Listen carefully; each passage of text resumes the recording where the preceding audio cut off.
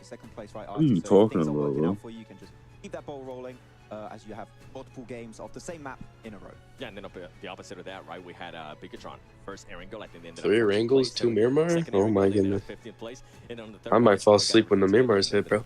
with the first chicken dinner of the Same. day. Okay. Well, we'll see if they can do it yet again today. But for you guys at home, we want to hear your thoughts about the show. So make sure you check out. Can they do it? Can you fill out that survey because we appreciate it so much. And Seven said to me, if you take a picture proving that you did actually take the survey, he's gonna send you some UC and also follow you back on social media. Right, Seven? How much UC are we talking here? Yeah, like one? One? Yeah, that's solid. You're such a gracious guy. 777. Well, yeah, That's more you should have brand. said 7 instead of 1. No. To be honest. 7's still. But let's maybe turn our attention towards maybe some of the teams who had a insane Yo, here you start go, yesterday. guys. We'll take a look at overall so you guys get an idea of how they did as well. We Oh, talked my about God, What do you got think you. BizX is getting after today? 78 They're points. currently in like 16th I feel like place. unfortunately that doesn't do justice to how far ahead they were in the I beginning. have hope on them. But then again, I hope if they you're going do to good. maintain winning like they did throughout the entire day, it'd be very tough to hold that kind of level of play. Yeah, it could have very easily been 3 chicken dinners for them. And most importantly, they've gotten themselves top placements. We're talking top 5s on all different maps. They had that chicken dinner, of course. And let me support my content creator for Dragon Fruit Esports. Second place, and Miramar, they got himself a 5th place with 5 eliminations, where they had some nice approaches to rotating in. That game 5 was a bit tough when it came to Circle for There some you of the go, squads, gang. so I do like that they got plans for all of the maps that have been working. Yo, to they some can extent. don't change So men out I feel here. like it's just going to continue. It doesn't seem like a forced play style. Warriors. It seems like something they're very used to, and they're just going to keep cruising the All-Stars. Yeah, I was looking at the second page. I saw Aton Esports actually get a chance to talk to them as well, and they were like, "Man, Bigetron was really causing some issues for us Wait. yesterday." We saw it, especially in Ariel, right? That we kept seeing some hot drops there. They were willing to fight when the zone was even near them. I'm hoping that they're going to be able to adapt and they're going to be willing to make a decision. Do we want to No, continue you're to fight Frank. Bigetron early on, Why? or do we maybe want to back away from? No like we bev saw either. Gladiators No yesterday against bev either. Alpha7. They lost a player early on, and they were like, "You know what? We actually You don't don't want mean to get that. into a You don't ego get- fight right now. I Let's just back up." meant and a end up little working out bit, well not for all the way. Okay, well, we are getting very close Why? to kicking off our first match of the day, but I'm hearing... we Brother, have your hot Kane's chicks order and was bangs $30, here. bro. We're quickly going God to- damn! The fuck did I order? 2 Canadian combos or something? My name is Banks, and it is Brother, day you 2 broke of the our bank. competition. Yours is And this is when the leaderboard is really going to start to take Oh, shape. that Isn't right, fucking Dukes? delivery You're fee, huh? darn right it is. Vampire Oh, that shit was Esports like is $8. crushing this Yeah, tournament it's so far. $8. Yo, it's One hot point juice. lead over everybody And then I had to in the leave a lobby. They're tip. definitely the team to beat coming into today. Damn, how So much for a surprise turn of tip? events as well. The local I think I organization, left him like Team $4 or $5 Falcons, made a bucks. late dash up the Damn, leaderboard, and they're currently sitting in rich, 4th. rich, huh? Man, when it comes to Team Falcons, when they got Nah, their bro, I chicken just, dinner, the bro, entire imagine making stadium that long of a trip exploded. So to their get no squad, tip, bro. I'd I'm be really looking pissed. forward to do that here How today long as of a well. trip? Is We've that also gotta Tronics mention in VC? Bigetron. It's not like Bro, they're I- going from where you live to over here. I ordered What day 2 of our Yo, look at competition my brings boy to the Hot table, and I Juice. can't wait Let's to hear you guys go. in the cast Yo, of it. land pull up to obviously, Hot we're in the Juice main house stage, right and now. I'll see you No, guys it's That's my not brother It's right not there, bro. Tronics. It's Nate. Yeah, Poncho, a great me, day 1 and day Casper, 2 has a Toga, and lot in Val. I store remember for he us here. showed As me we where see the he players, lived, and walking I around forgot. here, getting ready as well. Wait, Getting Casper's ready. in How the did you stadium? treatment? Yes. Wait, what are you doing there? How did you do that? How did you do that? God. Hi, Good Ines. morning, kitten. Good morning, different clothes too. Oh my Whoa, whoa, gosh, Casper. he's a magician. Maybe it's a big Wait, Casper, why is your name Toasty in this server? Oh, it's a different Discord, because I got banned. Protect him. Body double. Yeah, body double. Wow. What did you get What? banned? How do you get banned in? Looking for there. How do you get banned in Dragon Fruit Esports server? It's probably like 3 years ago. I don't know. Nah, that's You can see crazy. some of the shots here from the stage as well. The stage looking fantastic. Nice, the players all Toasty. happy. Choco as well. We were I talking mean, I about guess spending you guys back. will see it. Yo, I was talking about, I Team say made for it all through 6 with them. games, I am not For waiting his for defense, he told me that he was told to go on the first. That's where he was gonna have flawless sleep when they were in that Miramar. That 40-minute nap was gonna slap. Bro, I'm from. Hey, we had a good time actually. I mean, I didn't know what you were saying because it was. Buddy it asked, wasn't- "Who's the it was woman?" Spanish, so. Why don't you identify yourself, Toga? We'll get a chance to talk. Well, about you just stuff identified her, bro. Okay, cool. Yeah, but like I'm Bro, giving her the Nah, opportunity. The stage is on her now. Spotlight's on her. What if she What if she wanted to, huh? And you just threw her name out there. I identify as an Starfish. One of the top performers for their team. Alright. But honestly, I feel like Wait, you're everyone really had Patrick their own Star? moments, and there was no one really Yo. lacking Oh my behind. god. You saw it from talking with Sir Tanny. He said, we want more fragging power, you know, and he picked up Sir Tanny, picked up Newsy. Newsy that we have yet to see play, by the way. I wonder if that's going to come into play at some point in this tournament. But Tony K really just popping off. I heard a count from 10. Wait, what do you mean by that, brother? It's insane how good this Toga. team is. Bro, what? Bro, this boy got a weird heat, bro. Don't do that. Don't count down from Always 10. setting up the team super Okay, well. count I to know Do where not. this is going. Specifically, that I move don't on get the it. angle, Please, playing someone the explain the rooftop group angle, chat. negating all of DRS positions in Wait, the just first place. Toga. This team Wait, works but what so if like well, she just and wait? I want to see that continue today. No, do not. Just don't do it. Please don't. Bro, did you know that Toga? Toga was trying to teach me, what is it, the Spanish ABCs one time, and I was like, Toga, she was clowning me because I couldn't say the Spanish ABCs, and I was like, Toga, say the English ABCs. She goes, A, B, C, D, E, F, G, X, Y, Z, and I was like, oh. Stone, Def looks stoned. And actually, if I'm not mistaken, I don't know who it was. Yeah. She missed the whole alphabet, dog. We're going back to the hotel. Not gonna lie, I would get distracted by her voice, but that's only me. They're like on an entirely different level than the rest of the teams here. It's like playing football. Like 5 minutes. Don't say chat, bro. It's only one guy. This actually say something. I'm pretty good at football. No, it's just playing against professional. Afro, no, I'm good. Wait a minute, I'm just gonna be puking all over the about place. that. But I think that's a cool little a little clip though to say like that they recognize that Vampire Esports are just on an entirely different level. I can see what you how your chat's gonna fuck you up. All right, bro. I'm saying I haven't even said anything, dog. After just comes out the game, dude. Nobody expected them to be able like to I'm gonna read chat. I'm gonna reading chat. Yo, chat. By the way, I'm like. The entire PS team, we're like family friendly. Yeah, trying to be good boy. Yep, we are PG rated boys. We're not saying any bad words. So we're saying like like fuck and like. Nish, I was trying to no word when I play with him one out. Yeah, what? We're becoming some very mature adults. They have had top 4 finishes out of 6 matches. Nice. I'm talking about, baby. We got to see him Roll Tide. Roll Tide. I'm still very sad I did not pick Go my Panthers. MVP of the day. He was not the top fragger. Why does they want me to say Monica? I mean, what? What is ending up being the MVP. Okay. Kick her out. Dude, my goat Adder, bro. He's the IGL. Server mute. How is reading the chat? Yeah, that's why. Adder had 3 kills yesterday. My goat, dude. He's just like me. This is literally our stats, by the way, in PMWI. He's not like your brother. He had 2 today. Yeah, 3. Okay, but he had 6 games and I had 4 games. So like we. Okay, but there's also a difference. Nicholas is playing in scrims. Adder's playing in fucking PMWI. Okay, so like mine's like better, you know, because it's scrims, you know. And we commented a lot of like. Adder. Literally, this is what our stats are gonna look like. You know, like 11, 12, 10 kills, and then it's just me with like 1. It's almost similar to maybe. We're gonna be in like top 3 easily, you know. How many kills you drop in the season? If he does, in the same instance, I mean, depends. Is there gonna be the third split or not? And I think it kind of speaks volumes. I don't think so. I think this is your split beat. If it's not the third split in a row, then at least 100. You know, third time the charm, right? Oh, you said the same thing. Casper, how you gonna feel when Juancho outfracks? Yo, yeah, he's got it. Yo, that's crazy. I'm Tony, bro, but it's just I my wouldn't. chat. Yo, make me moderator, bro, so I can delete shit like that, bro. Ines, you wouldn't feel bad, right? Ines, because like we're Ines. No. Only you. You see, if someone like crazy. What's his name? I hope I outfrags outfrag Casper, and I hope I kill him majority of the time because you put me in the T2 list below Stevo, and that like nice. Bro, you didn't like, see him heal in a year. That's why. So like you can't really say. It doesn't matter. You don't put me below somebody named Stevo. That is this real? I don't know if that's maybe the right route. I mean, I can't really complain. I can't really talk negatively, right? They're in second place. So wait, where did you rank me?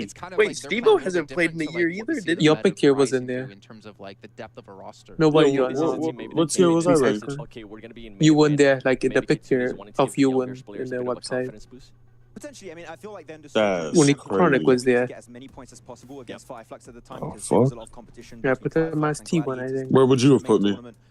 I would have put you at Win a little T1. bit extra to get those eliminations, but I do wonder is that going to What's above T1? America's and then global. Nice, Casper. Dog Bro, shit. I can't put you as American because, like, you know why, dude. Why? I've been there twice. Yeah, but like, Yeah. you Even though we did got like, last place. But you're not on America's level, bro. Wait. So listen, you're not gonna put PK at globals, even though they placed last place both times. No, PK is America's level. You guys are tweaking. They're the only team to go to NA fucking or to globals twice for NA.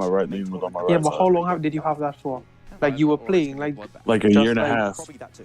No, I'm talking about like how long ago? Up here in Saudi Arabia, we're gonna take a quick little break. Like a year ago. For our first match, we'll see you guys. This was Like before I went to this was like before J went to PMWI. He is playing in PMWI with that shit hard, bro. He went to. Bro, you can't really call it a shit hood. Like, bro, I'm talking about the aesthetic of the HUD. Like, bro, it's his HUD for a reason. Yeah, I mean, he's like... Just because you think it's shit doesn't mean... Like, bro, he makes it work. Bro, those Turkish guys, oh my god. I'm not gonna lie though, Sixless had confused me too. Sixless and like a couple other people, I only know that shoot with the right index finger. Fears does that too. I can't shoot my left one because I broke my left finger and I can't tap it when I need to tap it. So like it's really slow. There was a few people who did that though, like it was Prime Acer would be up there. Somebody else. Yeah, but we're not talking about people's primes. We're talking about overall. We're talking about overall. Okay, but you not can't prime. do overall. Like, obviously, in a year from now, Coops' current would be ass compared to whoever in a year. You know what I mean? That's why it's like a harder debate to do it that way. Like obviously, if you put everyone's prime against each other, like yeah, it's gonna be alright. You would have to do like overall, dominance, like their dominance among that era. You know what I mean? More and more intense. Competition. No, not really. That's like comparing fucking LeBron to fucking Jordan, bro. What? Yeah, so who's more dominant? Like, obviously, Jordan's. Right? So if you put Jordan against LeBron right now, who's gonna win? Are they in their prime or like at their age they're at? They're right now, right in their current, right? You know. Like definitely LeBron. LeBron's just gonna smoke it, right? So that's why you have to do like in their time frame. How dominant were they? Like Wilt Chamberlain, bro, dropping the insane amount of fucking, you know.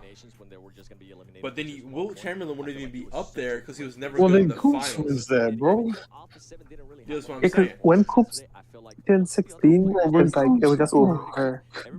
Bro, Coops literally ran through NA and Americas. Yeah, Coops would be number 1, and then it would be like Acer number 2 for his time. I would say Rin. I wouldn't put Rin. Yeah, Rin had one season though. MVP. He had 2, season 1 and season 2.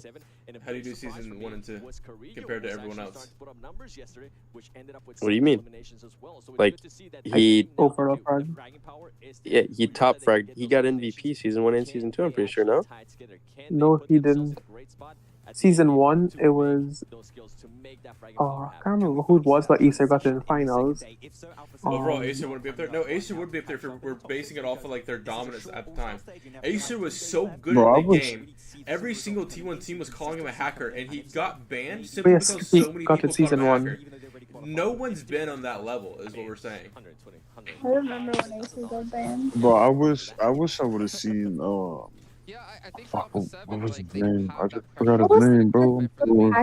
Wasn't he hard? Yeah, Valek. It was Slicky, then Coops. We know we're in the main event. Like they're a team.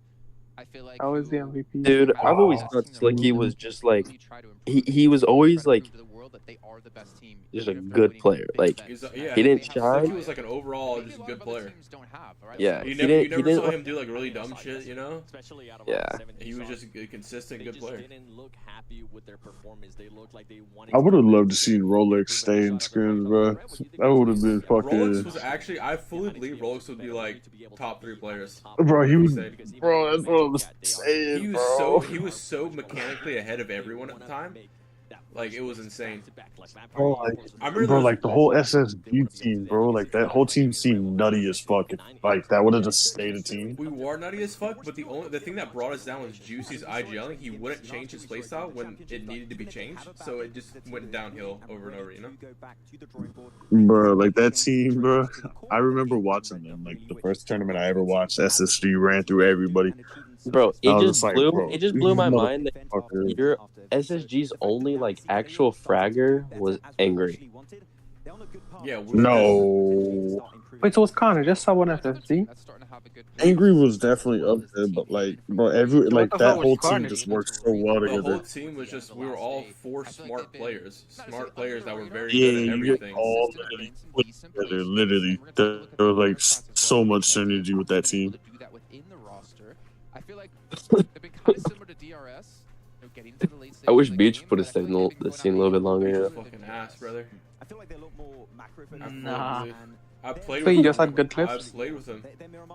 He was really, he just had no brain. He just didn't know how to do If you anything. play with him, then I guess you're right. I played with him for like 3 months, and then I was like, yo, I do not want these motherfuckers on my team. Well, I think it's hard to determine like this type of conversation because like obviously like when you were in your prime stage, not everyone was like the game wasn't where it's at now. So like the sprays weren't there with so you could say everybody. the same thing about Like Koops anybody is in could have his just picked prime up now. an yeah, that's what I'm Koops in saying. his prime now, all the good players quit, you know. So like he's up there because all the good players quit. You know what I mean? Like you could say it like that too. Yeah, that's but what I at the mean. same That time, like that's it's why like it's such a fucking. the OG players from different regions didn't quit though. Majority of them at Yeah, least. that's because they're smart. They still get paid to play. You think? And You think Spring was a top 5 IGL? Yeah. No. So that's actually kind of interesting. Spring? Koops is as good as he is today because of Spring. You can even ask Koops that too. I'm happy to see them. I talked about Koops was just like another tier 2 gunner, but Spring was extremely smart in the game, and he taught Koops. And the reason Koops was that good, and you know, he had Fears on his team too. And the reason Fears and Koops, or Fears isn't on Koops level. Oh, that was when he was on EFC, right? Yeah, it's because Koops actually learned from him, and he actually adapted very well to Spring's teachings, you know?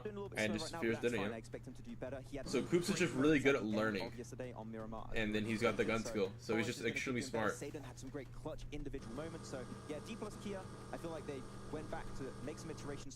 But he said it could be nice to see FaZe playing tournaments like this. Yeah, if he didn't fucking. He would probably get If rolled. he didn't play on a fucking TV. It would just be a game since diff. Someone was saying like get more eliminations or something like that to them. Yeah, to be honest, that's like a classic player. Yeah. Like, don't get me wrong, he's a good classic very player, good. but He's a like. demon in classics, but like when it comes to comp, it's just a completely different world. Spring had a team of Koops, Slicky, Fears, and didn't make miracles. Well, Fears wasn't really good. Neither was Koops. It was Koops' very first tournament. Slicky was like Spring. pack back Spring then. was coming off of his prime. And Spring wasn't as good anymore. Like he wasn't his wildcard Spring. He was, you know, washed. So like that team on paper was like ass back then. But like they did really bad, so it was just unlucky. Who was wildcard? It was Sam, Slicky, Acer, Spring. Yeah. I think Beach was on Before that team Sam, as a they sub, had no? Purchase, I think. Beach and Enigma at some point. It's gonna be interesting for them because I feel like they're kind of similar to G Gladiators. Yeah, Enigma was on there. But then they just can't. Shit, I was falling asleep on my desk, bro. Bro, what player fucking 1v4'd them on Bikini, bro, with an MP5K? Who?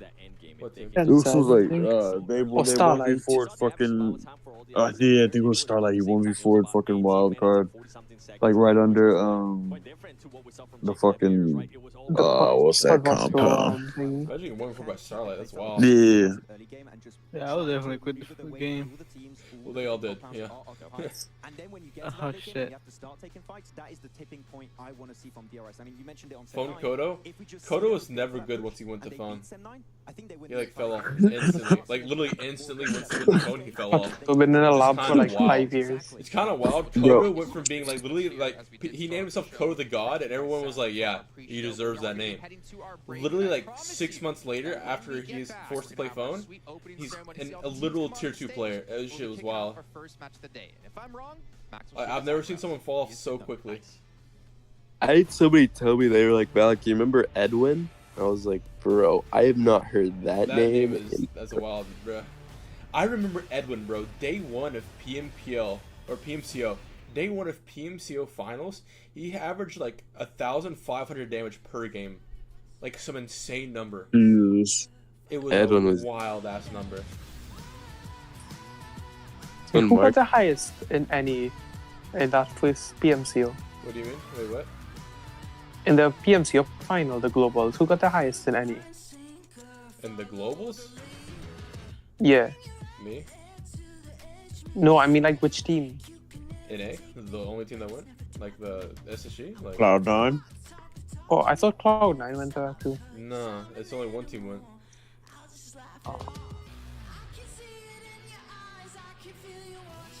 Haven't you played a match yet? Bruh.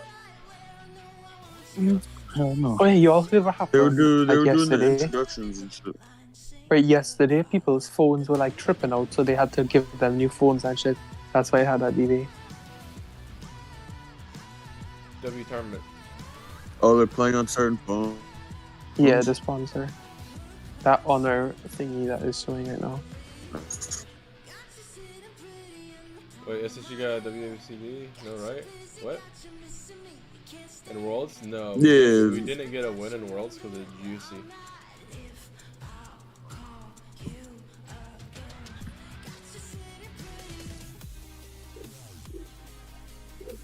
I almost like solo won like 3 games. It's close.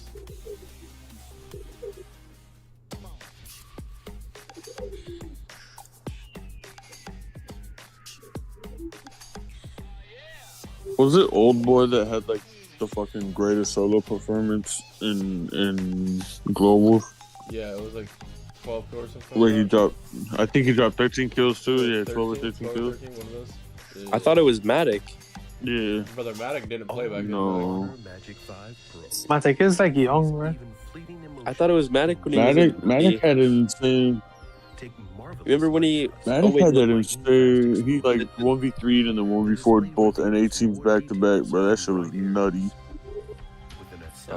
That's probably what I was thinking about.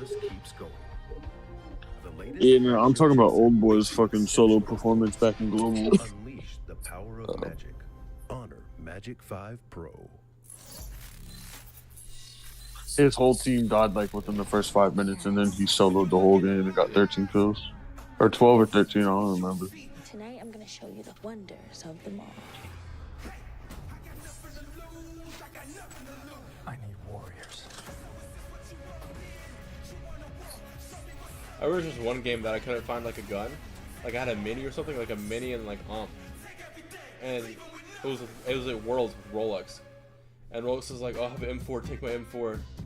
And I take his M4, and like 2 minutes later, I'm 1v3 Nova. Or XYQ, wherever the name, or XQF, wherever the name was at the time. Just farming.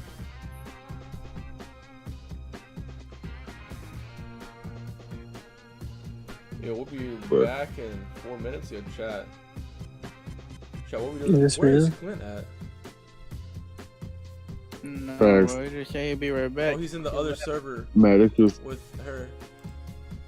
What? Man, Other he server? left us, especially her. that's crazy. Nah, we're in that server. Alright.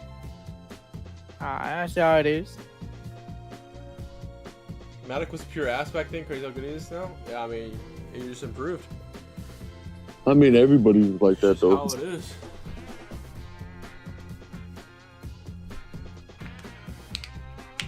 What team was Matic on when he first started? Unique, right? No. No, it was Dream Eater. But he says Sixers should have shut the fuck Oh, up yeah. when he was in Cloud9, and then maybe we would have a What top was five global NA team. Matic and Meku came from Dream Eaters. And then they joined Old Boy and Otter, I think it was, from Unique, No, right? Old Boy and Tixie. No, wait, it was Old Boy and Tixie was still on team. Fuck, I can't remember, bro. It's such a They long were time. Unique in the first one.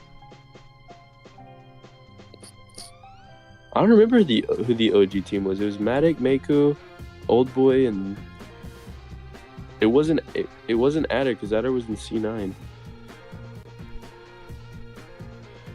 I can't remember the fourth. Welcome to the main stage where I am joined by For me, familiar go face, check the Tani, Wikipedia. the coach of Vampire Esports. Very quickly, just wanted to ask. It might have been very Tixie, successful day yesterday. but I How thought are the team Tixie was going with into somebody day two? else. Yeah, I think is they can make us more confidence because just as I told you guys yesterday is when we unlocked the chicken dinner earlier that make more. Yeah, it was Tixie. It's Tixie Matic Mac. This boy CG said Sixers single-handedly killed NAC. No globals for Cloud9 and Cloud9 left and no more tier 1 orgs. It's not true. Cloud9 left. Cloud9 left.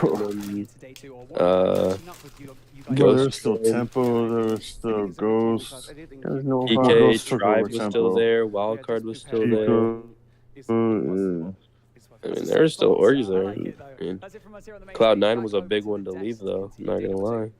I'm surprised team never got an all. You know, that you could tell he's media trained. He's lying. Which team? You know, every team has an equal chance.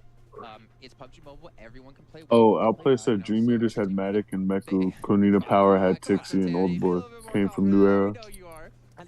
Yeah, that's who it was. Konita Power. I knew Old Boy was on that. Konita Power had Tixie. Old Boy came from New Era. I read that wrong. Yeah.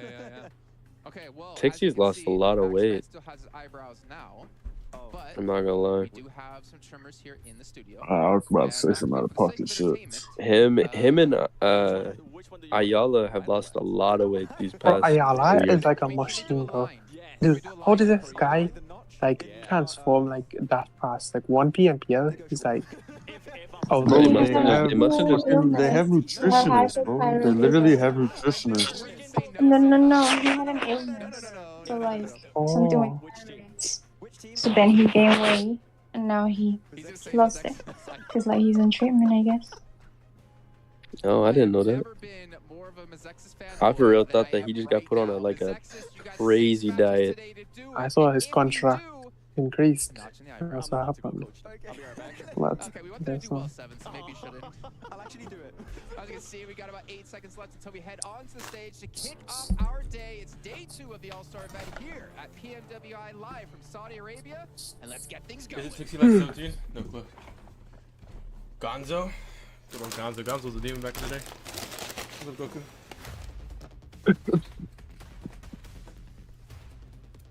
The central definition of interest, or as we know it, focus. Whether it's innate or Oh, the game's about to start? Yeah. Thank God. I'm about to go to sleep.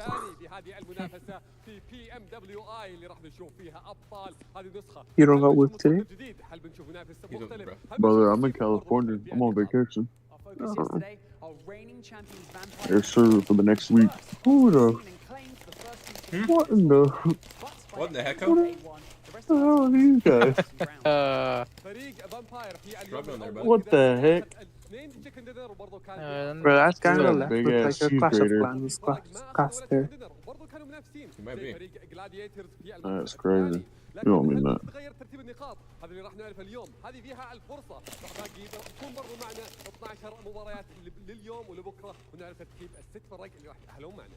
Our teams have some catching up to do, but there is still plenty to play for. Welcome to the PUBG Mobile World Invitational Allstars Stage. My name is Banks, and I am your host, and joining me on the main stage is my co-host, Aton. So you got the PUBG Adam 22? I don't know what that means, being honest with you. You talking about the PC player, Adam? And that's where I kind of like, I was talking to this during before we got started here, was like, Vampire in the last game.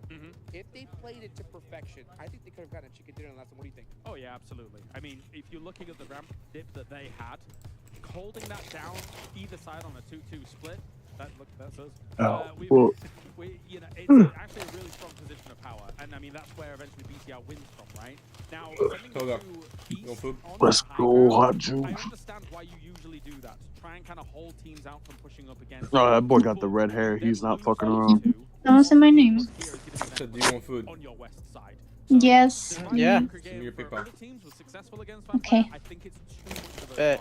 Yeah, I think at that point they were just feeling themselves. I mean, Bunch of food and woke up. Nice. half of the tournament, of day Huh? number 1, It's insane. What do you mean by that, guys? But the third game, Nothing. they had the most points as well. So What are you trying to say, huh? obviously, you can just tell. Nothing I think new. people are a lot more comfortable coming into this. I'm glad that M22 is that cuck that let his wife fuck whoever.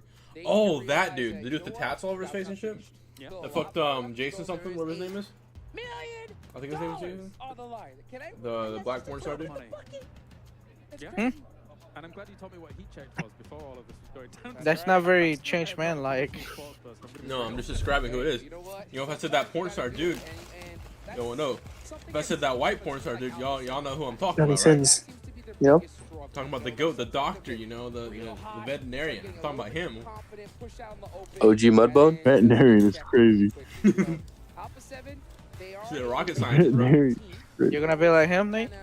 Nah, but on the region, the team that fell off the most was the old Falcons. Some of the teams here when it comes to 3-1 splits, 2-2 splits, even single quad splits across the board. 1-1-1-1-1. Yeah. Well, where did that come from, bro? We were over with this conversation like 20 minutes ago. From a 16-team lobby to an 18-team lobby. No, because I saw one of their players like in the thingy. Expect when you're going into circles 3 or 4, there is suddenly an extra team pushing up on a certain angle.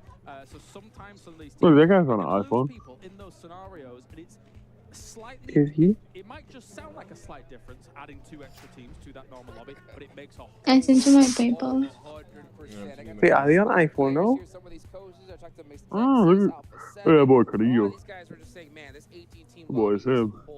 Another monster. Yeah. You know, people are fighting for top locations, and I think this is a big. Thank you. Dude, I'm watching Karo's old video 6. You were getting cooked. Brother, I cook him Nah, daily, bro. it's a bunch of clips of the 4v4 series to do. Oh, I was about to say, I would cook him. Hey, he cooking you. I was I about mean, to say, for the looks of it. so watching those videos are gonna help you. Yeah, brother, I'm in the lab right now. Take a little gander down there. In the lab right now. Wow. Oh, get out of the kitchen. Got Galacticos down there as well. I do feel like there is room. Guys, what should I get for breakfast? Domino's. You should order McDonald's. My address. We don't have Domino's in Argentina. Ya got boludo. I think that technically their previous skill The what? level is better than where we're seeing them at a 15th right now. Now, of course, time has passed. Whether or not they can kind of recoup those losses in performance overall remains to be seen.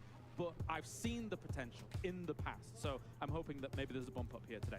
And you know what? There has to be, because it is crazy the difference. You like Subway Toka? Like Coops again? Every single level. I mean, you talk about like just Give us 5 years. From, you know, 6 What do you places, say, get Ines? an extra 10 If you have Subway. each way up, and of course, 100 Yeah, we have Subway. But I don't like it. But how do you not like Subway? Because it's bad. So many subjects. Dude, I don't know if it's Yeah, she your tried my country, Subway but order. Subway in Trinidad be busted, Bacon, dude. cheese, and ranch. Yep. What the? I'm just gonna get a coffee I'm a little picky eater, dude. I McDonald's can't with a lie. waffle and a donut. That's your breakfast. You're eating snacks for I think breakfast. Bobo can compete with PC players. That argument never makes sense. But this guy is playing the same like, type of game. I don't know what he's doing. You need to go play the tournaments out of the Inner Center, but we get slandered even harder, bro. I'm in dog water. Holding high ground, but a very wide split. Not really attaining huge amounts for it. Like a 4th place with technically 9 eliminations is decent. But when you hold that high ground on that northwest island, oftentimes you think to yourself, we've got this. When you get a circle coming up your way, you feel to yourself, we've got this. But they didn't have it. Right? Yeah, I mean, that's literally a dream scenario if you're a team that drops in that location, because if that zone goes there, you know you're going to get some points on the board. But at the same time, you know, when you have that high ground, it's so hard to give up. You know, you're like, oh, I want those eliminations. But that's why I kind of like Vampire's drop location, because they were so they were so quick to drop in ruins. Once they saw that zone pop, boom, straight up the bridge. Yo, the and QB. they were able to go ahead and pull a chicken dinner out there. If I recall correctly as well, it's also Falcon's kind of contested drop spot over by Ruins. I mean, whether or not we see that kind of go down again, obviously we've seen it in Square. Ask Casper about Carnage and Villain. I don't know who they are. So Casper, who's Carnage and Villain? Locations in all of Sandhawk. Reason being is because There's like a TDM player in Villains, a guy who hacked. Oh yeah, you remember Medusa, 630, the annoying guy we played classics with? Not really, if I'm being honest. Oh, the guy who was shooting the people out of the T-Rex when he was running. Then down to 2 players. And when when you have a hot drop like that can end your game in literally 20 seconds, it's a little demoralizing. Oh yeah. But he was just like around, like too good, and then I thought he was hacking. You better keep your eye out. And you know, once talk about hot drops, boot camp. We had a hot drop But yeah, there Peak as well. Mobile could definitely compete with PUBG. Chat, that doesn't make sense because they're two different versions of the game. They lost 3 players right off the bat, and hopefully we see them either decide to share boot camp or maybe even pick another location. Do you think we will actually see a team decide a different drop spot here in day number 2? I think they'll still keep challenging. The thing is, for teams on Sandhawk especially, when it comes to boot camp, they do see it as a high value location, right? It's very central. Technically, it gives you great opportunities to move to the other islands whenever you need to. A lot of loot too. Yeah, a lot of loot, lobster building, great stuff. Yeah, I mean, that's where we usually see the battles truly go down on boot camp. But I don't like the hot drop. Yeah. Because oftentimes... What does it mean? Okay, so chat, what Broken is saying is mobile comp scene is dominated by jobless 18 and 20-year-olds compared to PC. Big difference. He's saying that the people who play mobile play it as like a hobby type thing or for fun in their spare time, but in PC is big enough to play it full time. So you have actual professionals, people who play it full time. You better finish it quick. And then Scarpa, get out of there. Absolutely. You gotta have that internal timer just instantly get off, because after just that, once that, you know, it's about 45 Mobile seconds, would own PC in close range if it did happen, I assume. So that's definitely something to consider. And honestly, let's talk about this, right? What do you feel are the countless PUBG mobile players, PUBG PC players can 180 flick on someone CQC. One of them, I'm gonna say off the rip. ADS, by the way, ADS and snap to their head. It's just an endless amount of them can do that. You don't see mobile players doing that. You see mobile players flicking the guys and hip firing them, right? Let's not hop drop these guys because these guys but if you and a PC player both flick on each other at the same time, the PC player will beat you because he will ADS headshot you, and the mobile player won't.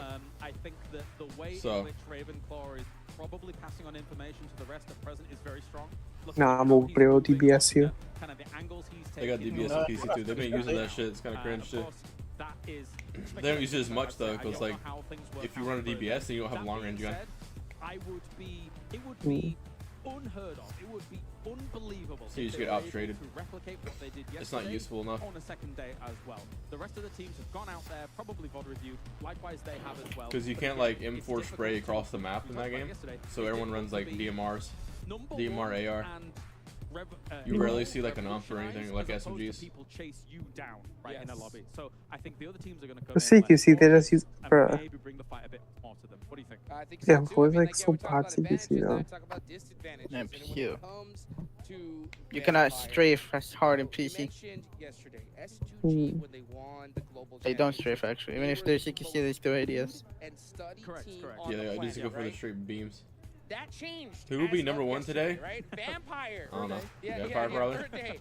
His exes. Vampire is that I'm a little sleepy. So a lot of Game 1 ain't started yet. For these teams. And man, Vampire gonna have to make some changes. Yeah, maybe. I think when you're a Vampire coming in from day number 1 to day 2, the rest of the lobby was playing, well, the majority of the lobby, I'm not going to say the rest, the majority of the lobby was playing a little bit more cautious on that day 1. Generally, that changes pretty rapidly at a tournament like this. So, Vampire, in turn, what I would expect to see is maybe them just having a little tighter a ball, because I think when you look at the Miramar that we were referring to in the last game, if they'd done But that girl in the white is kind of bad, not gonna lie. That would have been huge. 100%.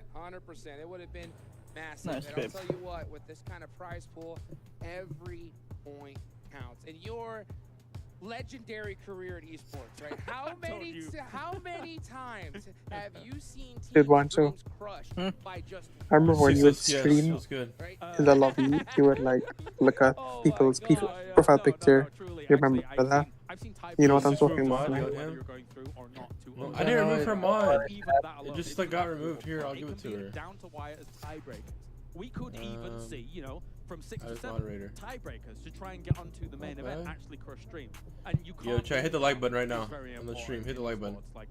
It will destroy you mentally. It's gonna hurt, but I'll tell you what, you know, we're hopefully looking forward to see some teams really make it happen today. And of course, speaking of making it happen, why don't we go ahead and throw it on over to the desk with a special guest.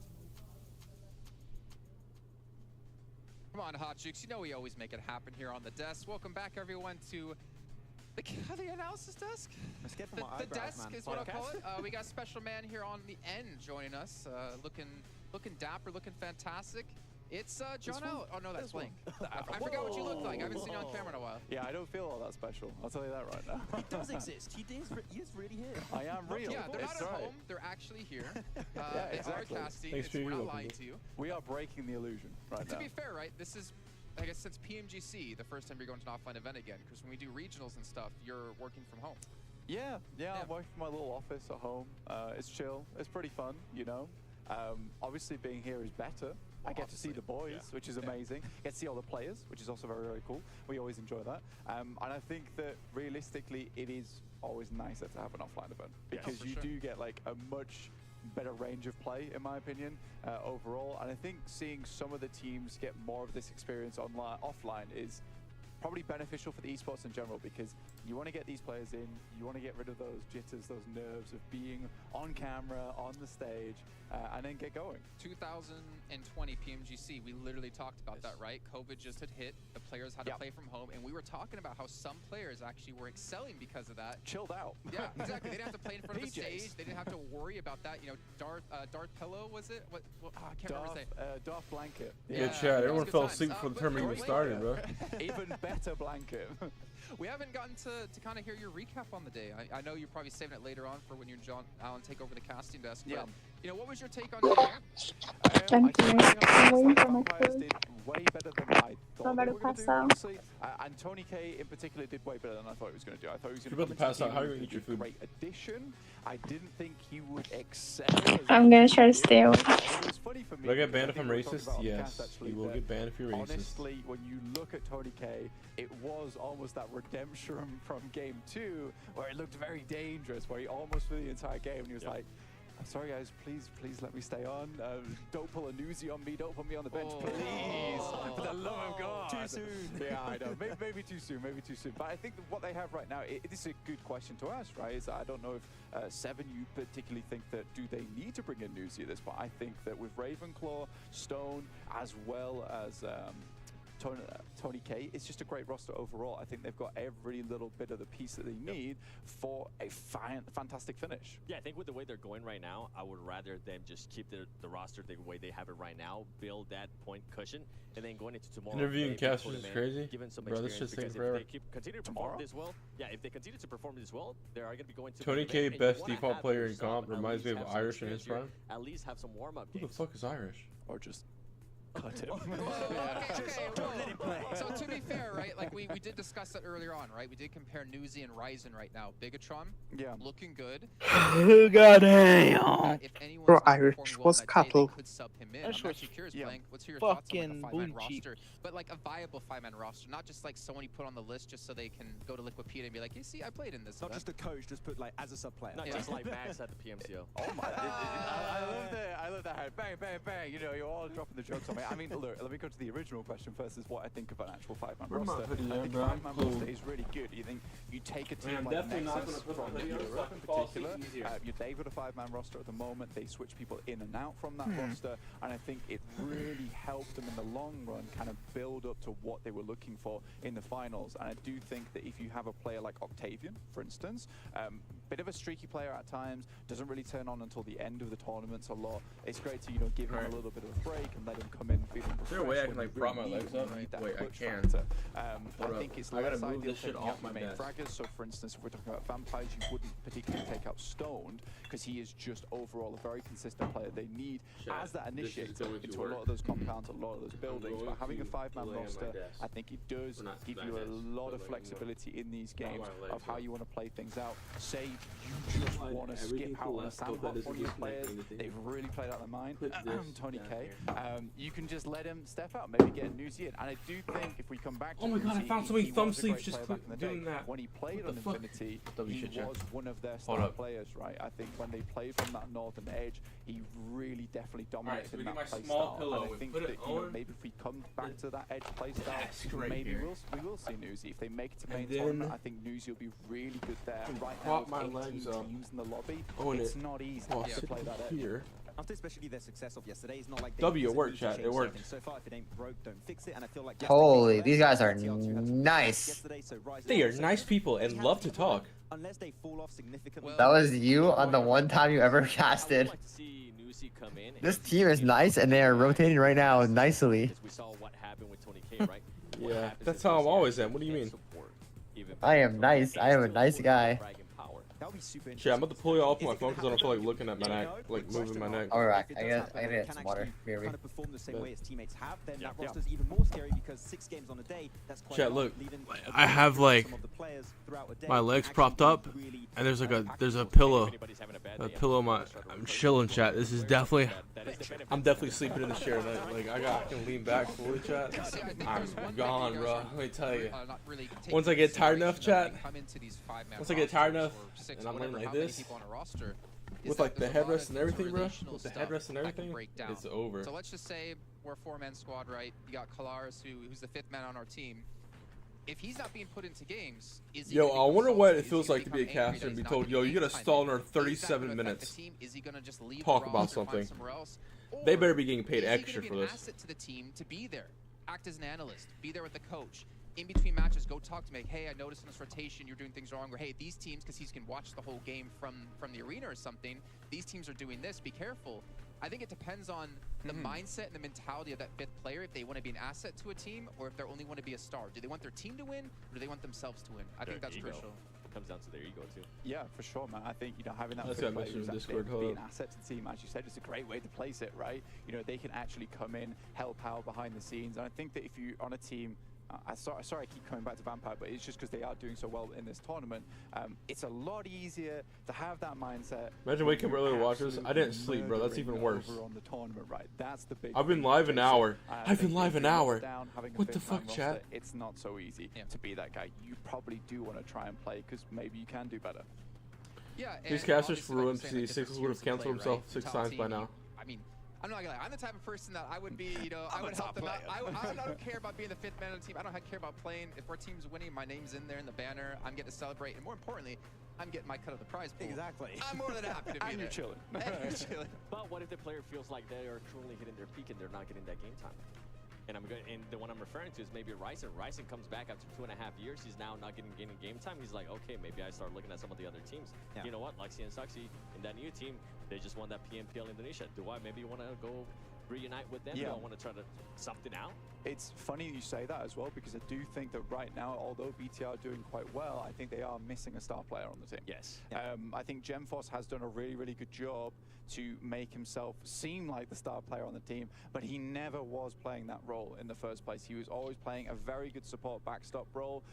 The fact that he can look so good in BTR right now is a real testament to how good he is as a player, but I think he still needs someone to support. I think Luxi and Zuxi maybe last year, they were a little bit wild to even try and support in the first place. Gemforce was really pulled very thin. It just stretch Armstrong between both those players, trying to figure out who he wanted to support in which case. But I think if you've got Ryzen, he's a very easy player to follow. So I do wonder if BTR will pull him back onto the stage, because I think it will be quite important. Yeah, apparently there's some discussions with the coach. Apparently it's been a topic that has been discussed, so I wonder if that's going to be changing eventually. I hope so. But Ryzen, as you said, very easy player to follow, so there's a lot of question marks. We don't really know what's happening inside the mind of the coach, because he's the one for BTR that makes the decisions. But no talking for you. It's Max time right now. Well, you're talking about a star player in BTR, and I feel like the one that everybody's expected to is not even Genfos, is actually Yuhai with the performance he was able to put up last year, right? Being able to come back to the team. But he's truly not showing that star power just yet, so I wonder if maybe by the end of this tournament, he will never back down, never give up. Okay, you know what, Yuhai, maybe we're going to start building up that team around for the team, you. Blink, what a horrible take. Chat. Why are you listening to their actual takes? You do, chat. The rule number 1 is to don't listen to what casters say about the game itself, okay? Alright, unless it's like Zute, Wow, they picked up maybe. like a really heavy fragger, but he didn't really We'll throw the maybe in there, you know. Yeah, unless it's spam Well, cargo, then it's you actually listen. really interesting for instance, 'cause I kind of wanted to get into that topic as well, is that he got brought onto the tier, and I think it was a very, very turbulent time for BTR. They were struggling. Yeah, I wonder what kind of bank U-High gets from that team, bro. Don't see U-High performing maybe his highest right now. Is that guy must be so. Like, there's no way U-High is on this dog water so burnt out from last year, this time and time this again, where this U-High was really carrying the show. There's no way U-High's on this team without getting paid a lot of money because he's such a good player. Some roster changes, and I think he's most likely happy about this because there's going to be a rebuild. And I think that Rehab sending you are, man. He's the man of the lot. God damn, that was rough, bro. Really good foundation. I think Rehab is the Flame is a really I have an intercourse with you, like, you know, like. Ever since Michael Boy left, like they had a rough time. I know, it's like, you know. U-High has got this entirely new roster. He's been able to shine a lot more, especially alongside Gen Foster's been more of like a back support player. So listen to Glitter, dude. I need Glitter, dude. Mario those on off. Chat, I'm telling you, if you see me lean back and go into this position, it's over. I'm gone. I will not wake up. The other guy had 400 damage, 8 kills. This is my goat. He's actually just like me. That's when the Twins were like, you know what? I think no, he got kills. The unit got killed. Not only have they actually had those switches with the roster, they have actually ended up switching the coach. The Flame is actually no longer in BTR. He's now with Luxy and Suxy. So it's, I feel like it's just the team now is starting to readjust. And I feel yo, where everybody at, bro? some point here, they was here yapping not too long ago, and then he just stopped. What he is capable of, and the reason why they brought him back, the reason why they were like, everybody in Geek Fan was like, wow, how did Bigetron allow him to go to another team when they weren't really performing the way they needed them to? The amount of times we like saw a roster change in BTR and we're like, that's it. BTR, they're gonna be back to the old power. Every single time they have roster changes, it seems to be like the mindset we go to, which to be fair, you kind of expected. But I do wonder, like, who will become the star? Lepar, we didn't really talk about it much. We didn't talk about individual clutches yesterday. He was actually up there on highest damage, up there on eliminations. There was like 7 and 8 between all the players. He's gone under the radar quite a bit, but I kind of wonder, is he going to be, is that like his maybe like mode in the team, or is anyone going to step up to be like the new star of the team like the Twins used to be? Yeah, I think it's difficult because when you see Lepar as a player, you doesn't have that like big name behind him, right? You've got U-High as well as Gemforce, been around the scene a long time. Lepar, on the other hand, we've not really heard too much out of it. And I think I'm telling you, I was in my prime when Glitter was casting my tournaments. Yesterday, definitely taking a big when Glitter casted me, I was casted. I literally would sweat so hard, so that way she had to spectate me. At one point in the game, she would spectate me. That was my goal, chat. Questionable plays, in my opinion. I think that when you look at it, I think most of that does come from the 18-team lobby. But Just about the log out? No, I'm not in the cross-arm situation. This chat, this is like the sleeping position, okay? This is just the lean back, relaxed position, okay? Which at any time there is a chance I could fall asleep. But the cross-arm one is a guaranteed fall asleep. Wait, I need to. I have a headrest thing. I have a headrest thing that I can put. How can we switch up some of these rotations? How can we figure out to get to a different side of the map? I think Alpha7 did it really well. They're just saying words? In the late game was very poor. But I will say that they definitely had some of the better. Bro, at this point, I applaud them for being able to like talk. You know, from minute 1 to minute 15, you'd be like, Alpha7's a great team, guys. Let's just ignore the rest of those other 15 minutes because they really were making. We're watching a podcast. We doing? I think we might be watching a podcast. Really what if I streamed the wrong shit? From Alpha7, despite them maybe not having that scoring to back it up. Well, that's why I put Revo as a player to watch, right? Like, we talk about you know, sparks within a team, who can really rise up the roster and get them going, and we saw Revo as being one of those players. We did, and I mean, not only Revo, I was impressed at what Korea was able to do, something that you and I have been keeping an eye on for the longest time, especially after Americas. We're like, this is not the Korea we expect to see. The Korea in Loops was like, he was like the stone. They're just talking about loops right now, and like back chat. Wait. I'm so. Oh my God, they're in the lobby. Oh my God, they're in the game. I've not seen that version of him. Clint, wake up. Yo, Clint. Well, that team I mean, Clint. What? Yo, what?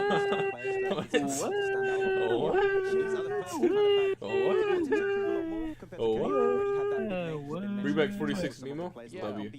He kind of fell out. Oh my God, it's starting. I'm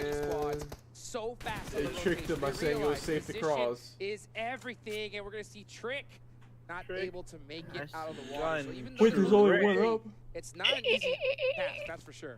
Slight adaptation from Gladiators on this Northwest Island as well is Kitsune's been in Camp Alpha for a little bit longer than our previous Sandhawk. So I could only assume maybe looking for a few more supplies than they had in the previous game, because we all know from the previous Sandhawk they were running out of ammo. But they got swiftly Hax by is the end only of one up. And My my goat. question, and what I'm really wondering, and you guys in the chat, what do you guys think about this? At Because, this point, you know, GG we going like to next, take Reg. that Snade high yourself. ground position, Yeah. but we still saw them hold that DBS, right? Just They took a lot of unalive space in their yourself with a bags, but they grenade. didn't even get a Whoa, chance wait, to what really use game? it. So I think that they're supposed to still pick that up just in What? case That's he what they pushes say on on them? I TikTok. was talking And about you're this saying with the other boys the yesterday, K word. at the end of the day, but yeah, I feel it's like unalive. 2 at the bottom. So south it's side actually of this family hill friendly when you can say hold unalive. DBSs, because that's the most likely place to be Unalive having a yourself breach in-game happen is when it what comes to he's- this hill. 2 at the top. Yeah, you with can a grenade. forego it a little bit, try and prioritize some more Fragmentation long-range stuff. Dude, 'Cause usually I'm it's so very rare you would see a breach so from the dumb, north you side know? of this hill. It's I was so looking at open, the remaining, it so said dead. 63 remaining, right? And I'm like, yo, 3 of his extras dead. How is that correct?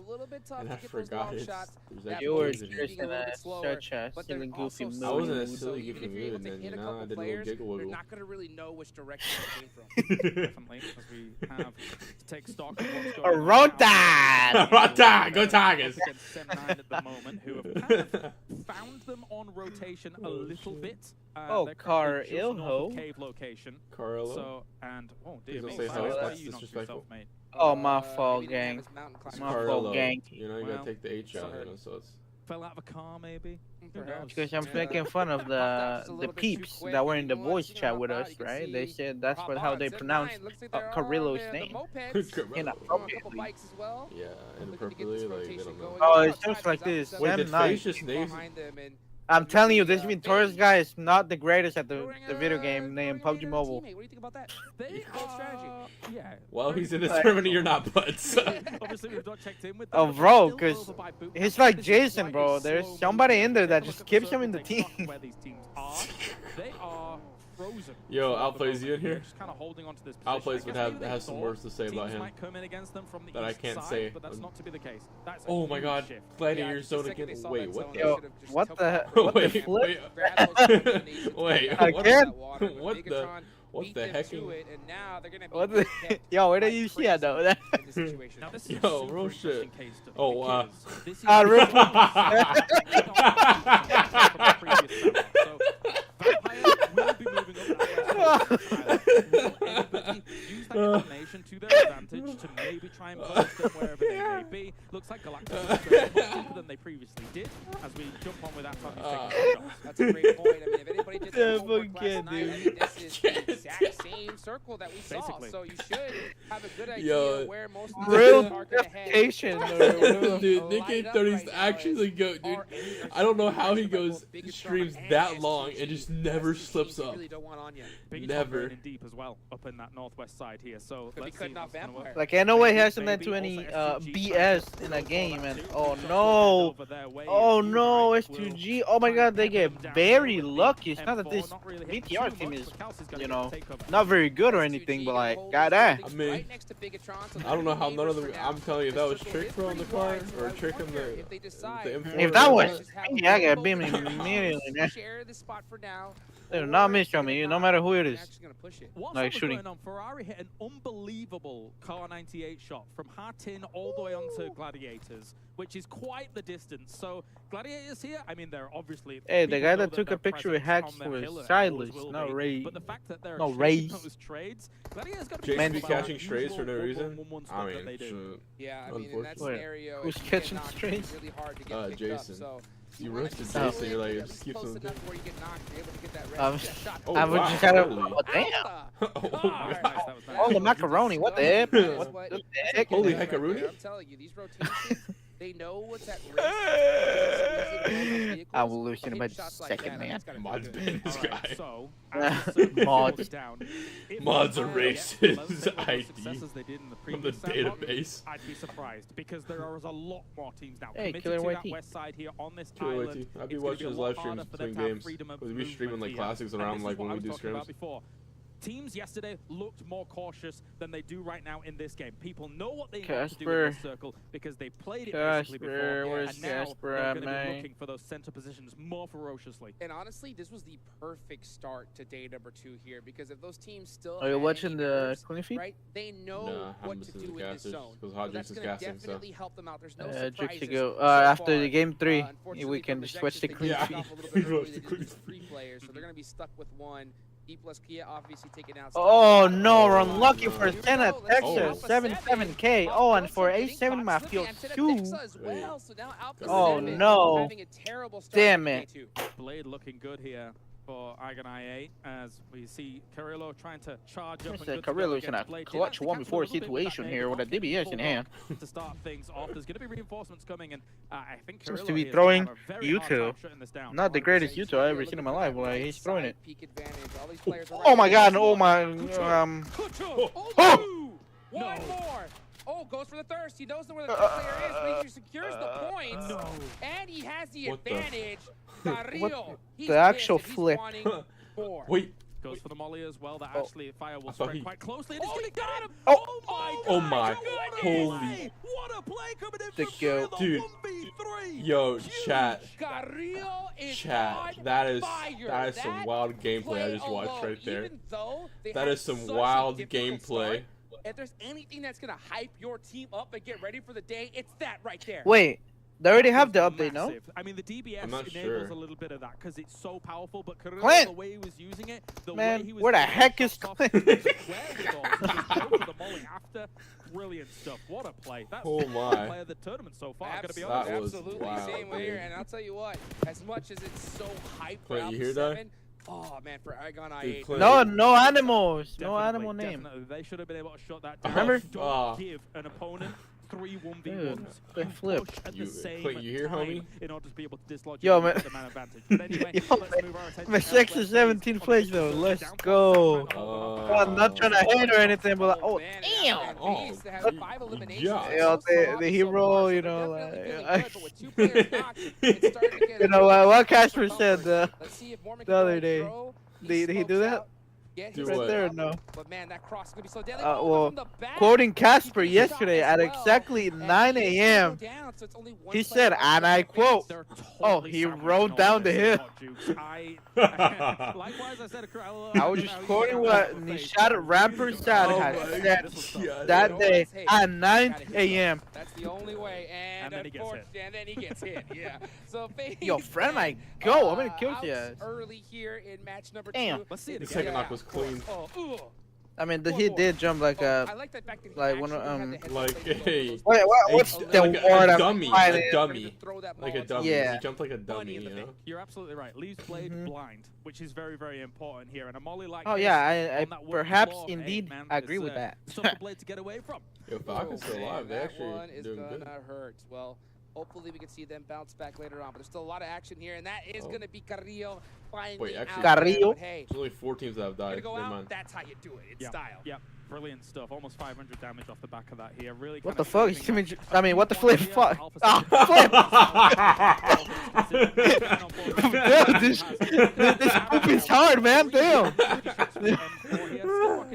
But this is way more get supplies hecked on. that they're going to be working with compared to that game one earlier. This is what I love to see. I love to see teams. I mean, adapt, he right? did To say see we that could they destroy, still but like, work come on now, we're good trying to be before family they made some friendly, you know? changes early on. Let's take a look here as this next circle Right? is about to pop. You know that Gladiators are Hey, hoping that's the that it extra centers fellas, I'm right definitely on not top gonna be of like them. that. Yo, And it's going to be a quick what battle the- here for Vampire. What the flip? How is that RA guy Yeah, that's on what the I was hill? about to say, bro. Do with their split because this is Yo, Texas about to way get too caught much lacking here, against but way too like get many awareness teams check. on a hill like this. It's a great No way, position right? power, Like yes. it's 60. However, He doesn't get you're awareness going to check. have crunch down Right? soon in this game. How are you going to adapt to that? Absolutely, and which hill, which mountain do you decide No? to take? There's so many different angles. We'll see how Gladiators not decides sure. to handle this out as we see a lot of teams going Fran, out to pop last a one field. up, There's only of 30 course. seconds left on the clock. They're going to have to get moving quickly. I love to see Vampire hugging that zone, going all the way to the south side, but there's DRS. Hey, at least my country ain't dead Very last. patiently, but Oh. again, they're going to be I thought that was going somewhere else. I thought that was going a different direction, buddy. Heading towards that west side. Tony K looking for What do you mean? Here. They're very huddled. Elaborate a little bit on what do you mean by that. They know that coming into day 2 here, these teams have Pow. been able to kind of punch the numbers a little bit. And Damn! For them to make these moves. Oh, let's take a look to see how Vampire, they're having a difficult go at it with this rotation. Ooh, picks Oh, this nah, teammate watch him up get this and through brings the him window. inside the building. That is a really nice play right there. And they are on the edge of the circle, so they are going to have a little bit more time as well. Looking at the center of the zone, Gladiators. Looks like Tixie is going to meet up with Matic all the way at the north side because they know there's people coming that way. Killer Oh, getting look at the that shots. shot. And when you ride the bike around here on Sandhawk, sometimes it do be that way. Do be like that. Do be like that. That is a fact. Let's take a look here at the rest of the teams and squads here. VP iKURD, 4 right, up. looking to make a big bounce back today. They want to put those points on the board. They're in 13th place right now, and this is a really important time. STG Ray's just modded himself? Oh. Of the leaderboard. Ray's going down as we see Yokohama Donuts. In Killed full himself? on snake I mean, he unalived himself. Oh my. Oh my god. Yeah, that's a fine right there. God damn it. Clint! Where the fuck is Clint? Where the flips? Oh shit. Yo, Clint! Clint, find Nah, this he said we could search, it's not derogatory slurs, he said. And you said something bad. Rocking a duo as well, and here comes the blue zone coming in hot. Hey, you can bribe me with some canes, and I won't snitch. Can catch a couple players off guard. He's not going to have a lot of time to do so. You can see him barely getting that first aid off. 17 seconds left on the clock. This is the calm before the storm. And I'll tell you what, 5th circle is that storm. Definitely so. Where are we going? I'm gonna go Yo, Hacks? High ground. High ground. Come on, take it to the high ground, baby. Wait. That'll make it interesting. Yo, Hacks, they I'll go! tell you what, Yo. sit her on up. Yo, Sit he's her on up. dude. You know, that's going to be a pretty easy Oh, location for Wagner has to be on DRS those is right rocks there as under. well, though. That's gonna make In a things way, right? interesting. Like, Alright. on those that we died, me and you, remember? Like, Where's Haxo? Is Haxo all the way around? he's definitely going all the way around to not take some As damage. quickly as they can here, but sending it through some of these teams will be very, very difficult. BTR as well as Infinity. Oh, kind of damn. coming in, That's a turmoil wild place here to fight, down by the in way. these compounds, very Yo, close range. GG Not too many farming DPSs these on guys. action here. It's going to be Umps versus Umps, Damn. and already the Damn. trade up against BTR. Bro, what the last for that, dude? Down, but here comes the Oh, no, he got the to try thirst. and shut the rest of all of this down. Trying to peek on around. You need to go for the pre-fire here. Oh. Tries to go for it as he's coming around the corner, but not able to get the convert just yet. Bensu getting it done at the last second, and that is going to be Bigetron Oh, here we go. Red Is X still Villains alive? out in 11th place. Huge heads-up play there from Bensu. A very important place to win Aton here, but now they're kind of wounded. Hacks has to not live any longer because I need him in 17th place. Are we going to try and scale the mountain here? Oh, no. What the? What? They're coming Yeah. in here a little bit later. Oh, God. But Oh we no. could The definitely see a Sexus play has come died. out. If Loki is able to get Bensu, can he do it? Oh, now here comes the nades. The utility Nice. coming in hot. Yes, He has Molly to right there. breach. Yeah. He gets one. He gets two. No Bensu way. on fire. An He just absolute wide swung disaster it for and Galacticos, said, and it doesn't "Let's help go." the fact that Vampire was also shooting down from the high That's ground here to be able big to help that out. If you're gonna make penis. that crash happen, It- you need to get into the buildings fast. You know and what I cause mean? Problems quickly, Yeah. but it's not to be Yeah. the case. Players dropping like crazy. Yeah, Half it's the not too lobby bad. is gone just in a It's normal. snap They like teach- that. they show you 16 those still pictures of that remaining, thing at and school. It is all about the high ground here. expect You it can not see too bad. Menku watching over Oh my god, is that everybody. Adder He sneaks with some 600 elimination. damage? Which is more than he had like in all the 6 games combined? Actually, it's not Adder, it's Kitsune. My bad. Kitsune. You assuming his name? Nah. Just a tree alone, still That's another fine right there, buddy. Let me tag Oh, that again. man. That with a Molotov, but he did buy some time. He got a crate. Oh my, this and is an that insane is zone shift for them. perfect timing for him. Gonna pick up that level 3 gear, Very but it important. is him all by himself. Very important shifts down towards iKURD here. There's an opportunity here for them to be able to rise up the ranks swiftly. Shots coming in here from the back of this crate. It's not much cover at all. Peak Brother. very much going to rules as he will be Oh. able to take that out. That's him shutting it down. Vampires are gone. DRS, yeah, clutching it up right there. So now their backs are pretty clear for the time being as they try to scale this hillside. We do have a southern circle Yo, my goat's here. iKURD That's two going up to right now. definitely make things interesting. Gladiators, 5 eliminations so far. This is their zone. This is what they hope for, right? They need to rack up as Wait, many they're 3 up. points as they iKURD's 3 possibly up. can right now. DRS Wait, iKURD could get like third place easily, or like second. Some mollies as well as throwables up there. I think Gladiators wins. Haphazardly though, almost. They have a Wait, lot of Meku's in a value the bad late game, spot. He so might to die. Throw them up there, hoping it's going to kind of hit something without too much because he has to rotate in the open between. Unless he gets, he needs to get cover from his team like quickly. Yeah, you think paranoia, just saying, because he hey, needs to be like quadruple watching that you're low right. They are much more valuable in that late game. So we'll see. Right? If it's towards that end, he's gonna wish. I feel like iKURD definitely winning this fight. Look at those two at the shot, bro. Ain't nobody expecting that. Oh my god, that was so close. Barely able to make it out of there. And that's the information you need. When you have line of sight of something, why is nobody looking at this from GG? He has no meds. Wait, none of them have meds. HP, can we please be cautious? Not a good game. In sight, and that is gonna hurt. Perfectly cooked nade there. GG, really? He's got that DBS ready. Wait, then. Actually, yes, Overwatch, though. Wait, hold on. This guy got that awareness. How did he get there so quickly? Wait, what?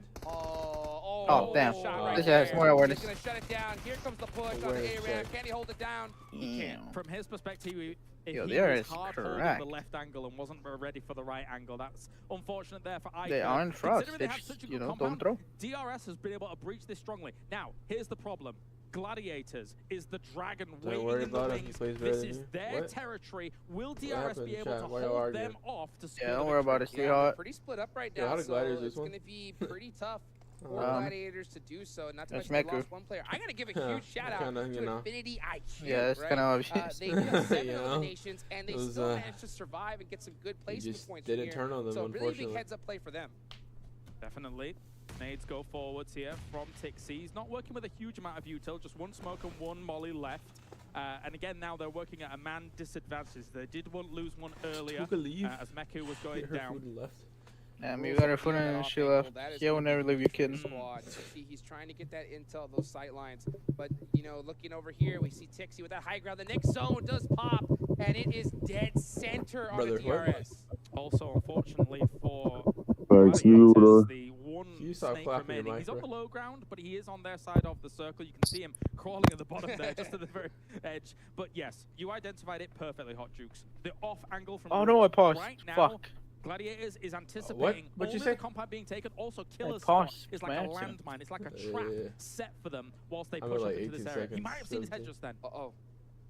Yes, he spotted him. I think he might have seen him. Yep. Yeah, 18. I'm push at 5 count. I'm at 11, Tixie 10, with his 9, last grenade. The bound! No! The bank is 6, open, baby! 5, And Killer YT going down here. It's gonna Kid. make things that 3v3 much more right interesting. now The fight for the has win? even. Tixie pushing it with the DBS. wait. The jump down from Delta.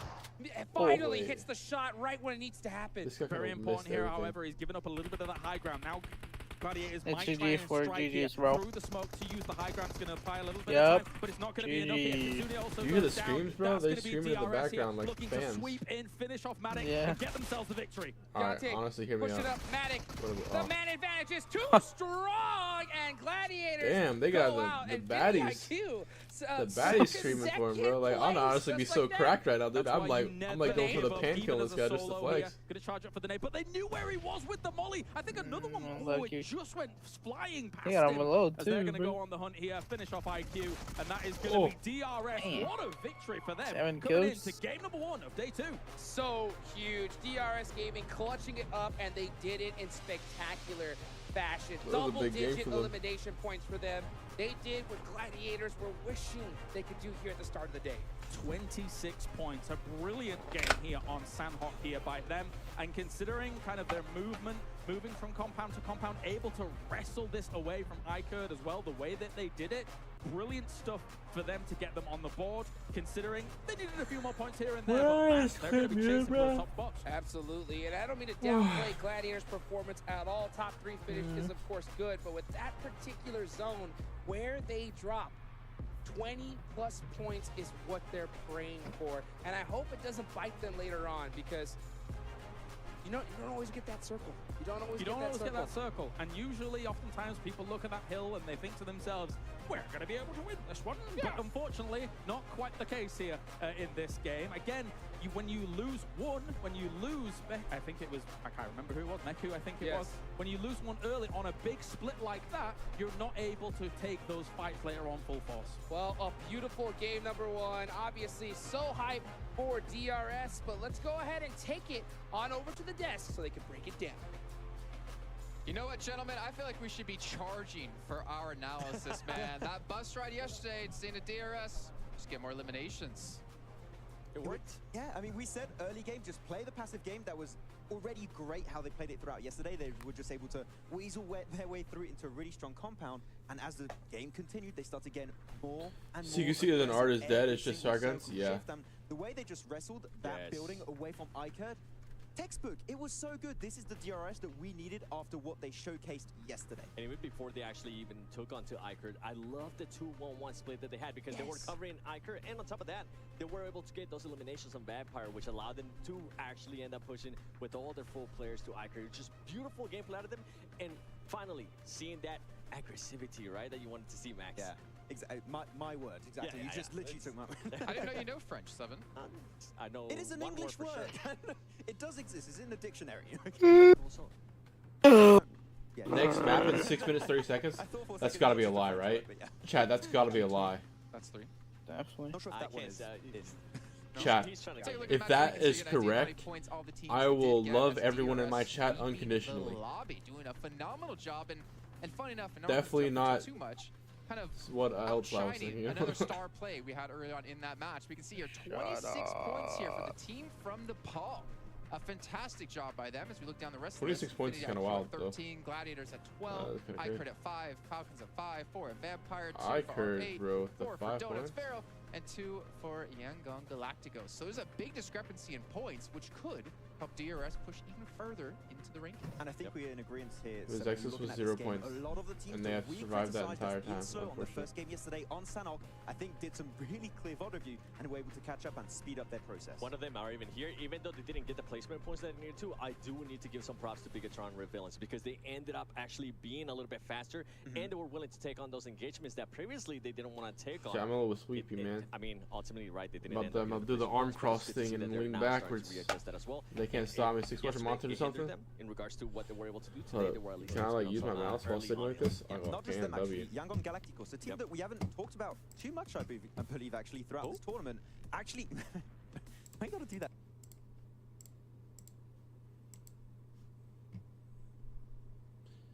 Let's find a random montage. 24, suck it. What?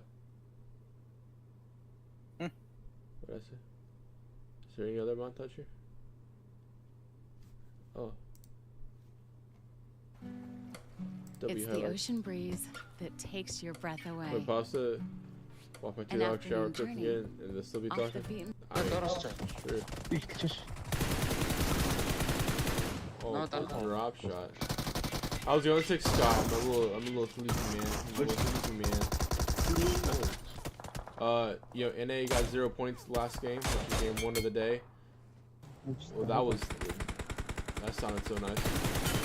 That sounded so nice as well. That sounded beautiful.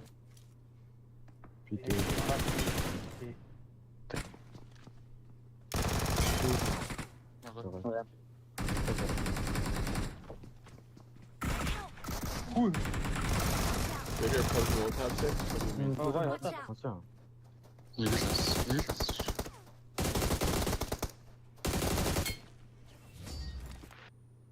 Nice.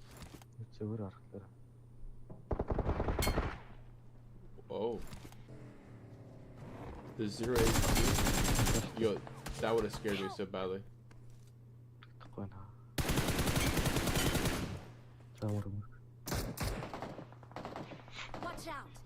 C4 should do this thing, they buy y'all. I mean, if they were in this, then, you know, they man. They can't even make me feel, I don't know.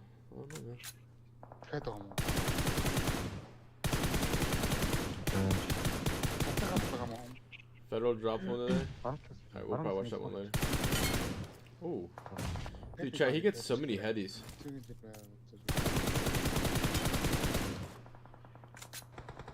Hayda. Hayır hayır başka kuni atın. Bir bagi. Ya şaka. Anjing gua kan patah. Yo barang. Siapa harta? Harta. Harta pagi. That works like that before usually. Did Ms. Exis end up doing good? No, Ms. Exis are 17th place right now, I think. It might be 18th place, which is dead last. Oh my gosh, that was like insane.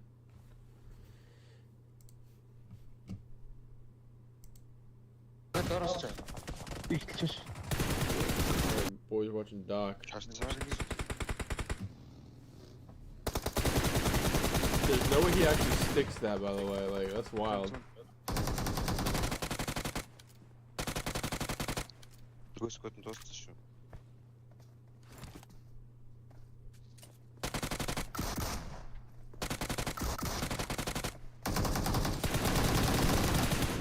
That's the most insane movement gap I've seen, bro. Oh my. That was a wild movement gap. The game started? Nah. I don't think so, man. I'll show a montage. Honcho, look at my stream and rewind it to like where he's like 1 HP on like the ridges close to the side. No. Oh. Trust me, it was like insane. Pretty sure I think it's I got an ad. Dude, thank you for the free money. Fuck you, you don't even buy me food no more. Whoa, bad word, man. Frick you. Heckin'. I'm reporting you. Promote, keyword, child abuse, misinformation. Arcade as well, by the way, in the corner.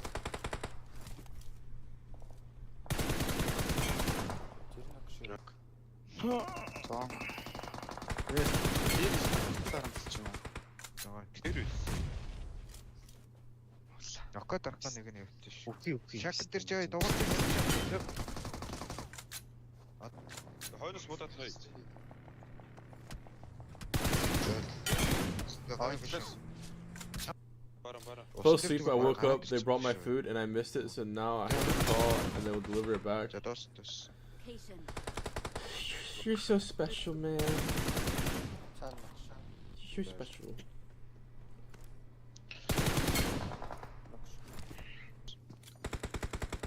Can I find this thing you're talking about? Yeah, we'll never find it.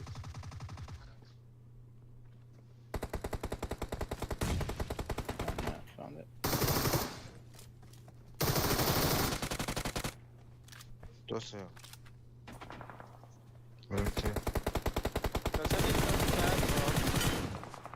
Oh, nice.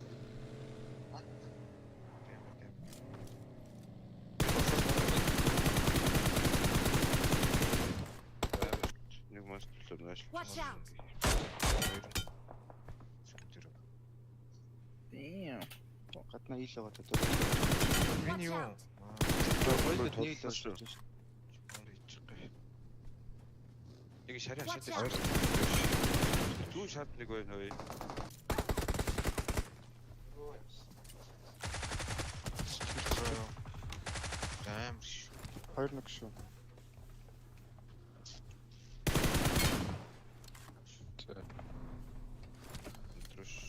Hi, Harvey.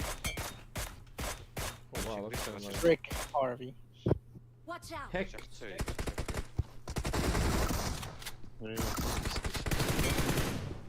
Nice. How did he fell the thirst, though? Just didn't render it?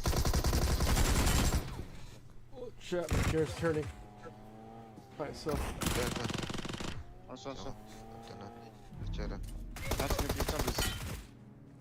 This guy makes Coops look average. Well, Coops is, It's not just you know, chicken, it's is always average presented compared to that guy. crispy So it's just, you know, how competitive it is. You know?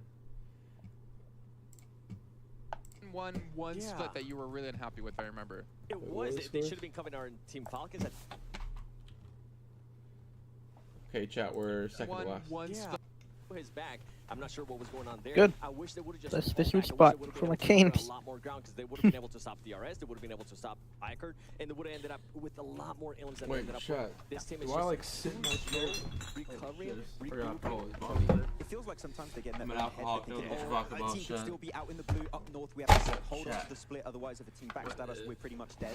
But that would have been the case maybe last year where the circles would do less damage on Sanoff, but here, can't really do those this is long way more rotations comfortable. around the cliffside. Let me move the camera up. Pretty much instantly, so I'd like to see. We mentioned it yesterday, it's still the case here, regroup a bit quicker. They still had a really good game. We expect Gladiators to do well on Northern Western. So Tyra was alive? Yeah, but could have potentially been a win. like, I want to be even more crucial or critical to them, to be honest, because it's like the same zone, two Sandhawks in a row without a win. Yeah. You watched. Okay. I don't have like for sure know that they watched the match yesterday, but you should know what you did wrong yesterday, and to not come out into this game and get, I think, a higher placing or a better. I mean, there's not much higher placing you can get, but like a better result.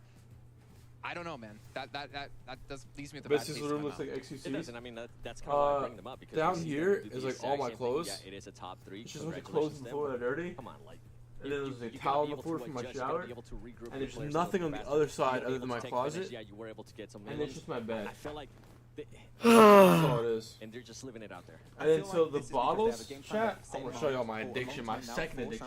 They're not willing to move away from it, which no, they got some points. Alright. They can't Addiction, that's Hot not good. sauce. We'd like to see I it, but for fucking them, love this is a hot game plan that sauce, works chat. for them. They're very comfortable with Bad it, word. and they're just going to keep going with it. I don't expect a change at this point because if they would have made a change, I think it would have happened here because it's literally almost the exact same circle. So I think they're just going to maintain this playstyle, split early, and hopefully try and maintain as many players alive at the late game. I mean, go ahead. I was going to say, luckily for them, Sandhawk, we're only playing it one time, right? Every single day. It's not like Erangel that will play it 3 times or Miramar that will play it twice.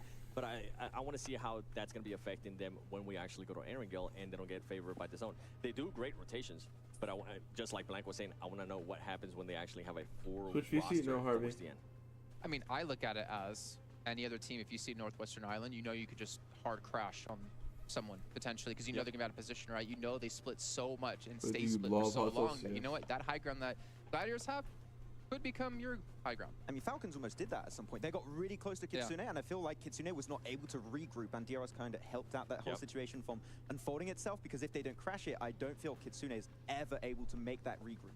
So regrouping before the team start to push up is good, but teams might see that tomorrow, maybe also in the main tournament if they do end up qualifying, that is a very clear weakness. We can try and abuse it to get control of the high ground, and if you're in the high ground and you're playing together, chances are you're going to get that win. Yep. And I feel bad we're so critical of Gladiators, but we know what they can do. We know how good of a team they can be. But you know who also can be good? Our commentators. Hot Jukes and Claris take us into our second match of the day. Oh, you're darn right, we're good. That's right. Let's get it going here. Match number 2 about to get started. Oh, yeah, everyone, bro. Here we go. Onto Erangel. Nice little southern plane path heading up north. It's going to be a pretty good one here for these teams. Good for a lot of teams to be able to reach where they want. Maybe sometimes Bro, George brother, is going to be a I bit can't of a hold my stretch. They'll phone have to correctly take the with 5 cars fingers. up there as My things hands are do too go big. on. But because of that, and the hands way are in too which shit. S2G splits across ruins, sunken, I got, Rozok, like, and long things like that, fingers, too. they might be a little bit more cautious about how they go through that drop, whilst teams might be scrambling for cars around them. So I might be looking for that for the moment, but we'll see how things go down. Yeah, that's always the most annoying thing too, especially with 18 teams. Those 2 extra squads could definitely make it more hectic. With a circle like this, if you want to go there, you find that vehicle, and if you land on another team, it is tough. I wonder to see what Alpha7 is going to do, because they normally like to land that North George spot. And this is going to be a stretch for them, but they do have that secondary location. It takes you with the damage is fine right now. And it looks like that might just be where they're headed. Down at the bottom, we're seeing it looks like Magexis is actually a little bit closer to some threats that they may not have perceived before. I mean, they will see the drops going down. Straight away, we'll take a car and drive away. So very important to not lose someone early. Let's see where the circle is going to go. Okay. This southern circle. What do you feel about this one? Yeah. I'm going to predict northeast of Quarry. Yeah, where's the other mirror room? Is that? I mean, quite far northeast, between kind of Gatka Quarry. Game already started and you didn't tell me, kitten? It's a stab in the dark. Okay. What All the right, hell? I'll go with chopsticks. Right, I'll go with chopsticks. That'd be a cool finish to see here. Let's see what Vampire's up to. They like to go to that Primorsk area, but it looks like they got a boat. Yeah, they got on a boat, and yeah, it looks like they landed Ferry Pier, got on a boat, and are headed straight to Primorsk. Interesting. Yeah, you don't want to be lingering around Ferry Pier too long with that split of Gladiators, so get that vehicle and get What's out this of place right now? Dodge, They're 17th as overall. Primorsk is actually a great launching point to be able to Who's play gonna be this top circle fragger and who from. will be You've got MVP? checkpoints, so we're I mean, going to see Tipsy's Vampire kinda like, loot out Primorsk, outfrag him, but MVP probably head up towards So Quarry, MVP and now from is there, based on use like a little bit of that high ground kill to scout contribution things as well. out So along like with the it hill really to the east depends. side of it. It provides you a decent overlook across some of the Like circles. someone like iKURD could get MVP if he just drops like, you know, 12 kills and his team only drops like 1. You know? Send a couple players, scout it out, and then just move little by little. But they have the entire field open for them here, so they could pretty much pick any secure place they want to be in this zone. As you can see them on the run as they storm the beaches of Primorsk. That's right. Of course, there's PMWI crates that you guys need to be interested in between July the 15th and August the 15th as well, so make sure to check that out on in-game. And also, you can check out the Esports Center that's giving you some limited time rewards as well. As that one didn't come up already, but I'm anticipating it. Babosh! Get him! That's what I'm talking about here. That's why we're the best in the biz, baby. And let's see, as S2G, they want to be considered, they want to get their title as well, as they're hunting down FaZe Clan. they're chasing down the DBS. It's In questionable. that last match, but it does look like S2G, after getting some return shots, say, you know what, yeah, all right. You guys can go ahead. So, as I was saying, they were potentially in trouble because of the way their split works, right? And the kind of playing path and where they could potentially have teams rotate past them. FaZe was going to be the one to kind of take up that challenge. And SUG kind of getting out of dodge free a bit here because there was always going to be that potential lingering threat because of the factors I've spoken about. Yes, let's see what S2G decides to do. They're going to go ahead and take the bridge. Looks like they might back start heading towards crates here. I'll be So, back. straying away 37 from... Oh, actually, I think they're going to go for a vehicle. Yeah. Who's still in? Yeah, I think they're going to try to get another car. Maybe they're seeing that it's there, or turning around and chasing FaZe Clan. So, all right, S2G mixing it up. I'm scared. I don't know if coming back is the right play. Oh, my goodness! The trap has been set! Why? Why have we come back? Bye-bye.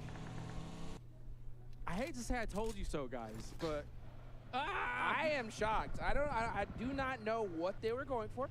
I don't know what they were doing, but maybe they wanted to take the very scenic route to ruins. Anyway, let's move on from that. We have Silas just going to loot things up now, and FaZe just basically gets a free elimination point straight out of it. I mean, I'm lost for words a little bit. I don't know why this occurred. Yeah, I don't either. That was a really, we'll leave it as interesting play. And not to mention, you know, FaZe, they also get crates. They're going to be able to loot that whole area as well. So a big dub for them and a good bounce back from last match. But, you know, S2G and all the fans out there, not feeling too good after that one. Still a lot of tournament left, but, you know, it's little mistakes like that that could definitely bite you in the butt. Yeah, definitely so, as we now have our teams moving on up. And it is going to be eventually Vampire moving up towards Quarry here. Still can't believe. But anyway, Donut's going to be trying to go. Come on, Adder, get that knock. We're seeing from Gladiators, who have got a pretty decent lockdown on the position that they're at right now. They're not the kind of team that would bridge camp, even though they know that there are some teams across in military eventually wanting to come over. So, I mean, let's see what they do. Yeah, Kitsune needs to dip, and he realizes that. I mean, he's all by himself up there. Yeah, he was able to scare off the player away from that location, but if they realize that it's just one, he knows that they're coming for him. So I think he's going to go run down, try to get that vehicle, and head on over to his team. All right, yep, we have Aton now moving on north of Gatka here. They've got a lot of room to work with. And when you're a team that's here early that has a lot of room to work with because of the playing path, because of where it was, because teams had a hard time getting over to the west side, they should be quietly confident in the fact that they can pick up anywhere they want to go right now on this west side. But it then kind of becomes an edge location, so you've got to be considerate of how you're going to rotate back towards the east. Yeah, you know what? I think this is really a big moment for Aton Esports. They're all the way down in 15th place right now. Yeah, they need a bounce back game, a massive one, to put them in the running for this. So this is a zone that they pretty much have the lay of the land of. So I'm really interested to see how they finish here. Definitely so. Mazexis looking over towards what is usually quite an important compound on a entry or exit location here for military, but they're playing things. Good chat. I want to fall asleep, man. I'm surprised to a degree that we've stalemated here because it's very unlikely we have that second shift heading down towards military for the moment. But and a smoke definitely gives away. Yeah. Okay, so he was caught in this position, and now they're looking to kind of get a rescue going. He survives. I think Hack's going to try to drive up into that smoke, but that is going to still be a little dangerous. We'll see if he does make it out away from here. Soul on the hunt for his next location for his team. And this is always interesting. I don't talk about it a lot, but you know what? By driving, one of the most underrated skills in PUBG Mobile. Oh, yeah. I mean, being able to rotate perfectly, the distance each vehicle is from each other, so important. If you're too far apart and that person gets to do it at a fight, you're not going to be able to get to them on time. Too close together, and your whole squad can get wiped out. So something to think about. Quite honestly, it's cool that you bring it up because it is actually like one of my favorite. Think how it's weird that last few years no one really talks about SG and then out there they win it. Great. They feel really fluid and really fun to do. Top team. Yeah, but yeah, you're right. If you're setting up a convoy and things like that, so it's no one important expected them to win it. Not be too far away from one another. Everyone expected like A7, ST, etc. But VP. Everybody is doing that good old driving thing here and trying to get themselves to the circle. Yeah, everybody trying to pick up all the rides they can because this is a very interesting circle. There's a lot of places it can go, none unfamiliar to these teams, but they want to have those vehicles just in case they want to set up a car wall or something like that. Let's see where the zone decides to go. Will we see the most toxic shift ever and it goes to military? Okay, all right, cool your boots. Let's see where we are on the way. If we did see a military, I'm okay with it because it would cause absolute chaos, but I'm imagining we are going mainland to get things going. And there we have it here as we will go. You know, all right, it's going to be very happy. I think we kind of called it a little earlier. Going to be going end up in that north side. We'll see where it decides to go to. Vampire, to exactly as you mentioned, they're right there at Quarry. Keep an eye on the land. But, you know, AGONxI8, Mazexis, all the way down in military, having to make their way up, and Mazexis are paying for it big time. 2 players knocked. It's not looking good. No, definitely not. Doing good as usual. Thank you, FaZe PUBG Mobile. I appreciate your kind compliment. NA doing great. Here, to try and make it work, and yeah, Mazexis. But FaZe, I don't remember, you know, Australia in this tournament, huh? Yeah, where's the Australian guys at, huh? Tournament right here, and you can see them on the hunt. Bigetron Red Villains on the move.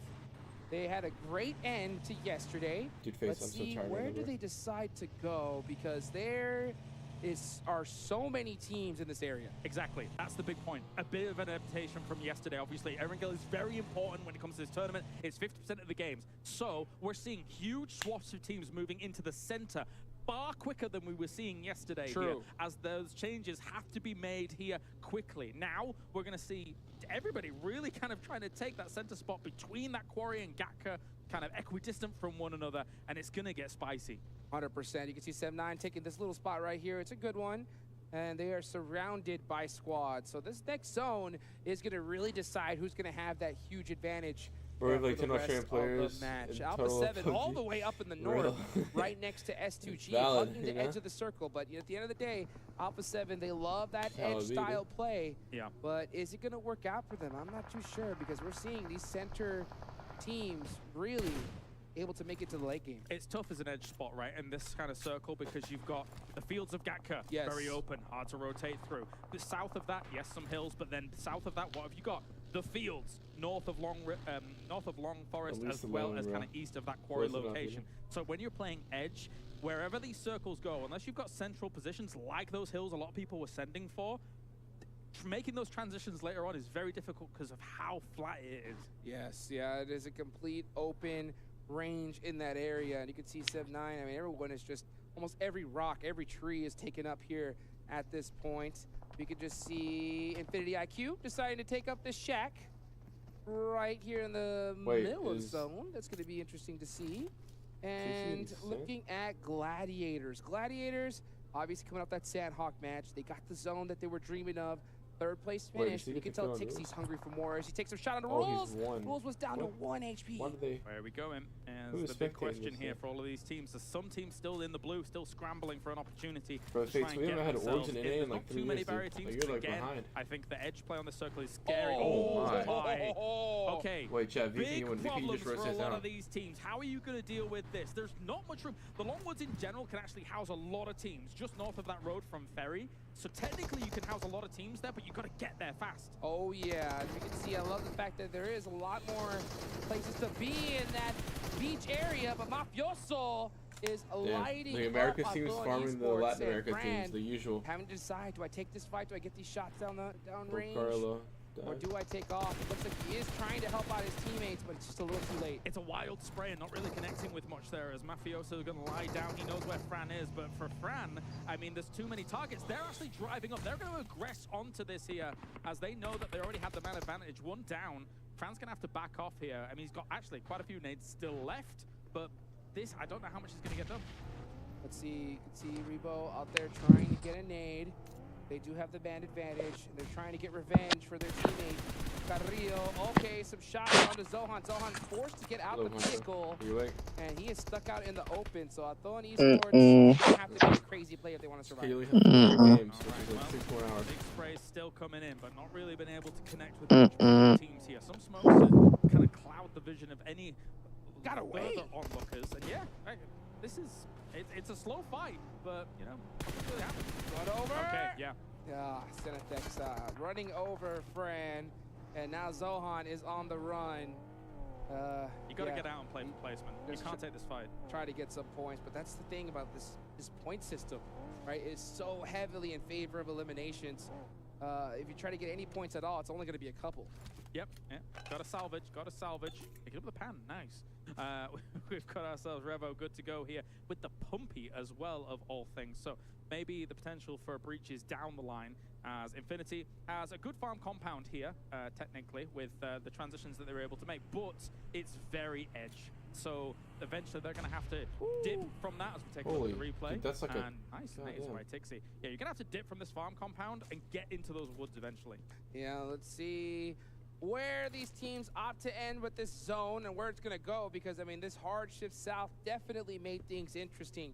One team in particular we haven't talked about so far, Team Falcons. They're in 6th place right now. They're all the way to the east side of this match, so they're going to have to push through quite a few teams if they want to center up. A great team looking to advance on through that west side, and that's the cool thing. You can actually slow play the woods in this. I just realized teams can like turn their head and see what like teams as you go. How many teams it's are actually left. a really good location for a team that likes sweeping, likes fights, likes to come in from the edges. Not so much the fields though.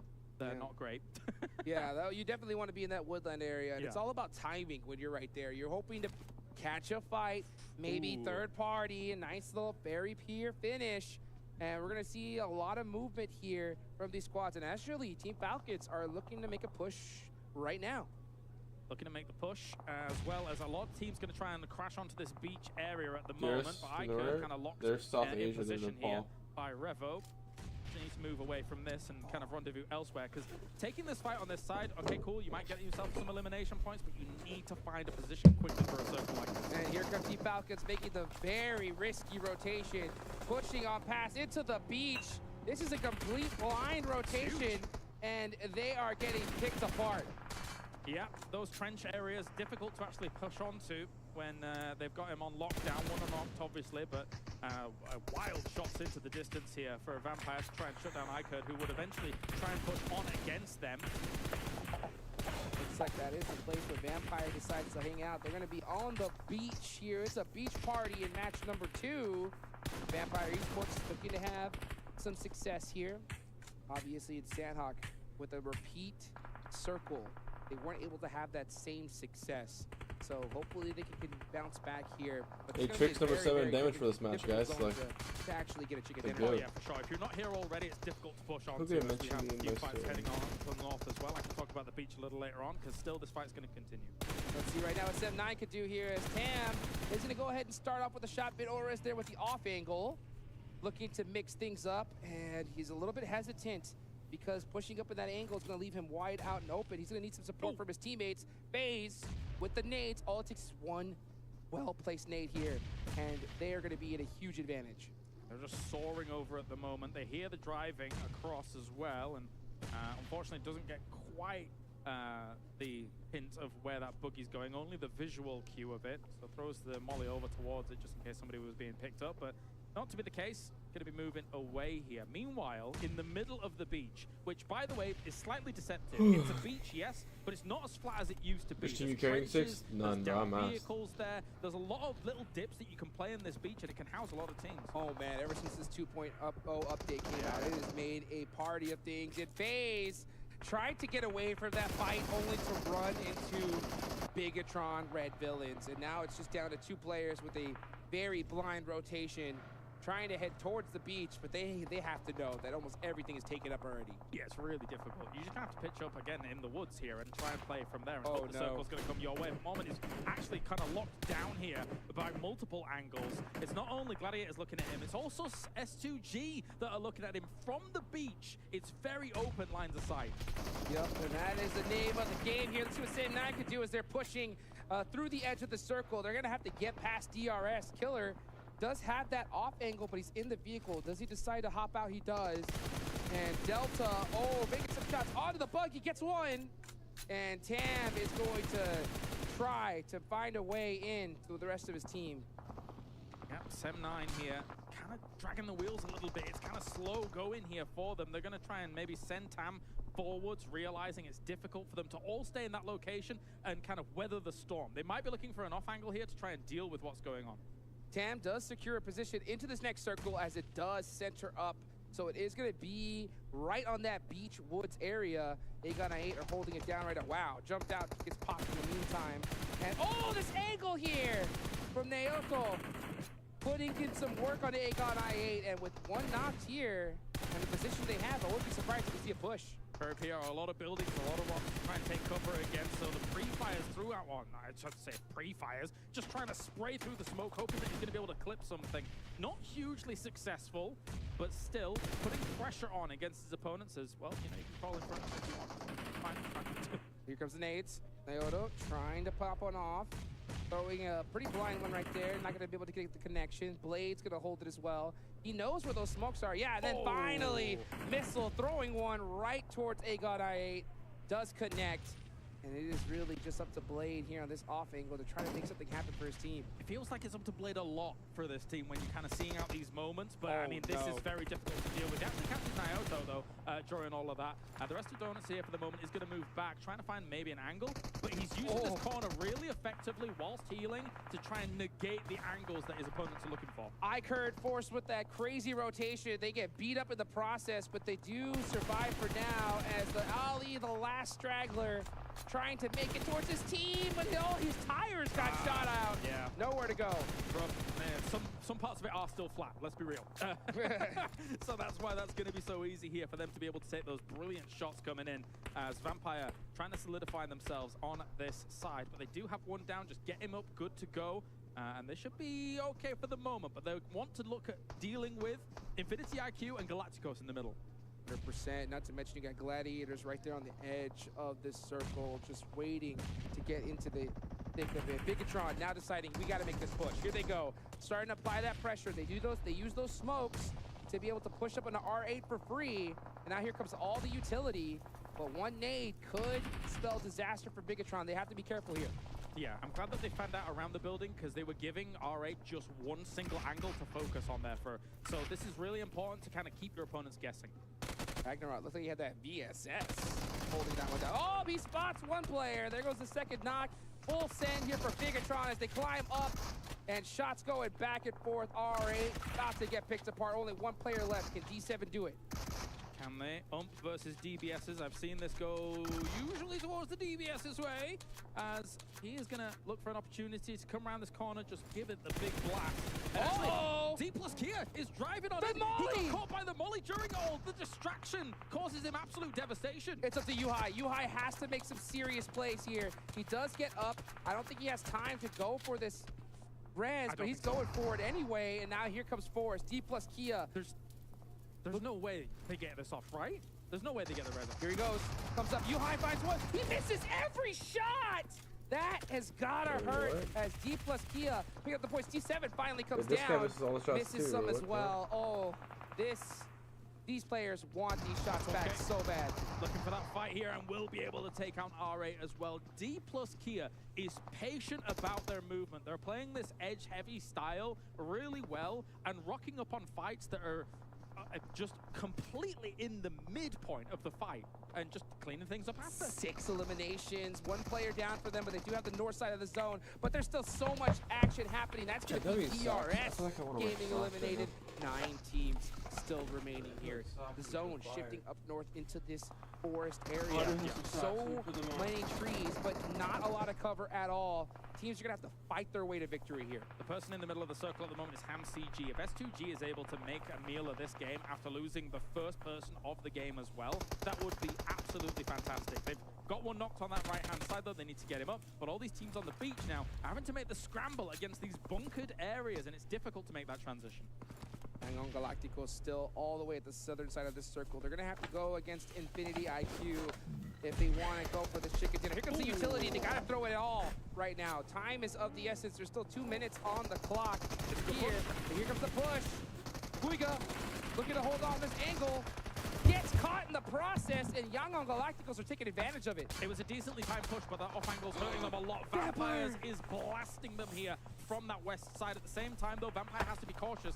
Gladiators is just north of them, so they need to use this ridgeline to the full extent, but they are going up against a so fortified area of Gladiators. The smokes are all important to close the gap. Yes, Vampire Esports throwing those offensive smokes, eliminating those slight lines from Gladiators. That's going to force them to push back a little bit as Vampire is heavying the storm. And you can see right now, Gladiators, they have a good idea that this is Vampire Esports, considering the elimination feed popping off and the shots going off right next to them. The direction that this team's coming in from as well, but you can see Kitsune sees S2G in the middle of the circle. They know dislodging them is kind of important here, but at the same time, you've got to respect this threat that Vampire poses right on your doorstep. That is the exact thing that they have to do. You can't get focused on splitting different teams. You have to be on one team at a time, and Vampire is the greatest threat to Gladiators right now. 58 seconds left on the clock. Next zone about to pop on here. AGONxI8 are barely outside of it here, and they do have one good UAS, but at the second they get in it, they're getting popped out of it. Falcons crawling, only one left alive here to try and get them some points on the board. Sem9 has been completely caught by D plus Kia.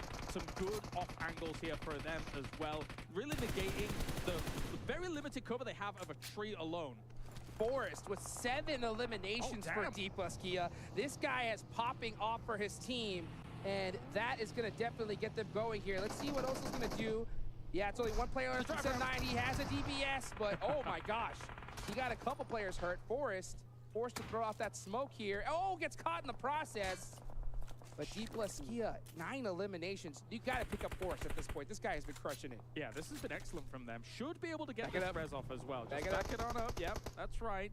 As for S2G, oh my, that circle shift. S2G is praising the circle gods here at the moment. As Clown a lot of the teams, apart from D plus Kia, are Clown was like the 5th player or 6th player, before they even become a threat to S2G. S2G needs to take advantage of this. I mean, getting 2 games in a row where you're getting the they favorable wanted to do the circle, roster, you can't ask for much more. So you have to put up some serious points while you have the chance. AGONxI8 might just get caught up by Ravenclaw here as he's got that nade. Oh, it busts like Remix was trying to leave the team like before PMP was even over, yep. so I guess they just didn't want to play with him. Look at how little room they have to play with. Like S2G can even see them down in the south and are punishing them hard. For Romeo Boy, I feel like this is kind of gunzo for him. I'm not sure how he gets out of there, but then S2G, once they're only 3 and then somebody survives from this, I think they should be really concerned about D plus Kia's position. D plus Kia going to be definitely the threat for them at this point because Gladiators have to go wide out in the open if they want to get into this next circle. So S2G is just literally licking their chops right now, waiting for him. These are the easy pickings that S2G is getting down at the south, but all 3 guns are trained on the south. As we take a look at a replay here, Forrest is able to get so much done in this game. Absolutely insane. 5 eliminations to make that 6 for him. This guy has been popping off, and they do pick him up, so he is ready here. They do have the angles. And Vampire is stuck out in the open here. They're going to have to hit some crazy shots if they want a chance at winning this game. Smart move to destroy the car next to you there, and they do have a little bit of a cheeky angle on S2G at the moment from the south side, realizing that maybe that is also a bit of a problem with a shack like this. Vampire is fortified here in that little, and then it looks like they're going to be making the move to try and get in nade range of S2G. Yes, D plus Kia very, very close, and now S2G is just focusing on those easy pickings across the road, but D plus Kia's coming right behind him. Here goes Vampire, the zone's closing. They're forced to run out wide in the open as Miku does start off with a nice knock on the Schweppes. And the smoke wall that they used across that road was super important to try and make that transition happen. This is why you save your utility for when it's most important. Forrest from D plus Kia picking up another player from Vampire. I mean, no matter how good you are, there's not much you can do in this situation. The teams in the south can't catch a break when it comes to these circles, though. They're going to be up against it once again as the circle goes north, east, or east, or whatever you want to look at. But here, Calci, S2G, D plus Kia, they have the advantage against these teams, even though the shots are raining in from Tixi. Vampire's just trying to make something happen, but it is just too much. Literally every single squad is focusing right in their direction. I mean, they are the first place team. Everybody wants to get them out as early as possible. But they've been strong about this one. I think their campaign in this game will come to an end pretty soon. They're the ones that are going to have the hardest time with a circle like this. A lot of teams will be looking their way, but you can see how many teams are prone right now, trying to lock it down. HamCG hitting on Tony K. That is going to be him going down quickly. I think every team in this lobby knows that this is Vampire stuck on this rock. And it's like they've all made an agreement, said, you know what, this is the first place team. Let's take them out first, and then we'll worry about each other later on. But man, Schweppes is not going down without a fight. Those teams have decent, well, ish cover, considering how tricky it can be. Silas also hitting Meku. S2G is having to hold the Wolves off at the doors at multiple angles here, and they're doing a great job of it. It's the one proper dip in this circle that has some defense. Schweppes, at this point, I think he's going to go deny the points. Maybe looking to try and pick up a point here and there. Yeah, he's not gonna. That's Vampire out of there. 3 teams remaining. And Gladiators here is going to be absolutely trounced on this west side. I don't know how they're able to deal with this. The lines of sight that the other teams have against them when they have to move are just an impossibility to try and deal with, considering they have to spend so many smokes to get over that road. I might be giving the advantage to D plus Kia here. They have those sight lines. S2G is stuck in a corner. Kitsune's the last one. Oh! There a nade from Fabian! Fabian's been setting this up for the last 5 and a bit minutes. He was taking that off angle strongly. He wipes them out! That's D plus Kia getting themselves the victory. The off angles are important. Getting in nade range of that dip was the play. Oh my gosh, and he just snaked his way towards it little by little, and boom, chicken dinner, baby. S2G, man, blessed with the zone once again. They end up getting 16 points total. Vampire, it was so crazy. They could not catch a break, but they still managed to secure, you know, double-digit points. I like how patient D plus Kia is playing these games. They are by no means the most aggressive team in the lobby. Absolutely not. But the South Koreans coming out and being able to take the control of the areas that they did, moving onto the compounds when they did. It's a heavy strategy-based play that's constantly winning them out of these situations. I couldn't agree more, and not to mention their perfect third party just a little bit earlier on to Bigetron, adding up those elimination points. But man, we saw a heck of a performance here from one player in particular. Crazy eliminations here. A D plus Kia have stepped up to the table. Was he in the forest? That's right, he sure was. He was in his own element. Yeah, he did fantastically. I mean, obviously, Fabian was absolutely crucial in being able to get that off angle. I think for a little moment, S2G kind of forgot to a degree about exactly how he'd moved. You're obviously going to know that eventually a team is up there and how they were going to hold you off. But when those kind of angles come in, I don't know how you're supposed to respond to them. Yeah, 100%. I mean, and it's so difficult when you have so many easy eliminations in front of you. You kind of forget what's right behind you. But guys, we got a lot ahead in just a few minutes. We'll be right back after this short break. I'm telling you, I'm not asleep, but I'm awake.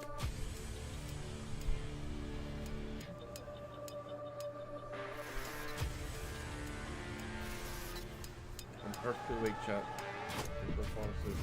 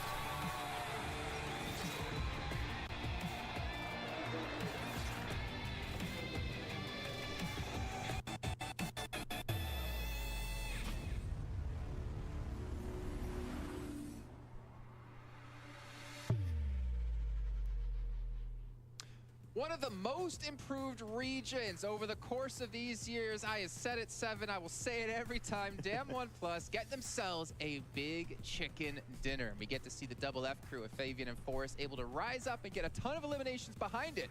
Welcome back here to the desk, everyone. I'm Jace Kaplan, joined by Maxman and Seven Worlds Gaming to break down that last game. And honestly, there were so many phenomenal decisions made by D+, especially third parties, that really set them up for success. So much to break down here, really. Favian and Forrest were looking spectacular throughout the rest of this game. The moment they cleared Alpha7, I started thinking, what is going to be the next move for D+? And then there was so many situations that came up. Vampire pushing onto Gladiators. There was the fight between BTR and R8 in the northern edge. They saw that fight. Sheesh, what a game! Fight with Forrest on the SK12. This very I thought S2G was gonna win that. Spreading and start controlling pretty much the rest of the lobby at that point. The timing where they actually decided to send it. And Bro, are you all asleep? What the hell? I thought it was perfect. All right, let's take a look at the match rankings so you get an idea of the points that the teams did get for themselves. D+ much needed points as well to push into top 5, to push it back into getting into the main event. 23 points for them. See 16 for S2G, see 9 for Gladiators, Vampire Esports at 10. By the way, for Gladiators, this is what, their 6th time out of 8 matches they've been able to get top 4. And then we even get to see a team we haven't really been able to talk about too much, AGONxI8. Yeah, I mean, they speed up their rotation on Sanhok. Yo, Clint. Good here too. The pronunciation, by the way, on point here, No, Jason. no. I wanted to do it the way. Yo, Honcho. Oh, okay. You wanted to do don't fair do enough. But I was like, Max is gonna. I was going to slap give you me. originality points, but but they did start speeding up their rotations early on Sanhok on game number 1, and here they did get in some interesting positions. It was a tough game for a lot of the teams just started to play the beaches because moving away from those dips and those little hiding spots is tough. But Tixie. They were still in circle. And Tixie was the lookout on the roof. Like, he had pretty much eyesight on everyone, so if you started to move, you're dead, Seven. But AGONxI8 surviving for as long as they did, pretty impressive. It is, and you know what? I actually want to touch base with Alpha7. I feel like they keep getting unlucky with the circles, and they haven't been able to readjust, and it comes down to just the rotations. I still feel like they're being a little bit too slow with the rotations. They need to be able to speed it up even more. But overall, I mean, this was the play that you were talking about here. BTR, they were taking it to R8. They were able to just... Right here is when they started pushing, and I'm talking about D+ here, and it was at the perfect time possible. If you push too early, BTR are going to be collapsing back onto you. You're going to potentially lose that fight because you're pushing into cars. If you come in too late, maybe the team has time to heal up, and you're also going to get eliminated. As you said, Seven, the timing was absolutely perfect. A few seconds off, it doesn't work out. And I feel like something that ended up helping out D+ here as well was Sixes. that RA player. Six. Wake up. 21 bullets in his UMP. Wake up. So I'm going to be a bit critical here. Okay, give me a second. He had 21 bullets in the UMP. Six. Okay, not a lot, fair to say. He had himself You 4 fell bullets in asleep. the M4, and he decides to spray down onto D+ with the 21 L streamer, bro. UMP. If he played with the M4 at that moment, I'm pretty sure you maybe see D+. You fell asleep on live. Wake up. I'll show you a replay later, and I'm telling you, if he plays the M4, D+. You didn't see last game? Replay from when? From that fight. Bro, I thought S2G was gonna win, bro. Okay. I'll show you. I don't know. I still feel like... Trust me. Hey, whatever you two do back in your hotel room is completely on you guys, okay? I don't need to hear about it. Let's take a look at D+'s player stats, though, here in this last match, because we got to talk about Favian and Forrest yet again here. Forrest, 1,000 damage. Kalaris, I'm going to need a soundboard from you. I'm sure that came through our microphones, because I'm pretty sure I heard it. A massive play out of him, and I mean, you see him get 8 eliminations. Obviously, a lot of them coming in when they did go for the third party, but Favian, the nades to close out the game, fantastic job. Yeah, I think Kalaris mentioned it during that game. He was trying to set himself up for that, and the moment he got close enough, and he knew that STG would take 5 and some odd minutes. Yeah, exactly. To be accurate, the moment you get close enough, and he knew that the entirety of STG were just so close to one another, one nade was going to be enough. He got 2 knocks on the nade. The execution is strong. The funny thing is that, like, we were talking about, oh, S2G position's so good because they're in that little dip, right? They have protection from their backside. But what helped them get that far also was their downfall, because it allowed Favian to actually push up and get the nade in. Exactly. I mean, there were so many teams that could have potentially won that one at the end, but it's just down to the utility. We keep saying it many times. If you still have that utility in the late game, it can turn the tides, and in this situation, it did exactly that. To give SGG some credit, though, they did end up going for that risky play, and it ended up working out for them because they were able to survive so many teams shooting at them, and they were able to also use their vehicle to discover, which was great. Yeah, I mean, not many teams really know the kind of like terrain, the small little dips, and the fact that they knew that dip was there, they got there as early as they did. A few second delay maybe on that move, maybe doesn't quite work out. So yeah, SGG, good push, but Stage's pretty strong. Yeah. Well, during that last match as well, when we were watching 7, we noticed a little graphic pop up on the left-hand side, and we're like, ooh, it was Kitsune with 600 damage done. And I know you want to take a look at Gladiators' player stats here, but tell us why. It is because this was a player that we're talking about. When are we going to start seeing, right? We're talking about Tixi, we're talking about Meku, we're talking about Matic. They were being able to put up numbers. So now Kitsune, I don't know if he heard us or what happened, because he was able to put up 600 damage, only being able to convert that into 1 elim. And by the way, you mentioned it too. Tixi, being able to have that roof, being able to overlook everything. I feel like that ended up working out for them. Although, you know what? I do have to play devil's advocate here, because this team had the circle for a very, very long time. I feel like they did end up playing that right, but I just want to start seeing more out of them. I want to start seeing a little bit faster rotations, like when they had to push out. Even though they did have, SGG looking at them, even though they did have to worry about Vampire Esports. I don't know. I still feel like they're leaving some to be desired. They're not quite there yet with the potential that they're capable of. I actually believe it was fast enough this game. I feel like the timing was pretty good. I feel like they went for the right positions at the right time. Sanhok is a different ball game entirely, right? You want them to be faster there, but for this game in particular, I don't really have anything to criticize. For me, it's just a clean game. They went from point A to point B really efficiently. I love how they kind of like coexisted with Vampire the moment they start pushing in, because Tixi was getting naded. He couldn't hold on to the rooftop position anymore. The moment he gets pushed away, information is lacking for the entirety of Gladiators, so they start going north. Vampire take control of the south, and then they kind of work together as a 8-player team and start lasering all the teams trying to leave the beach late. So I feel like that was a good plan that they didn't leave the beach late. So I feel like that was a good plan that they didn't continue the fight, because otherwise maybe a third party comes up. And I feel like we're gonna find the answer too for, can we see Gladiators with a 4-man squad there towards the end? And this circle forced them to actually be all full players alive towards the end. What about Yangon Galacticos? I mean, Max, we haven't really been able to talk about them too much. They were last place coming into this match, though I would imagine they've been able to move up the leaderboards just a bit. I think Mizexis was the team right above them. Starting to see some life in them. Yeah, I mean, I feel like the circle kind of helped them not have to move. I get that. It was the best game ever. No, the moment they have to leave the beach is when, of course, with the lookouts of Vampire, Gladiators working together is not going to happen. The circle did somewhat come their way, but the Sanhok of earlier really gave me a little bit of hope. We can see more from this team because they start to be a little bit faster. I feel like they're adapting to this lobby a bit more. They understand 18 teams will need to be a bit quicker on the move. They started doing that. It's still a slow process on a short-term tournament like this is maybe not going to be enough, but there are glimpses of hope here we have seen from Yangon Galacticos. Well, even another team, Donuts Feral, we were able to see them actually take down DRS, so it was great to see them come out of nowhere. Not out of nowhere, but again, I've been talking about like South Korea with D+, Donuts Feral as well coming from Japan. I wanted to see them, you know, show what I've been kind of building them up to be, and I think we're starting to see a little bit of it. They're starting to get a little bit more, I don't want to say confident necessarily, but they're, I think, willing to maybe take some more fights. Yeah. Which is, I guess, would be confidence, so... Yeah, it's fair to say we haven't seen enough yet from Donuts Feral. So we're hoping to see a little bit more, I think, in terms of taking fights. I think they're not willing to do it yet. Actually, I'm going to move on to another team, which I wanted to see do well this game. No, if Seven started that sentence, fair.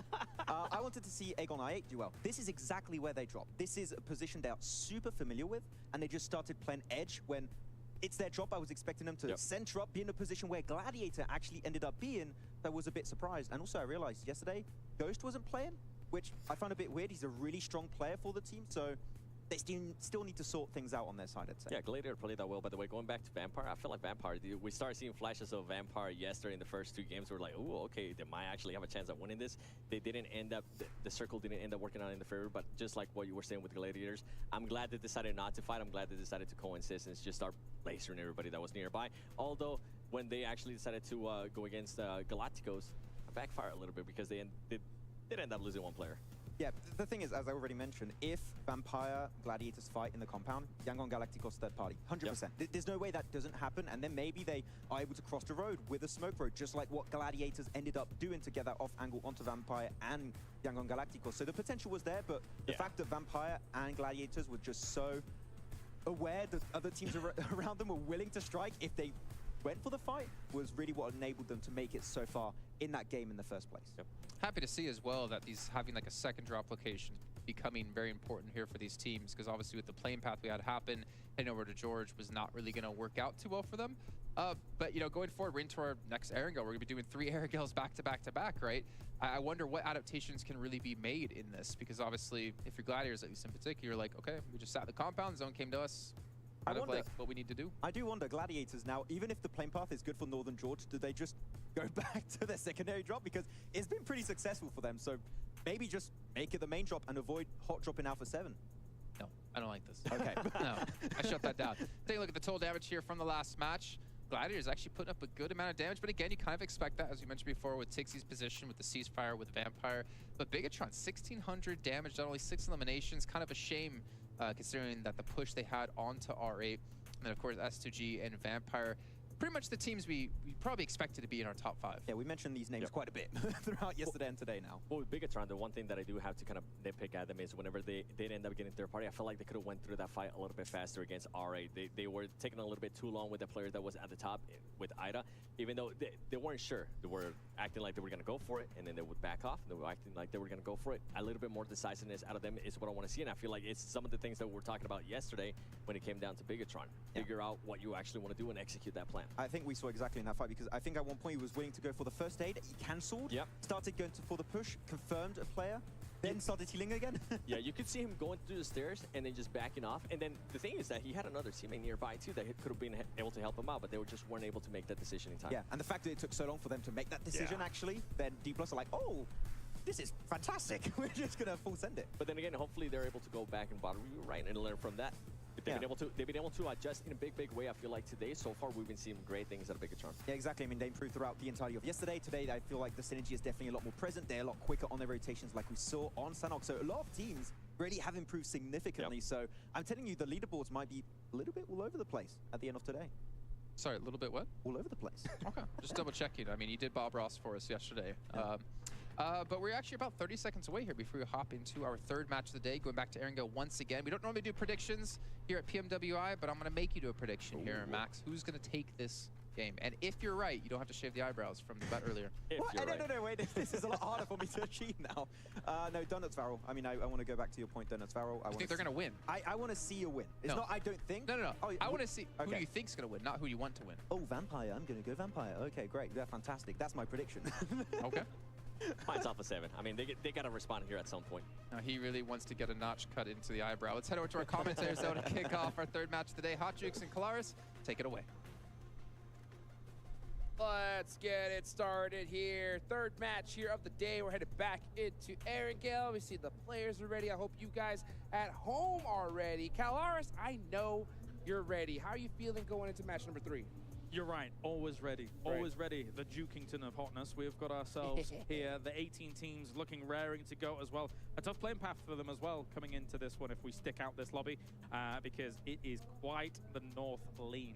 Oh, yes, it is. This playing path is going to keep you guys nice and surprised here in just a few moments. But you know what? We've already had 2 matches here today.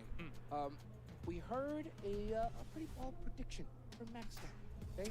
Yokohama Donuts. What do you think about that? Yeah, I looked over to him and was surprised when he made that prediction. I saw it. Yeah, so far it's not been going the best for them, and it feels to me like they've been just a little bit slow on the uptake for the most part here. I mean, where are they sat right now in the rankings? I can't quite recall. Right now, Yokohama, they're not really in a position I know that they really want to be, but one team in particular that I kind of will put in that same little barrel is the team that Seven mentioned. That's Alpha 7, right? Yeah, Alpha 7 right now, I think it's really time for them to start turning it up. They've been losing too many players early on, and I think that's really, really hurt them. Yeah, I mean, when you've got situations where you're hoping that Korea is going to clutch on out, I don't know if that's going to be the winning strategy for you. In our previous Erangel, obviously, they lost Revo very early, or maybe that was Sanhok, I can't quite recall. But regardless, I mean, they're losing people early, which is definitely not the winning formula that you want to be seeing on battlegrounds like this. Again, with the kind of level that this lobby is coming in at, and the fact that it's 18 teams compared to 16. So there are just more threats that exist throughout the battleground early on. Yeah, I mean, in that Sanhok, they lost almost everybody early except for Carrillo, and Carrillo pulled off a crazy 1v3. I was hoping that would kind of turn them up, get them on fire, but then in the next match, they lost Carrillo early. So, I mean, it's kind of like a back and forth for them. But hey, back-to-back Erangels, you know, anything that they could have had holding the back should be over with, and they should turn it up now. And when it came to that, they were playing very edge-heavy, and it is difficult to see. But as you can see, not only your little thing, but also I don't even know what the sock things are called. That's called the juke sleeve. The juke sleeve. It looks yes. pretty good. Yes, I saw you handing them out. We've got the plane, so let's get to it, Jukes. Let's get to it right here. This is a northern plane path right here. That's going to make things pretty interesting for these squads. Now, North George is still in effect. I'm wondering if Alpha7 decides to head in that direction, or they're trying to true the pop drop as well. Vampire's out early, as you can see them already heading over towards Zaki, because when you're that far away from your usual drop, you've got to look for a backup. Zaki, for me, is a terrible drop spot, but you've got to look for something.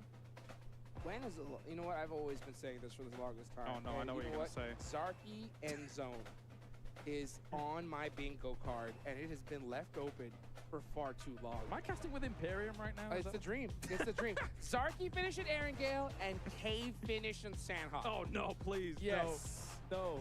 Yes.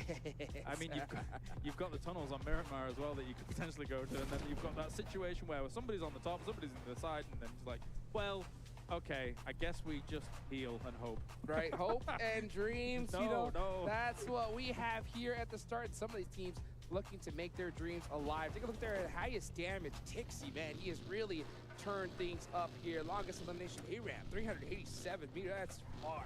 Yeah, that was very far. I think before, 363. I was looking at the stats earlier. Tony K was able to hit a long one, but now this circle poses problems. There is still the chance it goes to military here, so I think we'll probably see 2/3 of people taking up the kind of mainland area, and then maybe a third moving down towards military, but actually maybe less than that, because it's still a lower chance that it's going to go there, but if it does, it's going to cause problems. Oh, absolutely. And if the team that decides to head there early, they're going to be laughing it to the bank if that zone does go in that direction. And plus, that loot, military loot is quite delicious. Now, for this particular circle, you know, Vampire are going to have a heck of a rotation trying to get here.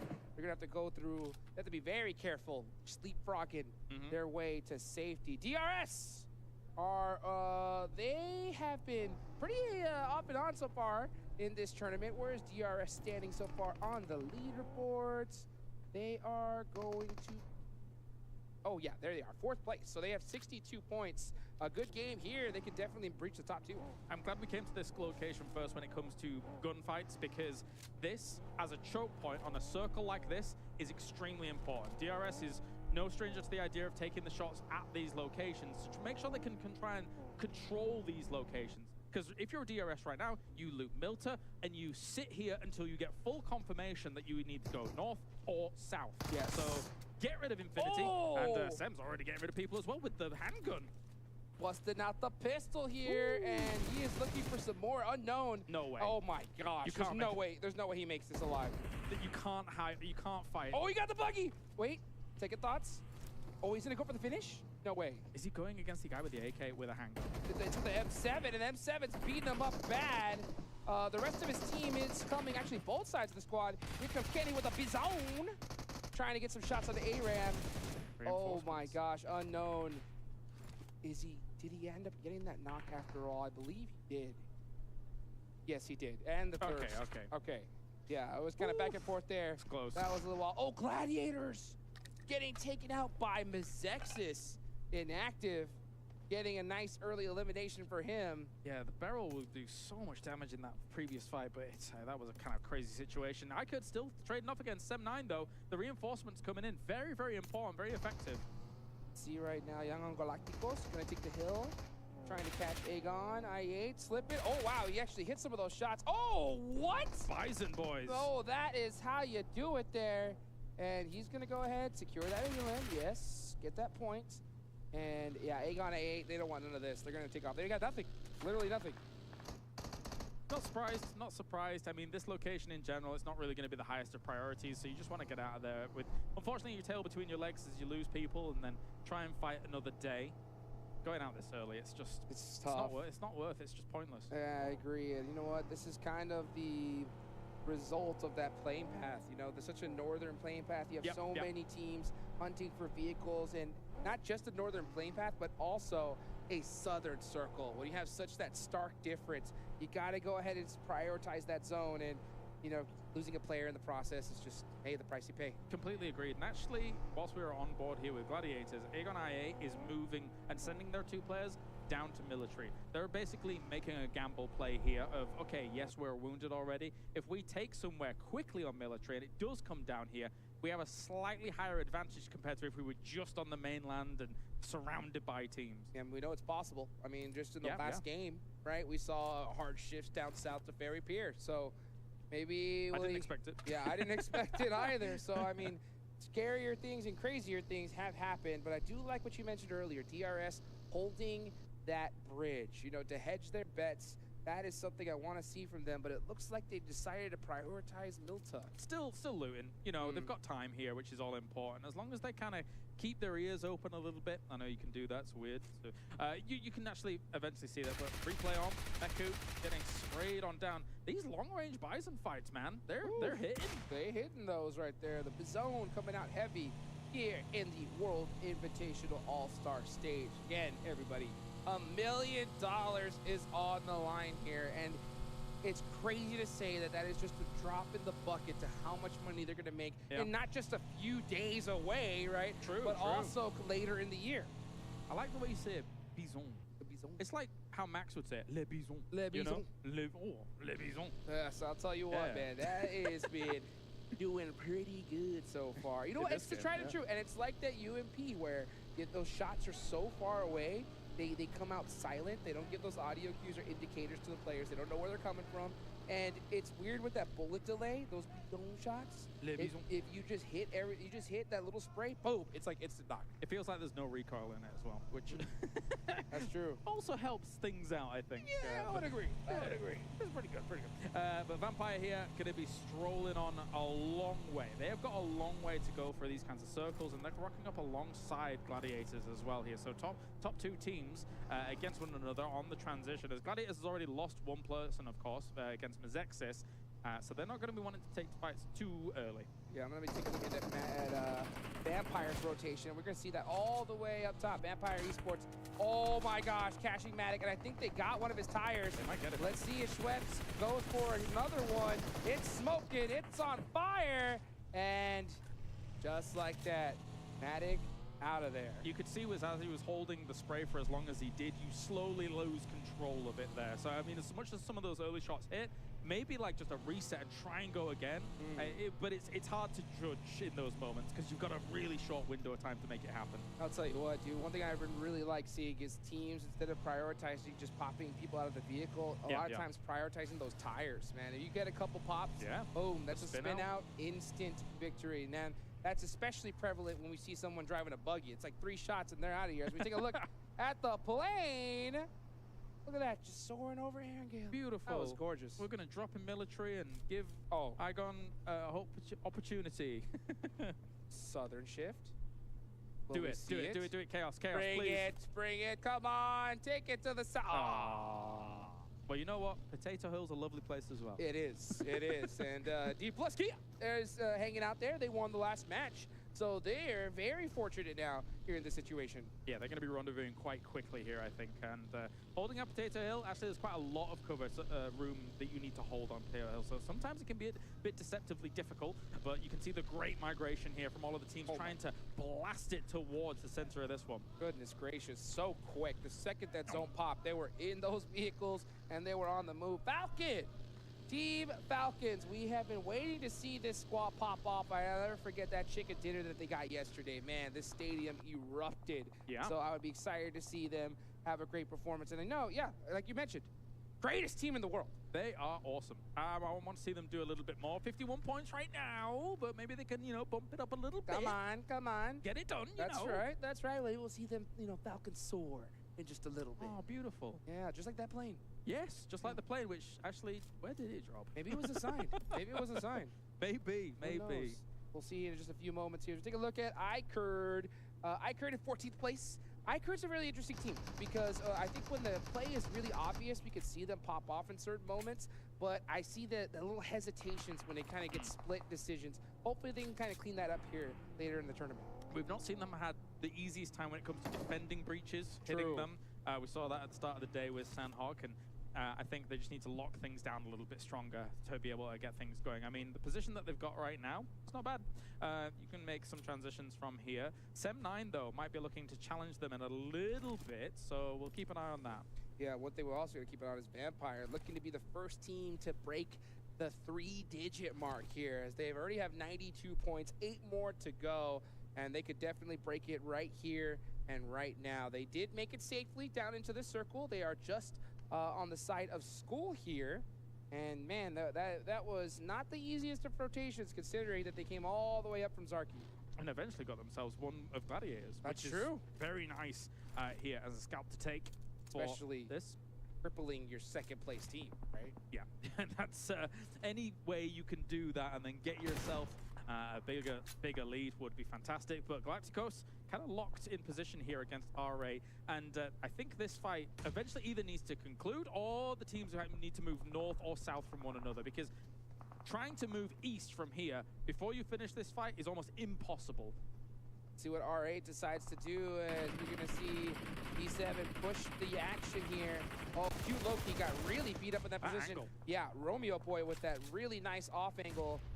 He's trying to buy some time for his squad so they can get this res, but it's going to look tough. It's going to be indeed. More throwables forwards here and move back as I get the smokes up to try and get the cover enough, but the spray into the smoke, delaying this cross as much as possible. He is behind the wall, so technically if he could get that, it'd be great, but now they find him in the smoke, shut him down. That's good from R8. Huge shot there for Prestige to be able to secure that elimination. That is going to be 2 right there for the side of R8. And Young on Galacticos with a huge man disadvantage. Sek has to be really careful. You can see him playing it quiet, using that 3 peak, hopefully looking to even the score. With the circle shift as it is far to the east, those two teams in Pachinki now bullhorns locked with one another, finish that off and then make the rotates after. Meanwhile, we're on board here with Vampires as they're moving on through. Only one vehicle makes me scared. Where are they going to pitch up?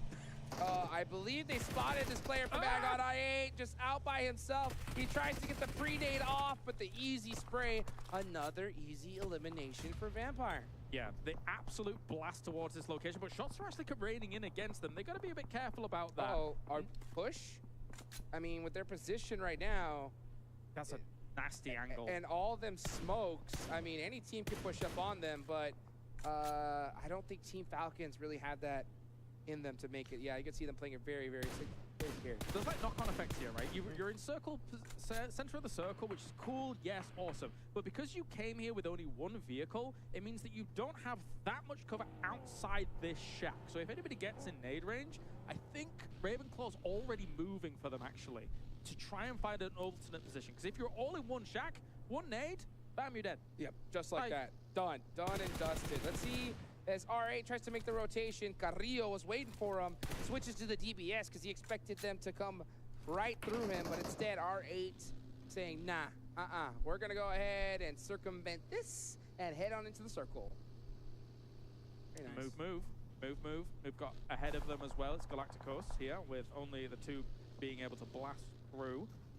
And, well, a bit of a calm before the stop. We actually had a relatively similar circle from our previous Erangel yesterday. That's true. So let's see how these teams are able to deal with it. So far, of all teams, I think Falcons actually had a really good split on this east side across that road, which is of extreme strength. So maybe they're able to convert here. Let's see if they are going to be able to. Vampire, oh my gosh, hugging it out. Yeah, they are down to the 3 players. That's right. 1 took off. Yep, with Ravenclaw down to the south. It's very important that you're all not together in just that shack. You're working with limited information if you're all just in that shack. And Ravenclaw, of course, is the guy that they're normally sending out to gather that for them. Well, they're so heads up to be able to center up in this circle, so no matter where the zone goes, they're going to be most likely in it. And yeah, okay, all right, a nice little southern shift here. This is honestly a great zone for the Falcons, but they have to watch their backs. Downhill is a lot of this combat going to be here in a few moments' time, as well as iKURD's driving past the position of Vampire. R8 skirting past the Alpha7 position. And, well, R8 is sending it, blasting it through to this small building. It's only the 1 building here, mind you. Right. So Alpha7 taking a nice checkpoint as well. They're going to be set up pretty here with all 4 up. They got their eyes on R8 and on the rest of these teams, possibly looking to catch a straggler on the rotation. Still a lot of teams not in this zone, and they are quite late to the party as everybody instantly took up most of the major checkpoints left in the circle. Definitely.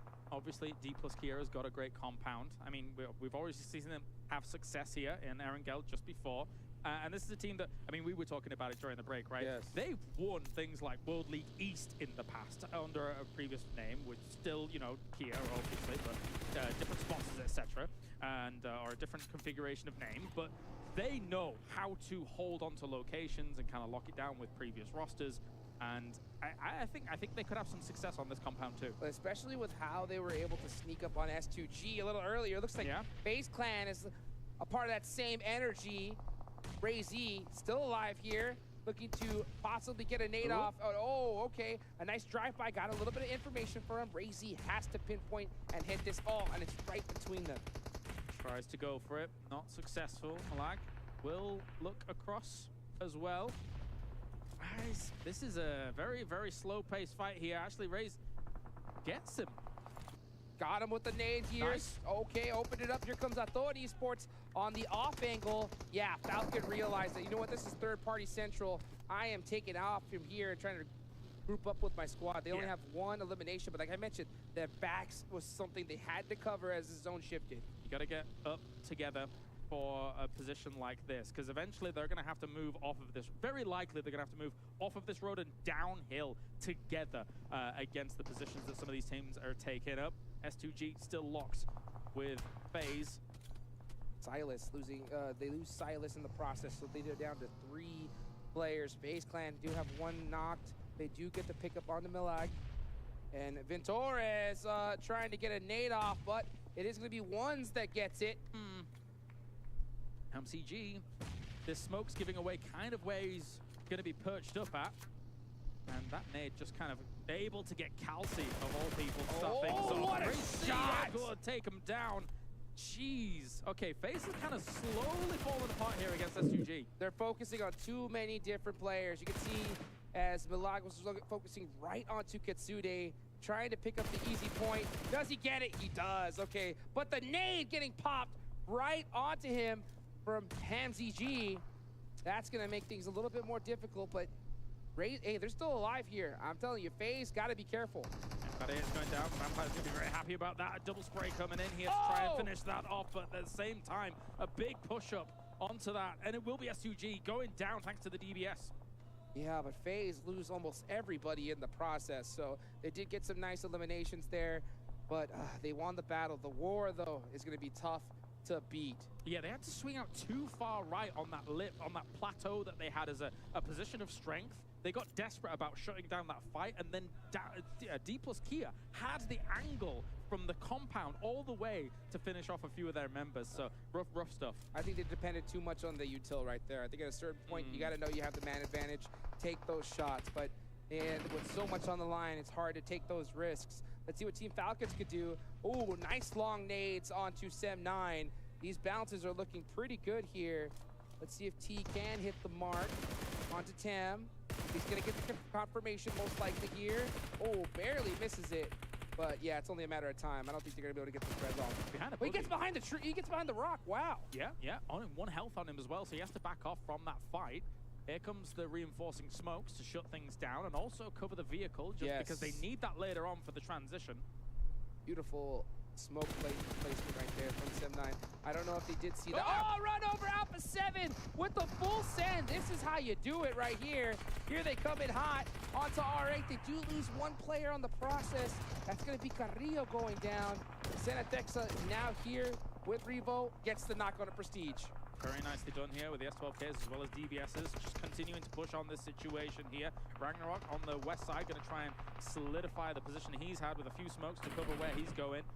It's all hell breaking loose here for now. Falcons on this northern side, shutting down these teams that are coming in from the high ground, because then that will leave their backs open so they can make transitions. Here come the Falcons here, 1 by 1. They're just taking each player out.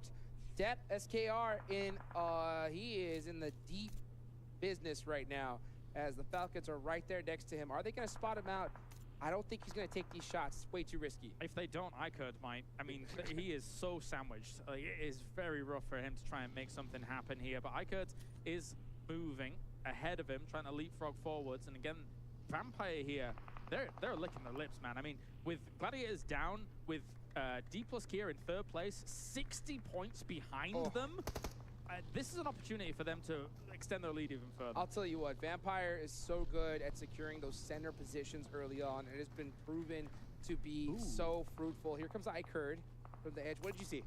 D plus Kia is moving up quite aggressively on the position towards Vampire there. It's Fabian very far up against that. I mean, as we're looking at these fights on the high ground, but I'm scared to see how D plus Kia is going to approach that against Vampire. I think we definitely want to see these teams take that northern side. They want that hill advantage, that high ground. iKURD still in a battle with Team Falcons. It is going to be that 4v4, but Team Falcons with 5 eliminations, they are feeling themselves right now. They're starting to fire on all cylinders. Ultimately, unless you have a lot of smokes to your ability or a lot of cars to be able to just smash into that compound in the middle, I don't know if anybody on this northern side is going to come out victorious in this game in the end. It's difficult to make that transition down south, but as you can see, now Vampire is very aware that D plus Kia is pushed up against their position and is trying to dislodge them. It's going to be tough for them to get the finish and keep every player alive as that nade from Forrest. Oh my gosh, Forrest is having one heck of a day here. He is especially feeling himself after that last match. And he's down here is Ravenclaw. That's a lot of information. Oh my gosh. And a big angle gone for Vampire. Tony K is actually ripping iKURD apart, and they're gone down as well thanks to the fact that Falcons was also firing in from the east side, so they got completely smushed.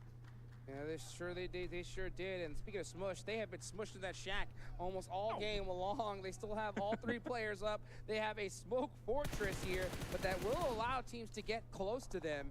And if D plus Kia gets a little too close, as we like you talked about earlier, all it takes is 1 nade. But Team Falcons, 8 eliminations. This is the game they needed. Yes, it is. Now, where are they going to go from here? If I was them, I mean, sending it down this hill is difficult. I mean, maybe you try and go for the eliminations even more and try and wrap around that north side here, taking the fights to, God forbid it, Vampires, all of these big names, first and second, well, first and third up there at the moment, but Falcons is seeming hot. Oh, yes, they are, and they're in 6th place right now, looking to climb the leaderboards here with this game, but Vampire still alive as DRS now applying the pressure to BTR. They're at a huge disadvantage here in these red buildings. They don't have a lot of sight lines.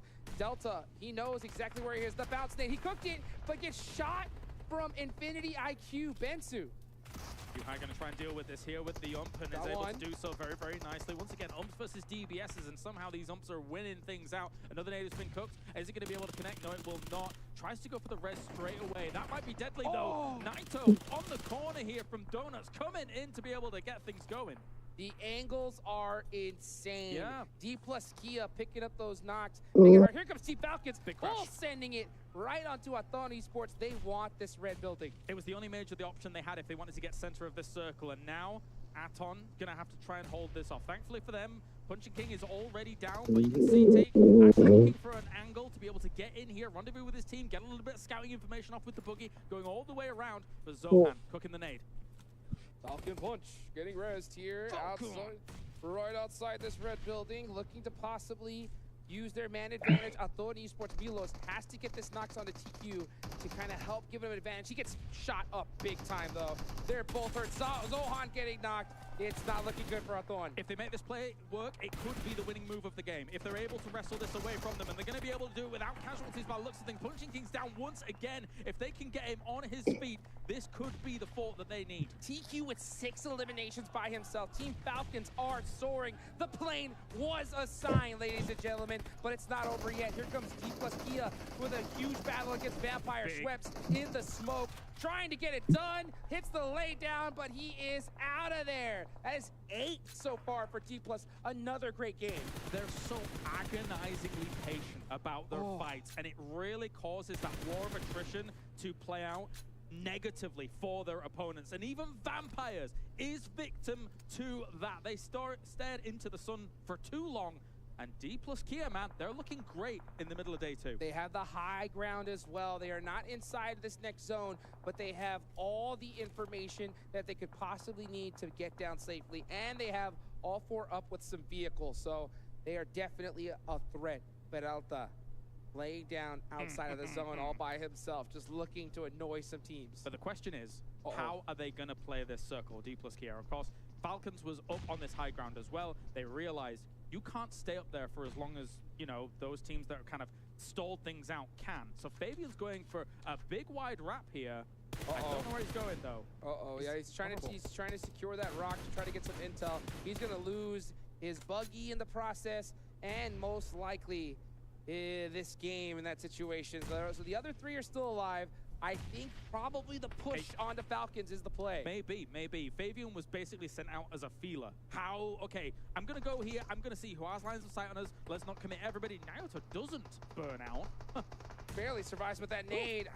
How is he still alive? I don't know. This man is on another level right here as DRS Gaming is looking to take him out, and they need to do so quickly because there's 53 seconds left on the clock. They want to secure this position.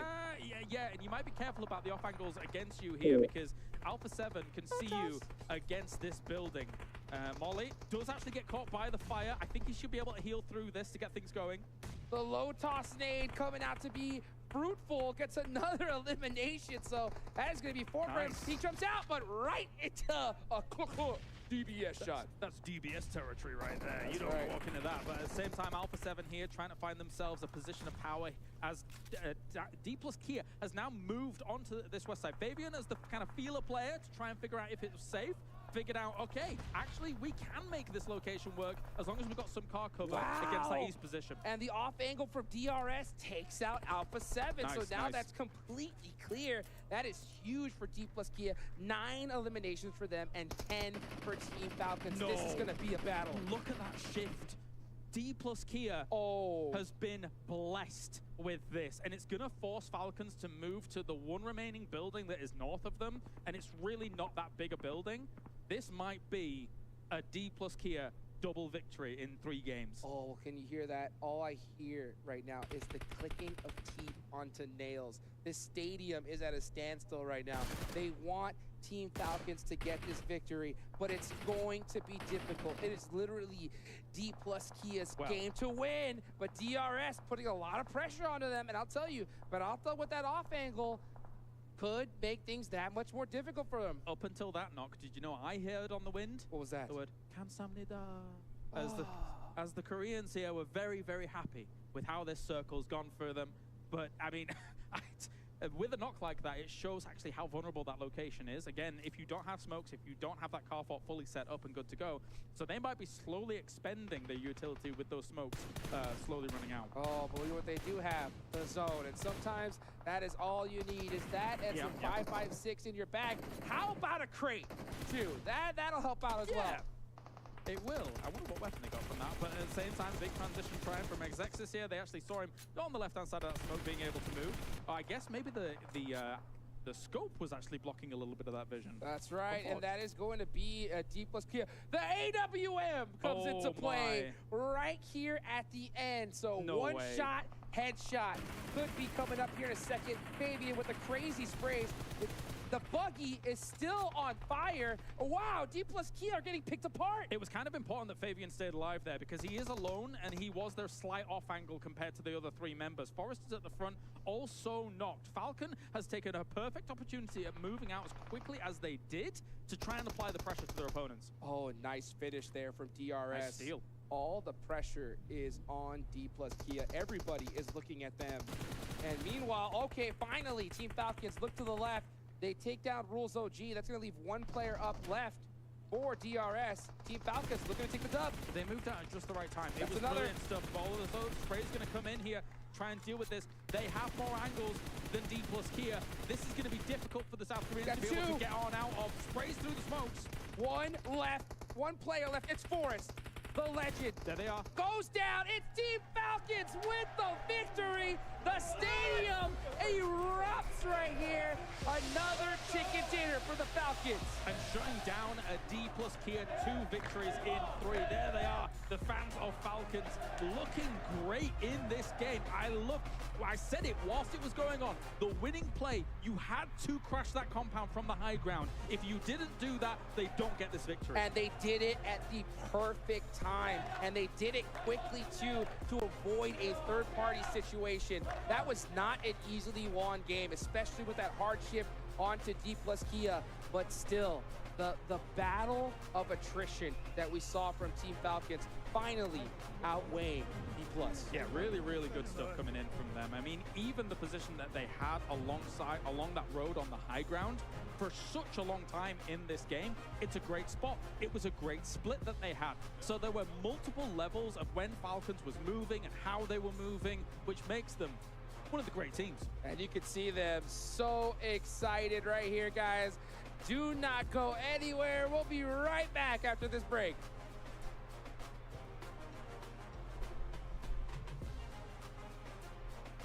All new Honor Magic 5 Pro. Freeze even fleeting emotions in just milliseconds.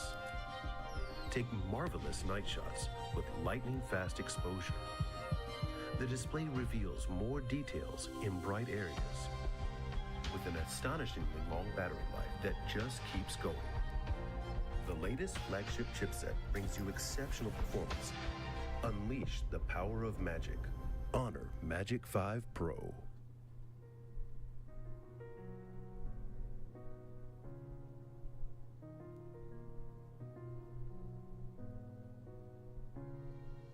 الحياة لحن ولأننا جزء من مقطوعة عظيمة تحركنا تلمسنا تصنع من لحظاتنا ذكريات بديعة لأن الوجبة التجربة المغامرة يعطيك بعد جديد في هيلتون الرياض.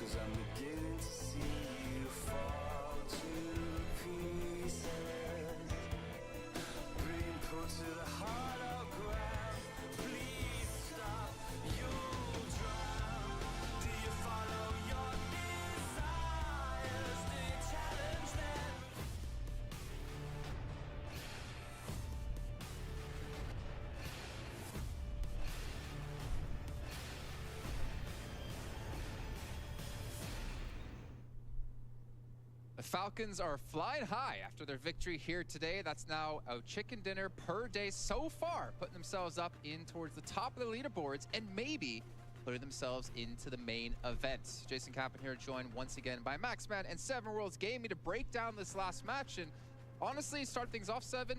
You could see on the stage how much it meant for them to get that chicken dinner.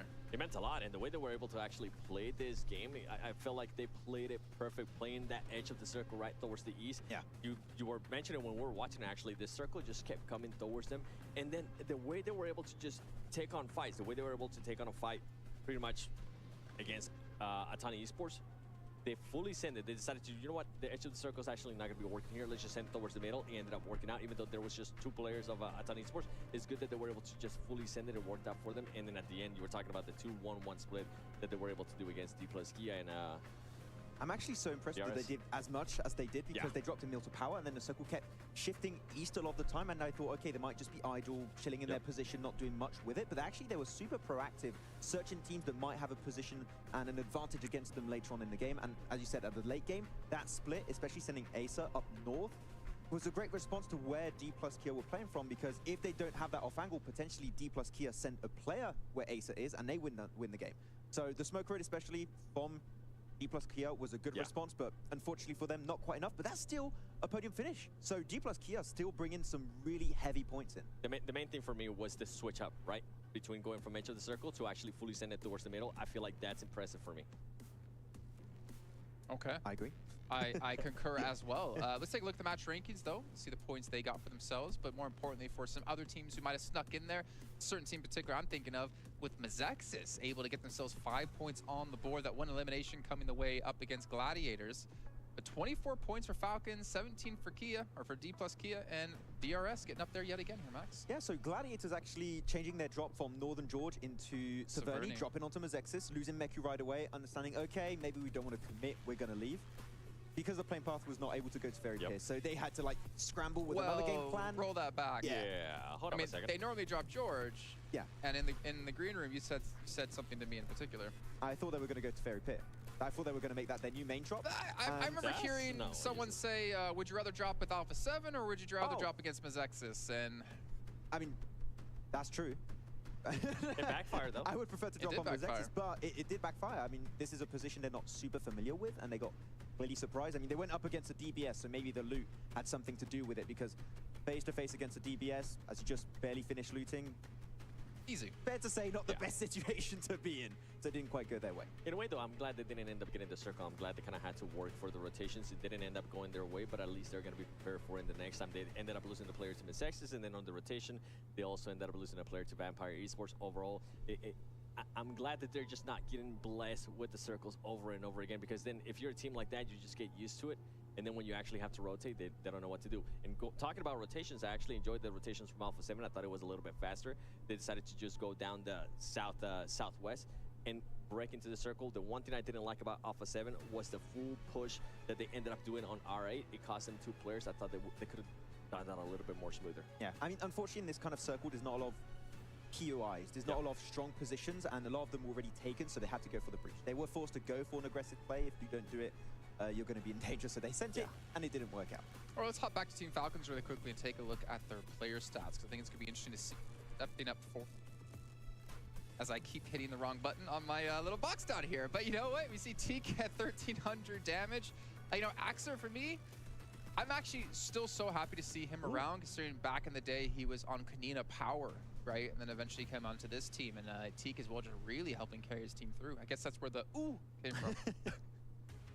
Pretty much did there. But TQ is mostly the fragger. Ace is the one getting the off angle for the team. M6 is like the survivalist in a sense. If there's a solo player alive, it's always going to be 6. But yeah, TQ and Ace have been able to set up the team so many times in this game, and I want to see more of it, because as you said, a chicken dinner already, Jason, yesterday, another one happening today. Currently they're in a position where they could very comfortably be in the top 6, remain in the top 6 at the end of today, and make it into the main tournament. I mean, we saw it from the audience. They're really pushing for it. Yeah, well, I was actually going to say, we actually do have an interview on stage with Banks with the player coming in from Team Falcons. Let's head down to there and hear what they have to say. Welcome back to the main stage, where I am joined by TQ of Team Falcons. What an incredible performance that was coming out of that map. You know what, I have to ask you, how does your day-to-day so far compared to day one? We play today fix more individual game and they play full focus. سألنا اللاعب كيف مقارنة المباراة عن اليوم الأول في اليوم الثاني. قال أن لعبنا بشكل أفضل ولعبنا وركزنا حتى برضو في المباراة وفعلا قدروا يحققون التشيكن دينر في هذه المباراة. TQ, I want to ask you about your drop zone. So when you first, dive onto the map, how busy is it, or do you have time to play slow? We play match 2 very slow. Play H zone, push, next zone, push, winner chicken. سألنا اللاعب انه كيف كانت الدروبس حتى برضو او نزولهم من الطياره وايش الاماكن حتى برضو اللي ياخذونها، هل يروحون يطبون برضو في الاماكن اللي يكون فيها زحمه، لكن قال انه يلعبونها فعلا بشكل ذكي اكثر، وحتى برضو انهم يحاولون يضغطون فيها الخصوم، وهذا اللي شفناه منهم فعلا لعب مثالي قدموه لنا فريق فالكونز. TQ, before I let you go, I just wanted to ask, how does it feel competing here on the main stage? Is it scary? Are you nervous? Yes, inshallah number 1. Fair enough. سألنا اللاعب انه كيف شعورك وانت هنا في المباراة؟ هل تحس بالتوتر تلعب ضد الجمهور وعلى الستيج؟ وقال انه باذن الله راح يكون فيها بالمركز الاول، فالف مبروك الفريق فالكونز تحقيقهم اللقب. اعزائي المشاهدين، اعزائي الحضور، اعطونا تحية لفريق فالكونز على الفوز. Thank you so much for joining us here on the main stage. I really appreciate you trying to, do this interview in English. It's been absolutely fantastic, I promise you. Back to the studio. والحين اعزائي المشاهدين راح ننتقل الى الاستوديو التحليلي بعدين نرجع لكم المباراة اللي بعدها. All right, good to hear from him. You can see he's not nervous to do interviews in English. I wish all of our players weren't so nervous to do interviews in English, because we would love to be able to talk to players much more than we've been able to. What's up, Seven? I love the way that he was able to break that down. You know what? Just play edge of the circle and then push and then chicken dinner. Yeah, he took our entire death segment and just cut it down to just a few seconds, pretty much. Which, hey, that's a good game plan. Meanwhile, we're over here like, yeah, they just decided to wait it out, and then they decided to push into Aton Esports, and then a 2-2 split. And then just push. From now on, just push. Yes. Chicken dinner. It's a great, effective strat. I love it. Want to see more of it. Do you, though, Max? Yes. I can't push. No, what? I get pushed. No, I asked you, do you want to see more of it? Oh, yeah, I want to see more of it. Good. So do I. I want to see that, definitely. But obviously this game, I mean, it is like the halfway point here of our day, but more importantly, it's the halfway point of All-Stars, which means you only have, well, half of 18 is 9. I'm happy you didn't ask me. I really struggled on that one, which means we're running out of time here for some of these teams to break through the top 6. We legitimately need to start talking about teams in the top 6 and any sort of bubble that's being created, and which teams can still look to strike and gain ground there. But before we get into that, let's actually take a look, I believe, at D+'s team stats here as well, their player stats, because again, another match back-to-back, they've had a really good result. They're starting to really pick up some steam here, and they're really proving to be a formidable force. And the most important part about this for me is they came back after day 1, and they didn't falter. Like, they've just been playing at the same kind of level that we saw at the end of the first day. Yeah, and mostly what I'm happy about is that they've proven themselves on the map outside of Miramar. We wanted to see Erangel, can they bring the results? They've done it back-to-back right now, so they've got that consistency factor going for them. And especially this Game 7, they've barely moved, I would say, from the central position. They sent it on phase 1, and then they stayed there for like 5-6 phases in a row, and they just kept lasering down teams around them. Of course, they had to be a bit careful because they were not able to loot up teams they took down, so they had to make sure that they were just not throwing everything out of the window right away, but they made the most out of that position, and then they just sent it at the end to try and get the win, but Ace's angle once again was just way too strong. The thing that you mentioned, though, we weren't really have to nitpick at them because they were actually being aggressive, even though the circle kept coming towards them. So that's what we want to see out of that team. And something that you mentioned as well, too. The big question mark for them was going to be, can they actually start performing in Erangel? Back-to-back good performances. I can't wait to see what this next one's going to be. And then going into Miramar, I'm hoping that we see some of the flashes of what we saw yesterday, and they're going to put themselves in a great position to strike for that first place. Well, upside for them is there is one more Erangel to come today, and it's right after the last 2 we just had. But let's actually take a look here at our 2 top-performing teams here, and a quick little head-to-head to kind of give us a comparison of how they did respectively. And, you know, 2,400 damage is good, but 3,100 damage is better. And that's a big number. I think that's maybe the most damage we've had in a match yet. One of the most, yeah. Is it the most? I think it is the most. We got a few teams there was close. one where I was hoping that it was going to be 3,000, and then you price right me, and then you said 2,800. Got him! But it did work out. But some teams got close, but Falcons with a game like that. The push-push strat working out pretty decently, but damage taken by D+ Kia, of course, a little bit lower because they were just bunkering down on that one compound and didn't really have too many threats around them. Also because that compound is hard to push, it's on top of a hill. So if you start pushing, you're going to be seen from really far away. You're going to get shot at. Nades are very easy to connect, so we'll have to see. Yep. Then you'd have to be running up that hill to... Yeah. No? Yes, yeah. Okay. From which artist? I don't know. I mean, that was a little bit inside joke that I guess just didn't make it here onto air. I was expecting you to help me out on that one. Yeah, running up that hill. Okay. I forgot the rest, actually.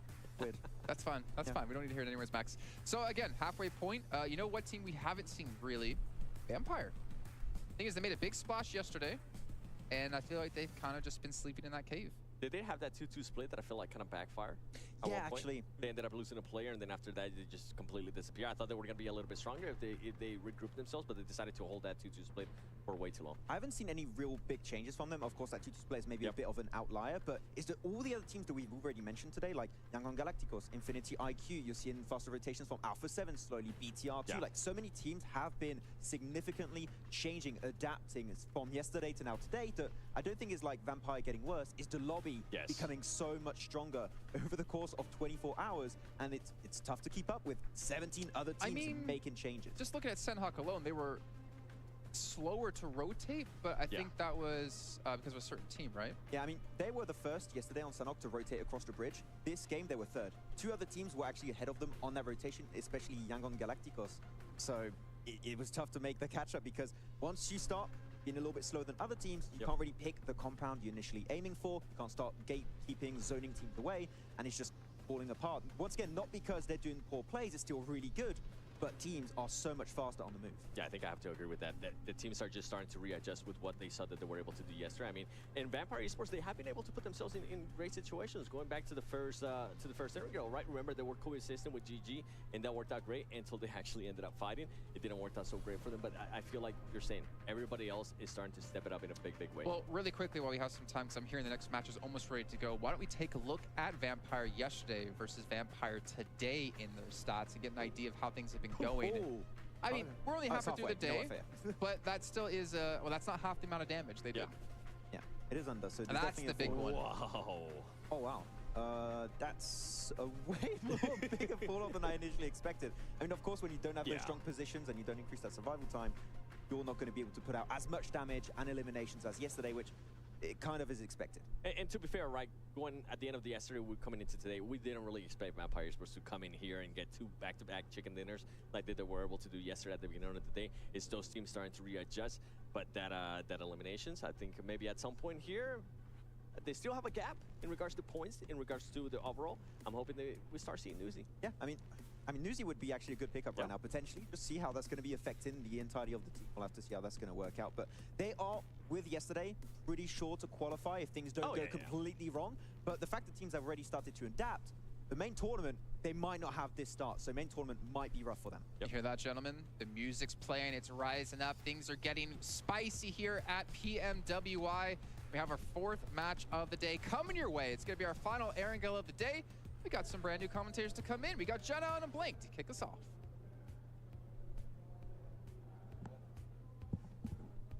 Get into the game. Okay, there we go. Can hear myself now. Milta over towards Quarry is the plane path that we'll be seeing on the cards. This is kind of the opposite, really, of the side of the map that we saw from the previous gameplay.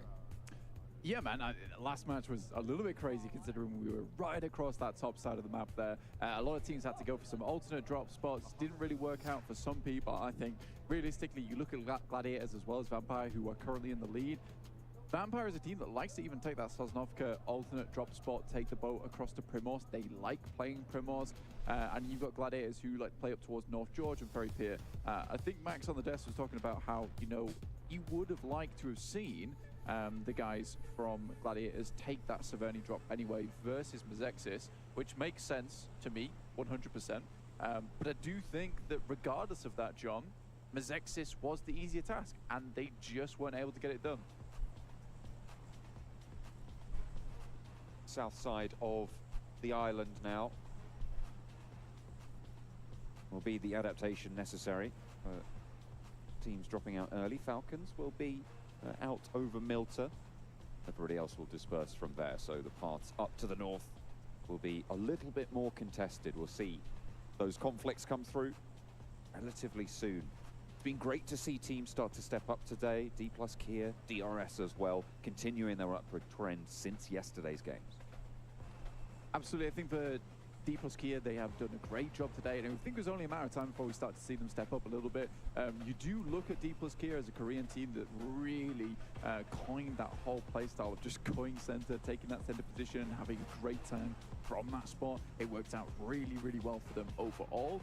I do think that looking at D plus Kia, though, a little bit more closely, they are less struggling towards that edge play in the end game. I think they were finding it a little bit difficult yesterday to get towards that center position, but I think they've cracked the code now. They just need a little bit more time. We have to remember that this is a region that doesn't often play international events as well. So the fact that they are coming into this one, they have got a lot to learn. They've got a lot of homework to do as well from their pretty inclusive region, which just contains them in Japan a lot of times. So I think they've done a fantastic job coming into the day, getting that homework done, getting that analysis in, and now they've figured out how to play it. Because every time they do come to these international stages, we do see D plus Kia actually perform very, very well, and they're just so slick with their movements in the end game.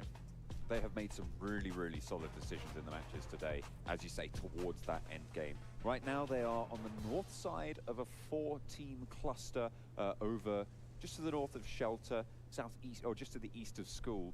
D plus Kia currently find themselves. You've got Aton there as well, Bigetron and Sem9, all around that sort of area who are going to look to spread out the circle. Hard west shift. Saw some pistol action at the start of the last game, and Melo wants to continue that into this one. Unfortunately, won't be as successful as previous entries.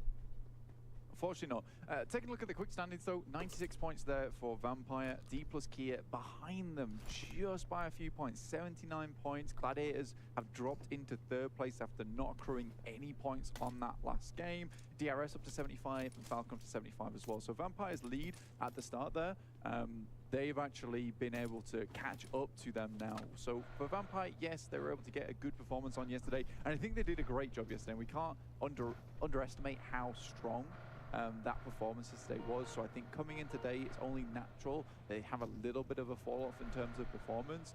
We're still waiting for that massive resurgence of play coming from Vampires, but they're consistently making it towards that top 10. I think they've got a lot of good finishes. Gladiators, on the other hand, they're just struggling towards that final push. A lot of times we see them make some very good decisions, hold it down. They're all about that control a lot of times, but unfortunately, they are having the same problem that DRS were having yesterday, which is just not enough aggression. They need to be shooting at more people. They need to be taking these shots, taking these engagements, and having more presence, because you can have all the control you want in terms of information. What they don't have at the moment is that firepower, which DRS have fixed now today. They've had some really good games. They're less passive. They're more confident to take these fights once they find their way in, because they are very slippery at the moment, able to find their way in all over the place of the map, which is just showing a great sense of macro from this side. It's something that we were expecting coming into this tournament, is that the whole lobby has a lot more power. It is so stacked across the board, right? So you're seeing these teams that are just able to swing from absolutely any region and play out those corners very, very well. That's exactly what we've seen from those up steps, those upticks in performance. Great to see. I'm looking at the map right now, and I know that Kilaris is unhappy that he's not on this game, because iKURD have gone for one of his favorite drops on Erangel. It's the split West Coast drop going through, and they're going to be playing in a circle that favors them as well. Alright, chat, this is Valak here, reporting for duty.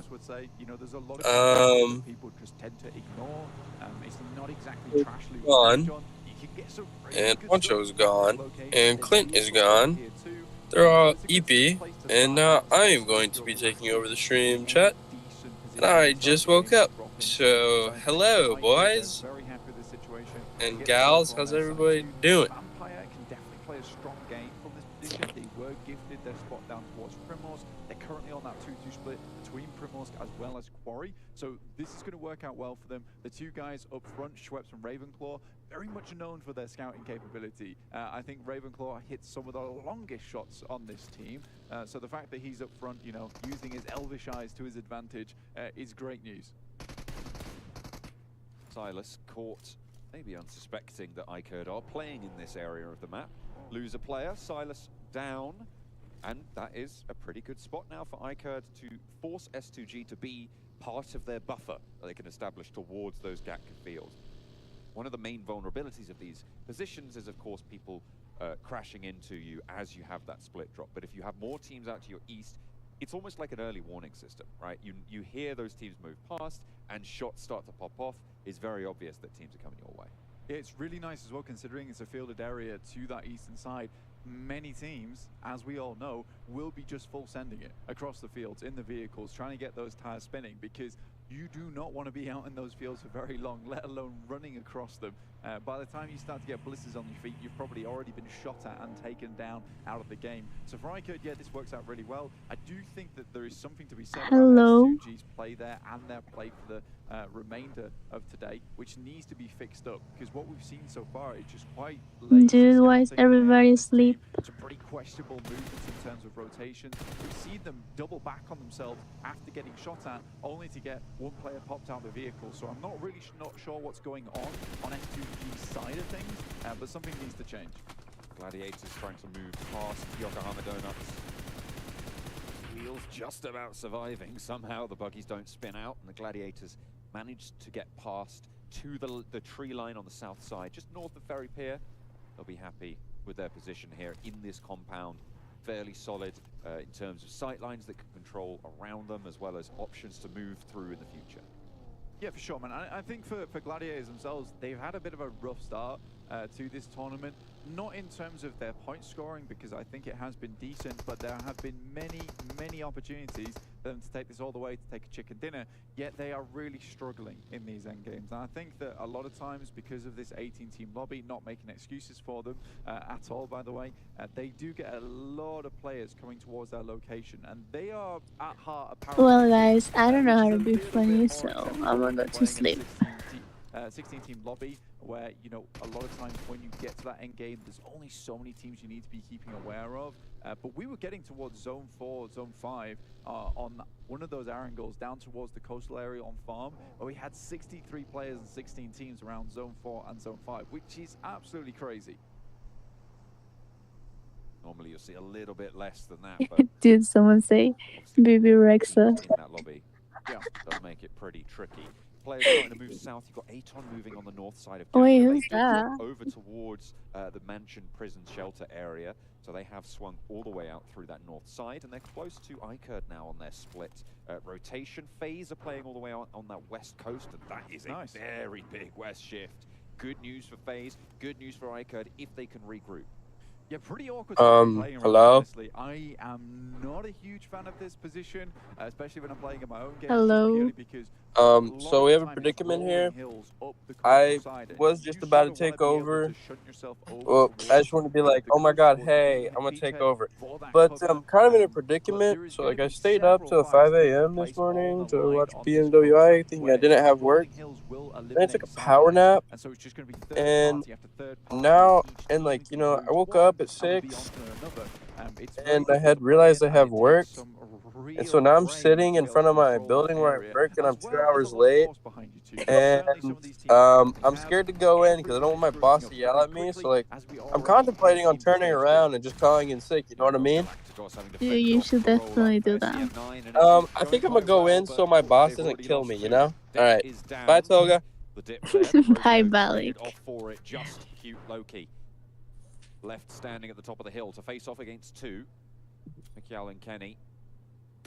Both wanting to find the final player, but a nade evens the numbers, and now it's a 1 versus 1. DBS in hand, sure, but that nade looks pretty good. It's around the right tree, just breaking wide from Kenny. Means that he will dodge the majority of that damage there. Sends another one going a little bit longer that time. Didn't cook that nade too long, but Cute Loki yet to really find the value for it. A lot of damage poured into Mikial. So guys, what am I supposed to do? Quite tap it on fully, and there we go. The spray and the knock. Waiting for the heal, and a really nice 1-2 tap there from Cute Loki to keep Yangon Galacticos in the running. Yeah, the one smoke comes down, and Loki wraps the illusion, rounds the eyes of his opponents, and they just can't see where he's coming from. Really well played there. The initial nade into the ducking and dodging behind that smoke to make it happen. Will keep his team nice and healthy, which was quite a terrifying situation, but already a lot of action pumped out at the start of the gates here. We have at least 6 teams right now, all losing players, with Sem9 completely How is out of the game Mizexis already. doing? Bro, I fell asleep, so I don't know how they doing. As Teak said over on the Falcons on the stage, you know, we stay out on the edge, we're going to push, push, push, and then chicken dinner. They do that a lot. They're still in the blue right now, one of the few teams to still be out there alongside Mizexis and i8 who are moving in. The Infinity did head down towards Sosnovka, but are being held out right now by Mizexis. An odd move, not one that I would be thinking. I'm in the match, I guess. Nah, can't do that. Edge of the map on the western side. We'll see where this next circle does hit up and what kind of things it will. My English is not good enough for me to comment. Linearizing this western coast, right? Because it forces teams coming in from the southeast quadrant of this circle to go underneath it or to try and send right into the side. Most teams are going to look to go south. You can see Gladiators have done so. AGONxI8 are looking to do that as well. We'll have to wait and see where the remnants of Mizexis and Infinity IQ both go, because they are trying to fight one another on the way, but you imagine that they're also going to be looking to that south side, and that just pushes in the south of the circle to be such a dangerous area. Yeah, you really don't want to be coming in through that north side, because you're just heading through the swamped area, you're heading through that fielded grass, it's a little bit open, you can be spotted out. Drop the phone number, ma'am. I can't explain what's going to happen. No. Held control over earlier on. Gladiators, though, I don't mind this position over on the south side. It does give you the opportunity of third partying. And again, this is what we wanted to see from Gladiators themselves, or just a little bit of more ferocity from their side. And I think that this particular play really does require that bite behind it. See if they're able to bear the fangs appropriately. Kitsune goes very, very low, but has backup from Tixi, top fragger in the tournament. Doing a lot of work for the team, but does go down there in an unfortunate trade with Missile. The team will roll through to try and trade, but Matic falls as well. He's going to get flushed out, and Missile just about goes away there. And Meku now the last standing. The Gladiators under threat. How has that happened? 2 players from Yokohama Donuts take them down. That is disaster striking for the Gladiators, but Vampire looking to try and play another story, play another tune as Prestige takes them out on the staircase. Last player standing for Baby Rexel, by the way. Off with the DBS in hand, it's doable, but it's not going to happen in the face of Schweppes. Cannot stand up. What a horrible spot to be in there. And this is just the problem with the DBS right now, is that you get one player with it. A lot of these situations where the 1v4s just weren't possible have now been opened up. So the DBS, problematic in that sense. If you're going up against it with an M4, it looked like Vampire were trying to institute there, because they are playing off in an area where they really would like to get some long sight lines. So you can understand why they would go for the double ARs. Yeah, this is real. Interesting. So I think for them, going up against that DBS, not ideal, because they're going to have to pump the bullets in, whereas just one shot from that DBS will take you down. So a little Alright, bit chat, is this fucking... They all went down the stairs together, made sure that they were able to refrag off the back of one another. So yes, they lost a player, but it was salvaged in the end. 3 players, not ideal, but it'll do. Apparently it's enough to take down the Gladiators, though, as we saw just then. It was 3v4 coming through from the Yokohama Donuts Varel squad. And that's just not something you can afford to happen. That's where we saw 1v1s being given, right? That's exactly what you said Vampire didn't do. We saw Gladiators go for instead. They tried to go for these players. Tixi went out a little bit too early. The instant refrag wasn't there. They didn't have those sightlines to control. They pushed around, stepped in, and great performance by Missile, to be sure, but you can't be giving them those opportunities. They go down for it. Yeah, it's a real sloppy start. There's no smokes. There's just the... Nah, I'm not Six's girlfriend. They realize that this we're friends. We've been friends for the past 5 years. They just want to get into the circle, get into the zone where they can start to play out, get some scouting done, realize where the players are in front of them, because you know with this circle, you want to be as close to the action as possible, so you can start to have a little bit of influence around the lobby. Already though, we got BTR coming up towards D+ here, see if they can keep going on their streak, and from behind the door, Forest will take down one, looks for another. Call him the lumberjack. The Forest taking everyone down. Alkev through the window, finally able to slow him, but will it be enough to stop the train? No, sir. Forest still alive. Rezable, but AGONxI8 over the ridge. Goodness me. And we can keep going with the old LOTR references, because Forest just assumed that BTR there was Sauron. very much not happy about that situation. The Ents do finally go back to war and keep D plus Kia back in the action. A great play from them, and they can continue to play from that northeast side. Very critical that they get through that engagement with 4 players still up and running, because it is not going to be easy to get towards the center of this circle now. You need all the sight lines you can get here on forwards. They do have a couple of vehicles. You can see there some do not have wheels, but some do. So they at least have 2 to get through this horrible fielded zone. I think right now Aton have a strong spot in this compound up towards the northern side, which looks down upon a lot of the rest of the lobby.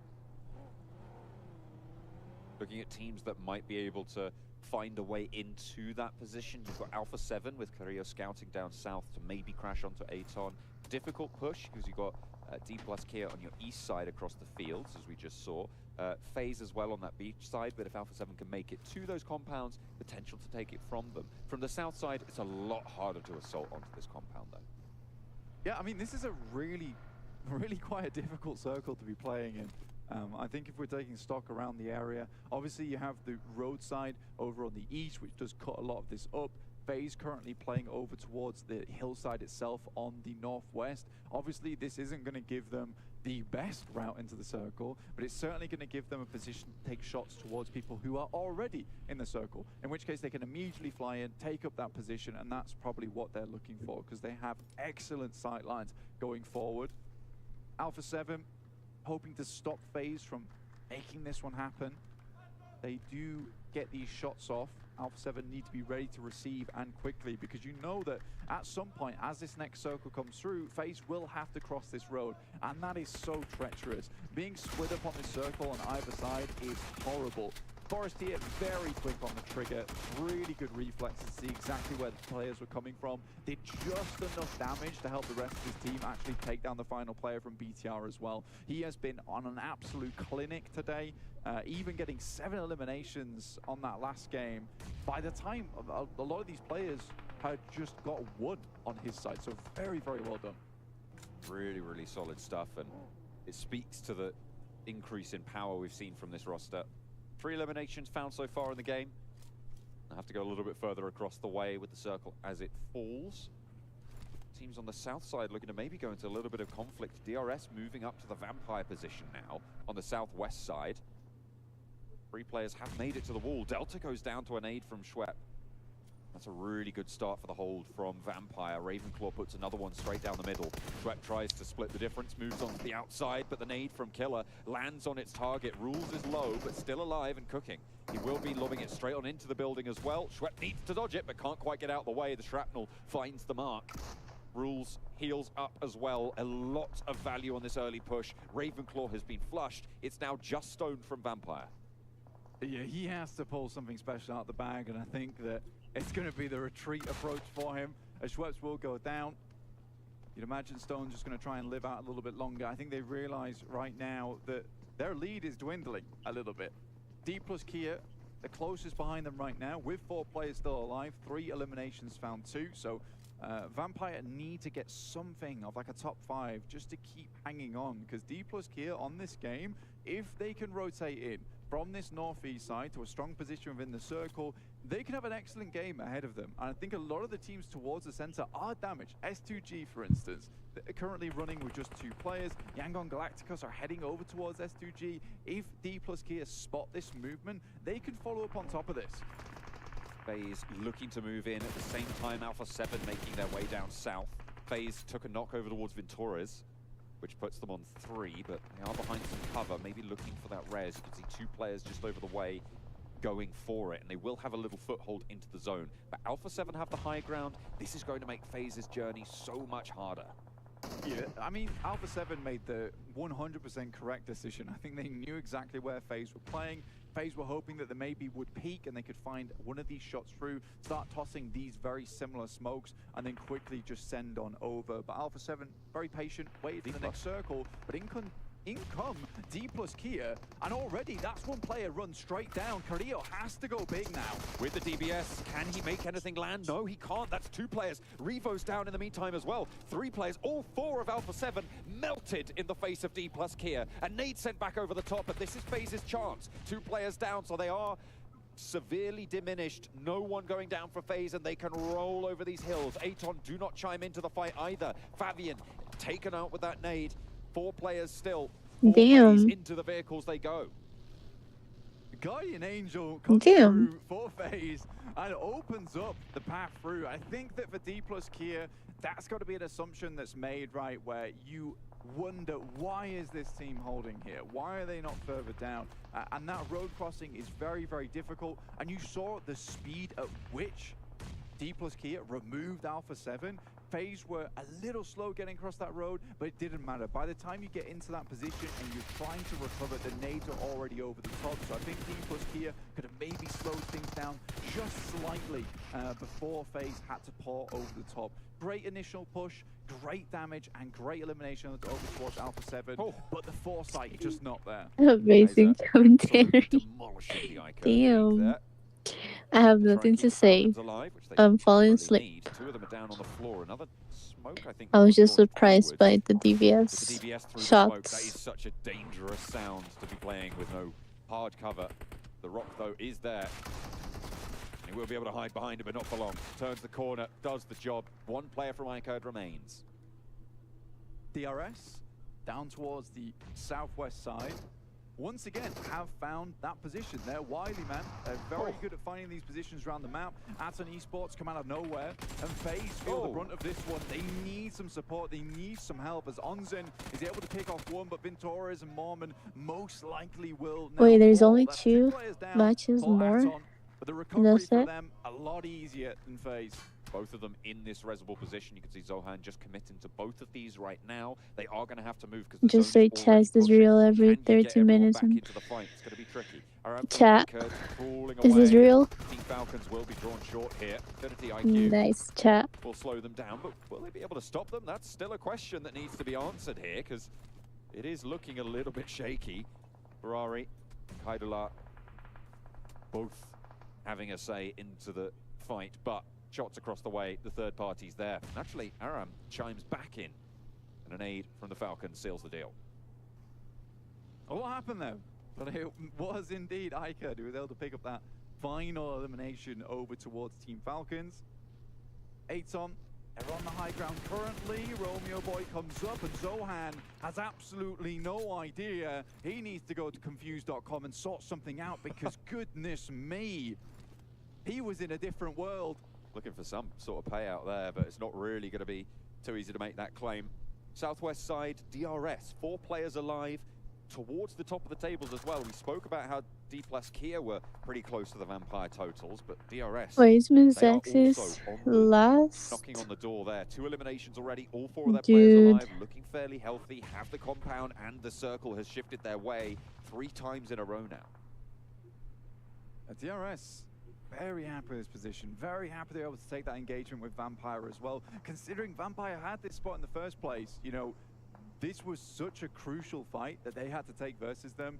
Really good grenades, a very good hold from outside the building. Realistically, Vampire had a lot of space to play with. And again, it's a little bit of that greed sometimes that we see from Vampire, where they just like to play very fast into these engagements and have fun with it. Unfortunately, it comes back to bite them here. Stoned is, though, laddering up.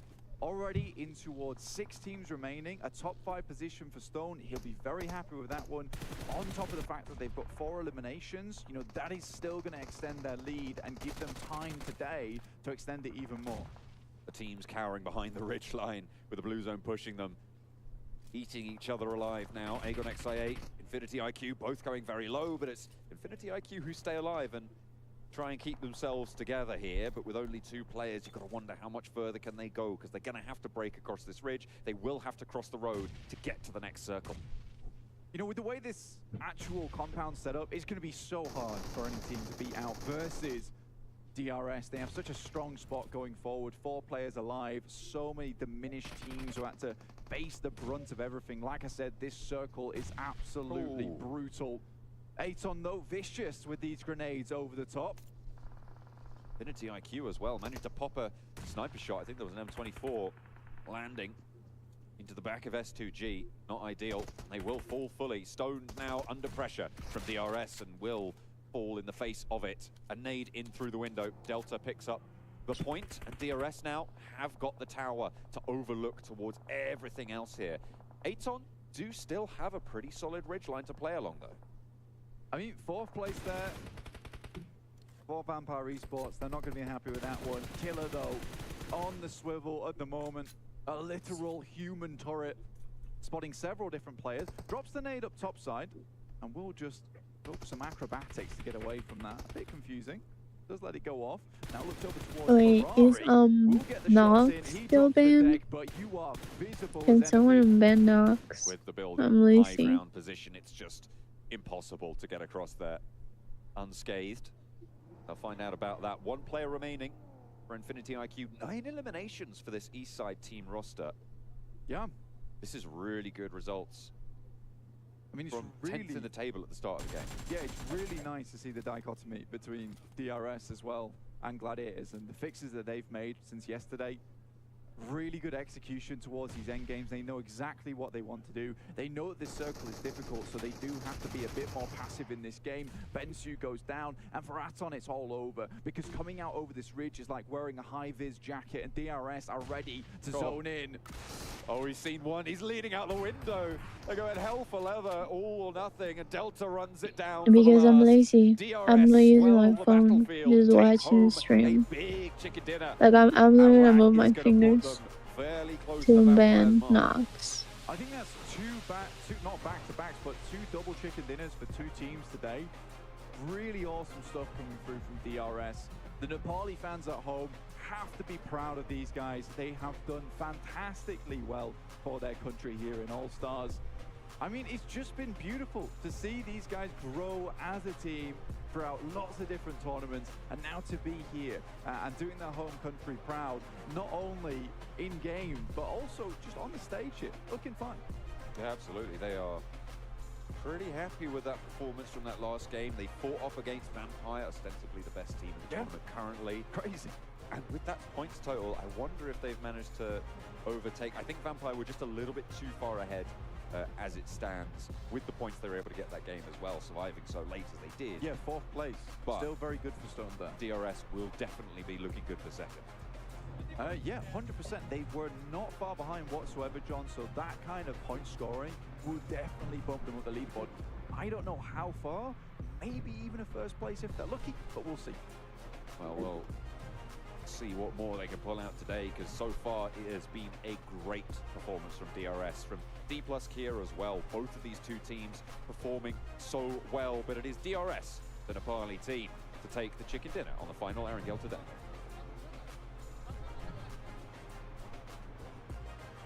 DRS, DRS. Where are they from? What is that flag? I'm a little bit uncultured. Oh, they're playing a little passive. They're just going for the late game. They heard us. They heard us on the bus, man. I'm expecting some money for this. We have just become the all-time best coaches in PUBG Mobile. I think they were just baiting us yesterday. I think they were like, you know what? We're gonna make people think that we're just gonna be playing slow, and today we're just gonna turn it up. They're like, oh, he's cute. Day 2. Oh, they are. They're a real mega threat. I can tell you that much. Maybe a bit salty over not securing himself the championship in PMGC Grand Finals. Like, we want to win an international event, and it might be happening right here with improvements like this at the rate they're currently playing. Like, they're not scared to go for fights anymore. They're not. And they're just such a massive threat. I would be scared to go in a 4v4 against them. And the way they are taking those fights, the way they are covering their angles too, so far it's impressive what they're being able to do. Hey, maybe we can set it up, a 4v4, the talent versus DRS. No, I'm going to stop you right now. I don't want to do it. You might get it. No, it's not going to happen. Don't believe in me for that, okay? That is one thing that's never going to happen. You, Hot Jukes. You. And Kalash on the bench. Yeah. No, actually, maybe we'll change it up. Maybe we'll do like all 7 of us versus 4 of them. I see you play games before, Probably Jason. not going to be enough. I think you do good. You did Say decent. it with a straight face, 7. He can't. Well, they're not seeing you on camera to do it anyways. I don't want Jason on my team. Last time we played, you rolled over me with a car. I tried to. You tried. It was against you. It was against you. Yeah. And I tried. Oh, no, I did try to hit you. You loser with extra info. No. I like learning. But obviously DRS, like, this has been a big turnaround for them so far in... I just didn't know where the flag was from, but I know where Nepal is. Also, Mount Everest. Take a look if we can really quickly before we... Actually, no, we'll see match results first. So how about we see that first, then we'll talk about DRS a little bit more, because I kind of wanted to compare their stats yesterday versus today. But here we go. Match rankings coming your way here and see how many points they got, but as well as the other teams. 18 points. So not one of their biggest elim games, but still, it's chicken dinner. It's still 18 points. And that gets them 18 points closer to being into the main event. Yeah, and a lot of teams closing that gap against Vampire Esports. It's still 8 points, right? They're still making sure they're going to be in the top 6 at the end of the event. That's fine, but there's a lot of teams that are closing that gap and they're aiming for that $125 secure after the All-Stars. And that's the thing, right, with Vampire Esports. They were able to do so well yesterday, and they were able to pretty much perform the way that they needed to start off day one. That here, even though they are not getting those chicken dinners, even though that they're not being the most fragging team when it goes to games, they're doing just the right amount. Remember, Sir Tanning told us 10 points per game. Yeah. So far, I mean, if we average it out, they definitely exactly. Your English ain't that bad. You could probably do. No. Actually, now I think about it, not sure. Right, so I was just here because I'm bored. But I don't like talking. Because I'm imagining they're going to have, I mean, they have relatively the same points that they're going to actually probably even more, right, with 2 chicken dinners. But I think what we're really looking for is a difference between eliminations and damage yesterday to today, because that is something they've massively been able to step up. And that's something I was kind of criticizing them for, I think, quite a bit yesterday, of saying, like, great, you can get to late game, but if you can't get the eliminations to back it up, you don't have that sweet, sweet marriage between the two, they're not going to be a CCT. Well, you know what? I have to eat my words. They've proven they could be a CCT here today. I mean, as you said, they were able to make it to the late game, but when they made it to that point, it's like, what's next? And it seems like they didn't really have the will to go aggressive, but they're able to do it right now. And I really, as you said, Jason, I want to see the elims and the damage that they were able to get here. So let's see. They're already pretty much tied up. There's still 2 matches left to come, right? So that's what makes it even more impressive. Yeah, almost tied up, and they still got 2 full-on matches to go here. 7 and damage. Okay, that's the money maker right there. That's right here. I mean, even 34 elims? What? And this is what we were saying too, like Ms. X is on top. Let him cook. Let him cook. Yesterday, they were already putting themselves in such a great place to take on 2 fights that they were a little bit passive. They just weren't willing. Just let him cook, guys. They're turning on that aggressiveness. They're being able to actually fight. Aggressive. Did you go back to your cheerleader days? You didn't believe me. I did not. And then I whipped out one of my little songs. I saw the Leon hearts. So much Jason law has been dropped this event. I'm loving it. We don't need to discuss what that means for people at home. You don't need to know about that one. DRS, like, I think what's impressive is you look at Vampire yesterday, and you look at them today. They really they fell off. I don't think that's something that can be argued against, but they obviously played so well, it's hard to replicate that. But DRS have just improved on their performance, and I think that's what makes them even more impressive, because they took what happened on day one, they researched, they prepped, they VOD reviewed, whatever it was, and they implemented that today. Yeah, and for Vampire, I mean, they didn't really fall off. They're still getting enough points, but it sets a very scary precedent heading into the main tournament. Like, teams are already starting to adapt. So you're going to have normally quite a few of the teams here from this stage going into the main tournament, and you're going to have the main tournament teams looking at this. So there's going to be a lot of adaptations being made already for how Vampire are going to play, and it's going to be tough to have the start they had yesterday was almost 3 wins.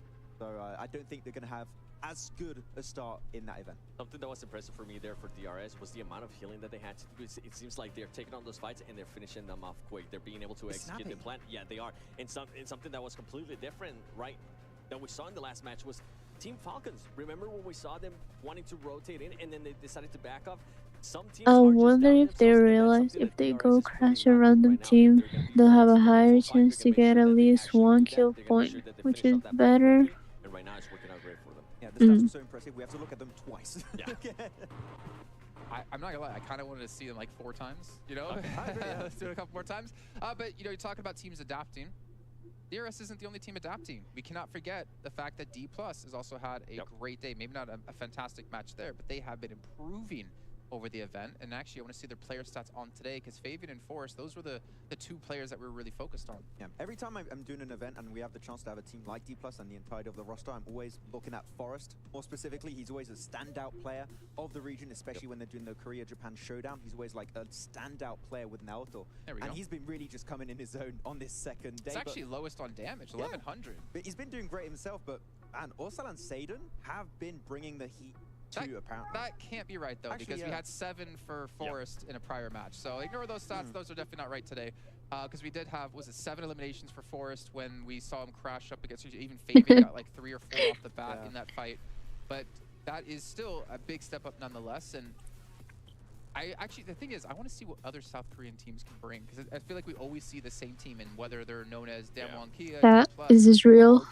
back then. It always feels like when you get a team from those two regions, it's always the same. Yeah. It would be cool to see new ones. Actually, they almost didn't qualify. They tied with AGONxI8 Esports, I believe it was, and because of the tiebreaker, they ended up qualifying. We were 1 point away, 7 from seeing another South Korean team.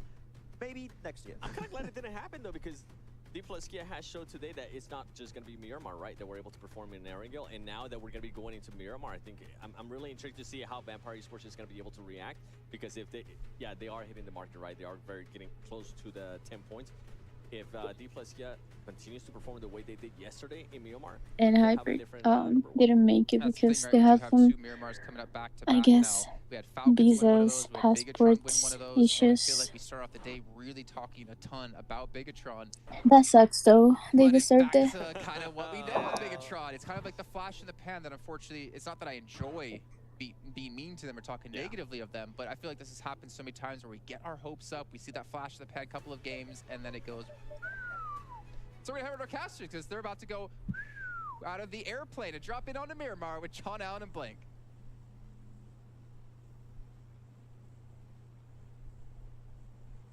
Yep, well, I mean, we're hopefully not going to be dropping out of the plane too fast. I mean, we're not going to be hitting the ground like that, but hopefully we'll be staying alive, as will most of these other teams. Certainly one of them will be staying alive the longest. Someone's got to. Absolutely. Someone's got to stay towards that top side, because otherwise that whole plane's going down. It's got to make the return trip too. For dropping those crates. True. These guys on the plane, they've got a tough job. Shout out to the plane pilots. Yeah, I mean, shout out to the pilots. Shout out to the players. All right. But yes, all these players will also have a tough time in these games going forward. Damn. Double Miramar to cap off our day. Obviously, we've done all of our angles so far already. Really difficult circle, that last one, over on our last match. DRS, again, though, I think that wait, Balak, how was in your boss like map? You're still seeing You were like 2 hours late. I would have fired you. Where these areas are in the map that have just these little gaps in between the teams where they can inject themselves, find a very decent position, and now they're not even afraid to take these fights. They've gained a lot of confidence over the past few days, which is fantastic to see. Well, past couple of days at this point in time. But they've gained a lot of confidence here in the All-Stars tournament, and I think that's allowing them to take these fights that they wouldn't necessarily take before, where they'd find a gap that wasn't exactly ideal, but this time around, they're just taking the fight, getting an ideal compound, playing from there. And that was a really strong position on the map. It was great that the circle came over towards them in the end, but even then, they were one of the few teams that still had a compound to play in that had still some area going up towards the circle. DRS up to 93 points now, second place. Vampire 104, so 11 points separate them at this early stage of the tournament. That is very closable. I will have fired you. I can't even say it. I would have fired you. Less than a game. So we'll see what more challenges they can throw towards the top of those tables. Either way, we said Vampire looked pretty good to qualify as top 6 over the course of their performance from yesterday and the start of today. Even though it hasn't been as strong as it was yesterday, Vampire still looking very solid to get one of those qualification spots.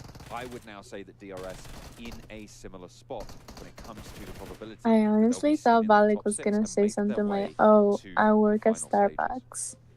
I'll swing over towards the Infinity. Ferrari goes down quite But quickly boys there. say, So the Infinity we playing I am an oil and gas pipeline. How do you say that? Pipeline accountant for planes All-American. We just saw them on our screens. A team that would really like to get some points this time around. I think if they can end the day with maybe a 10-point average over the next 2 games, they'll be very pleased with that one. Sem9 also rocking up over towards Alpha7. Revo down, star player on the side. Immediately, their smoke's down. They're getting their boy back up because he is certainly let Mizexis cook. Let him cook. Very, very key part of the roster right now, and Alpha7 need all the strength they can get, to be fair, because they have been, I think, underperforming their expectation, almost certainly. This was a team that people were predicting to win over on the main stage, and right now, they are middle of the tables overall. They're in 9th place. It's not the team that we wanted to see. No, not at all. 50 points currently, sat in 9th place, so 3 points away from qualifying if they could, because they already are in that main tournament. They've already qualified for it. You know, you could be that one guy that says, oh, they're just reserving their energy for the main tournament. But I think that the way we've seen Alpha7 play in the past, it's quite effortless the way they take control of a lot of these maps. So I'm not sure what's going on here, but there's certainly something that is real. fixing a little bit. And I think for the guys on Alpha7, they'll be looking into that rigorously. Nox, I'm pretty sure Balik is not your kitten. After so much success, you come over here, which is arguably, But otherwise, a little bit of an easier lobby, right? We do have some teams within here that I think that Alpha7 should absolutely trounce, but they're just not. So I can no longer have that kind of say into these games. Matic sending off once again. This guy's got into a fair few fights so far with a couple of teams. Had to drink a little bit of an energy drink to get himself back up to full, and then takes another engagement with the guys from Alpha7, who are just harassing them time and time again. North George now heading up towards La Cobradilla. He's sent that information back, and the rest of Gladiators starting to group up just a little bit. The Gladiators making their way down a little bit further, hopefully, to regroup. Tixie's still very isolated as it stands, about a kilometer away, which means that any push onto his position basically is on his own at this stage. So a little regroup in the near future, you'd imagine, but not really pressing right now. No one looking to try and take that position. On the northeast side, the Gladiators went down to them last game on an unfortunate set of trades, 1v1s, and giving a little bit too much on their push. Yokohama Donuts, the team that took them down last time, moving in through Torre Armada, potentially moving parallel to the Gladiators. Yeah, the play was certainly sloppy, right? I think that's the best way to describe it. It didn't feel like Gladiators. A lot of times Gladiators win out on fights just by setup alone. I don't think, and I will continue to say this, I don't think that they have the best gun skill in a lot of lobbies internationally. I think what they really reveled on was that macro side of things. They were very good at controlling where their rotations were going to be, which third parties they wanted to take, and which were going to be inefficient to their game plan. That's what Gladiators were very good at. So when you see a setup to an engagement like that, which is just Nox, I would just be a person that doesn't care what you say, because starting from last night, passion for is to change team. Hell yeah. And again, Gladiators are one of these teams that really does want to qualify. Balik is a new person. He has changed. In the meantime, you've got R8 down towards that south side west. He will never cuss again. Close towards the central area. S2G have also been quite far into a lot of these games, but that's mainly by just hanging on towards that center side and trying to fight out against any team that rocks up on them. They're going to go for a similar kind of strategy. It isn't really banking them a lot of points. You can see it on your screen there over on the right hand side. 48, so they're really in that middle pack at the moment. It's really having trouble here. Oh my goodness, Ali finally able to get out of the ditch in the party bus. I think that was about a 17-point turn, but in the end, the axles cooperate, and he just abandons it anyway. Doesn't need it anymore. It's given him enough trouble. That is unfortunate. He probably could have just ran there in the first place, picked up that vehicle and got on his merry way. So again, he kept him safe though. You know, if there was any praying eyes, that party bus is a veritable shield in a lot of situations. Infinity, we saw them lose a player earlier on, John. Down to just 3 now. Not ideal. Here are our pilots back again to drop off some goods. Where will they gift those level 3 augments to teams' arsenals? Circle just about to pop as Guys, no, Juancho is a changed person. He's a completely new human being. He is so polite, educated. He is someone else. On that south edge, the biggest shrink that we see on Miramar, this zone 2 shrink, goes over towards Monte Nuevo and cuts La Driera with a slice of the pie too. Yeah, really kind of an awkward circle for these teams because it's not fully down towards that Driera side. So taking advantage of these high grounds is a little bit more dangerous for some of these teams. You can see Falcons heading over that way to begin with. I think your main worry is that most teams will know of these pretty priority compounds over towards La Driera, and if you start making your way down those mountainside, there should be a lot of eyes over towards that position. Whereas as you head down though, over towards Monte Nuevo, it's quite barren around that edge of the city itself. So with 18 teams still alive, 69 players still in the lobby, there's certainly going to be a lot of shooting here on forwards. I don't think that this is the kind of circle that can maintain that amount of teams for very long. Vampire lost a player to Mezexis on the eastern side of this circle. They do manage to get a building into the next circle though, so they'll be okay for now. Gladiators being forced out by Yokohama Donuts to play a little bit, actually very split from one another. They really don't want to be locked into an engagement right now. They'll have to make their way past El Pozzo. Yeah, a regroup like this is not easy for the guys from Gladiators. They're going to have to send several different directions. Kitsune is heading all the way over towards this western side, whereas Maku is exploring the edge towards the east. Most likely will recall Kitsune now to head towards the rest of the team now that they found a path through that is safe. i8 in the meantime, UZM gets cut down by Ravenclaw. Well found. Vampire still hold on the southeast side now. AGONxI8 backed off for the time being. Misclick there from Blade. Wanted to get into the buggy. Popped a shot. Either way, they knew he was there, so it's not too much of a surprise. Mezexis still being held out further southeast, despite already having taken down a player from Vampire. They haven't opted to go for that full push it. Yeah, obviously Vampire losing a player like this isn't ideal, and I think that Vampire most likely will switch into a more elimination-focused game for themselves now. It won't necessarily mean they're getting a high placement like Stoned went for last game, but I think that they do need to start picking up some eliminations because the 3 players on this southeast edge, it's quite awkward terrain to head up towards this northeast side anyway, northwest side anyway. So I think for Vampire, yeah, try and take up this position, which is very, very strong within the map. We see a lot of times teams picking up this spot just because of the high ground it offers you up towards that top side. It's got great little spots you can take shots towards teams, potentially pick up a knock here and there, maybe elimination, because getting further than this for Vampires will be tough. What's Kitsune still doing up there? He's having a picnic, I think. Either way, the Gladiators, well, 3 of them, have moved down south, just on the northern prong of Monte Nuevo now. They've got a pretty solid position, with the circle shifting up northwest as well. Cuts La Driera out. So they will have to be teams moving up from that southeast side into these hills. Mezexis going up against AGONxI8. It's not going too well, really, for either of these 2 rosters. They're both having trouble with it. Absolutely. There's a lot of sightlines actually looking down here. I mean, DRS are in this location, Vampire in this location.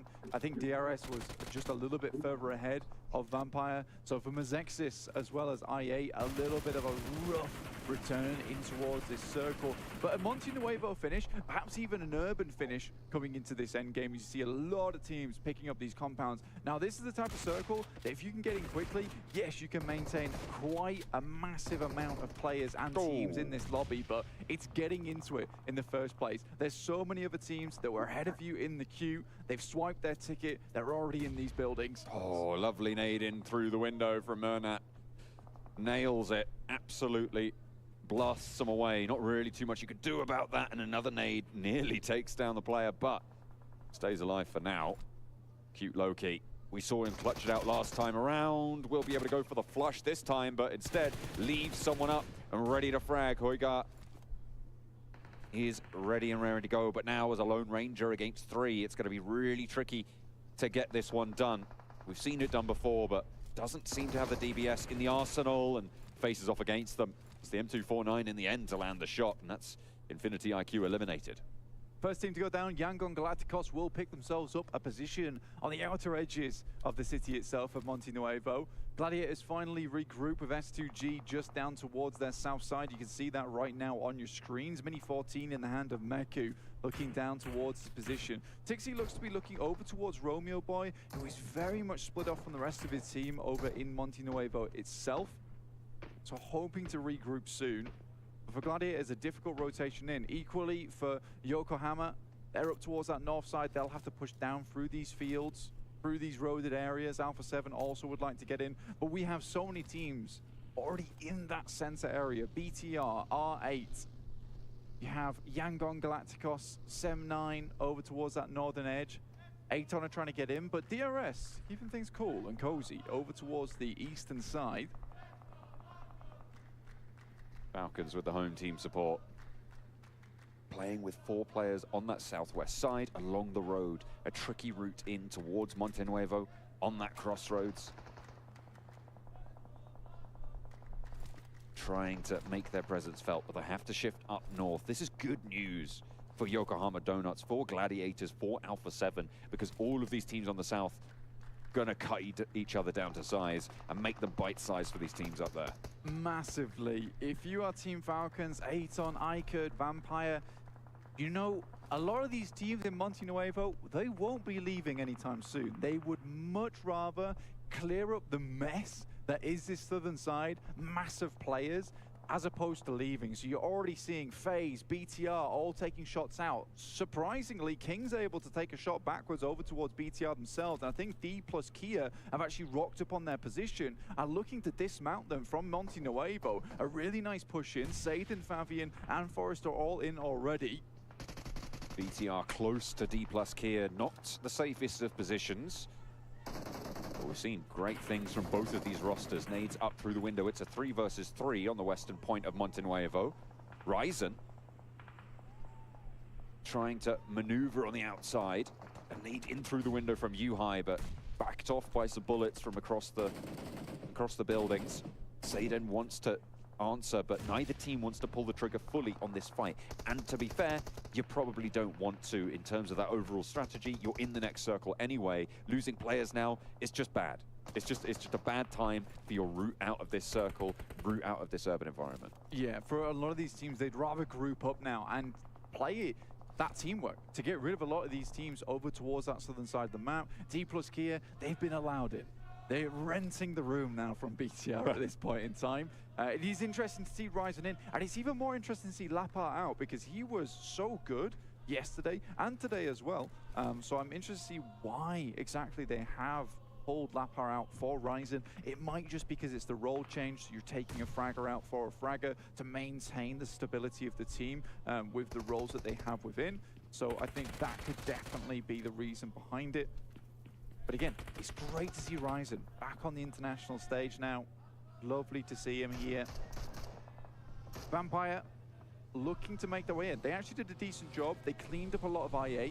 They will have to flip around the side now, but unbeknownst to them, DRS are up towards their northern edge, but they've just started to make a move outwards over the road. This is a dangerous push. Tony K with Stoned in tow. Going across open ground, but they're fairly confident in it. Nearly takes a tumble, but they're up to the rock. This is, I mean, it's very exposed, but nobody is looking this way right now. They're all on the other side of the road and they're preoccupied. DRS certainly is, as SEM9 rolls up into the thick of it. Kenny has the DBS. This is dangerous territory, but finally gets caught up in the tires of the buggy. 2 players down for DRS. They're currently resable, but you imagine that's going to get taken away from them very, very quickly. Tan gets across and pops a nade back in. Killer falls down to a nade. The res going to be enacted for DRS, and they haven't gone for the flushes yet of SEM. Kenny does not get picked up there by teammate. He has the backup instead.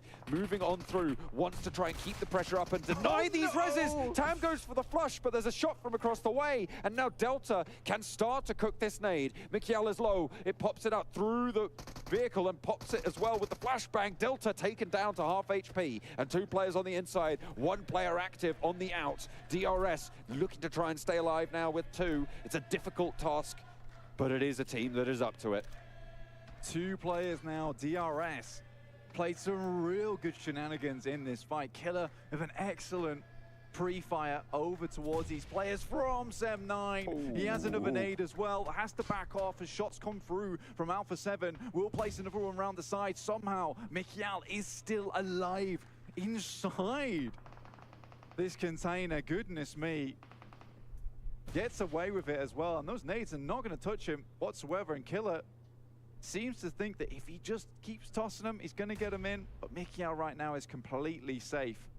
And that's 6 grenades down. I don't think there's any cheeky little terrain bumps there that can bank it off and get it into the dumpster into the skip. But still, DRS cut down, cut in half. As the circle keeps the urban environment into the fight and actually makes the fields to the north of Montenuevo, the open ground, a little bit more treacherous and forces these teams to the north to have the problems of their own. Yeah, if you're a team towards that northern side, you do technically have a little bit of an advantage because you're more maneuverable than those teams down towards the south side. The issue for these guys is that you really have to just stay on the edge of this circle now, because you start to get a little bit too close to this open area. The teams from the south, that is not team fight. That is lobby fire coming at you, honestly. It is horrible to come up against. So I think right now for a lot of teams like Yokohama, as well as Alpha7, S2G, Gladiators, they just want to stay out of dodge as long as possible. Kitsune will pick up Romeo Boy, who was very split off from his team a long time. And now they can fully focus over towards S2G, who are in the compound underneath them. Mafioso trying to put nades downhill, and a lot of damage felt. There's the knock finally. Ali taken low, and Mafioso still with the happy feet on the mountaintop. Ali very low, gets the heal off. Nade being cooked, taken down very quickly again. Unknown is there on the off angle. Mafioso just can't catch a break, cannot peek this ridgeline. Yeah, like I said, that lobby fire is coming in clutch. Look at all those players off in the distance, all wielding those 3Xs, those 4Xs, taking shots their way. Even Team Falcons have to expend as many smokes as possible. In the meantime, Gladiators are somewhat safe because they are just hiding behind S2G, but at some point they will either have to push over towards Yokohama's position or over towards S2G. Mafioso isolated now, wanted to deal with iKURD, drop down and regroup with the rest of the roster for Alpha7, but at this stage, they have been severed. That supply line is not there anymore. Cut off by Falcons. What more can you do? Drop down, I guess, just go for the fight. That's gonna work out. First aid, is it gonna be in time? Just misses it, unfortunately. It was just too slow. Can you crawl on through there? He might be able to get to the zone. Center Texas wants to move out, but if you can get through, good, but no, cut down, out in the blue. That is really unfortunate for Alpha7, losing Mafioso there. Yeah, it's a difficult push for him versus iKURD. They had to really speed up that engagement between them and iKURD, but Team Falcons obviously had oversight. And speaking of Team Falcons, what a wonderful run from them. I mean, maintaining 4 players from that side of the map on the southern side versus a lot of these teams that have had sightlines towards them. Really good use of utility and smokes, getting those vehicles through and finding those positions that they can play in. Up against Yangon Galacticos is Vampire already. Burnout Boy comes out through the side with the DBS, which seems to be their kryptonite, but Kitsune, he's got overhead. He's taking shots down towards him, already takes down 1. Only gets the 1 player from Vampire all the way flushed, and I don't think Stone knew where those shots are coming from, but S2G are going to make Gladiators' lives just that little bit harder. The nade goes a little bit long towards the back lines for S2G, but the forward 2 are not so lucky. Razy, Kelsey, both going to fall down here. Tixie gets lit up. Silas with the SKS. A lot of ammo in the back pocket as well. Plenty more damage to do as Kitsune taken down to half HP. They back him off. The Gladiators are going to have to get this res right now if they want to keep 4 players alive, if they want to move forwards to the circle at full strength. Even then, it might not be at that level. Getting as many of those heals off as possible, as quickly as they can. FaZe coming in now, they hear the shots, and these guys love the third party. They love what he came through the last game, it saved their lives, but I think they've just jumped into a bee's nest that they maybe didn't want to assault. This is outside of the zone too, so FaZe is taking a very questionable play here. I think it was the only position they could go to. They swerved off course, and now Gladiators are fine. They're like, yes, you deal with S2G. I think we're gonna head down towards the circle alongside this ridge. Uh-oh, Revo with a DBS in the corner. It's devilish to deal with, and too much for the Falcons. They move up, 1 goes down, Revo half HP on the corner, but it's not gonna matter. 1 more now to step into the breach, but it's not gonna happen. Not this time anyway. He needs to pop the reload. His teammates falling around his ears. Center Texas has been knocked. A nade on the corner could be good to find a little bit of damage, but not really going to get too much more than that. The heal from Revo can start to be enacted, and on the western side, they're still in the zone.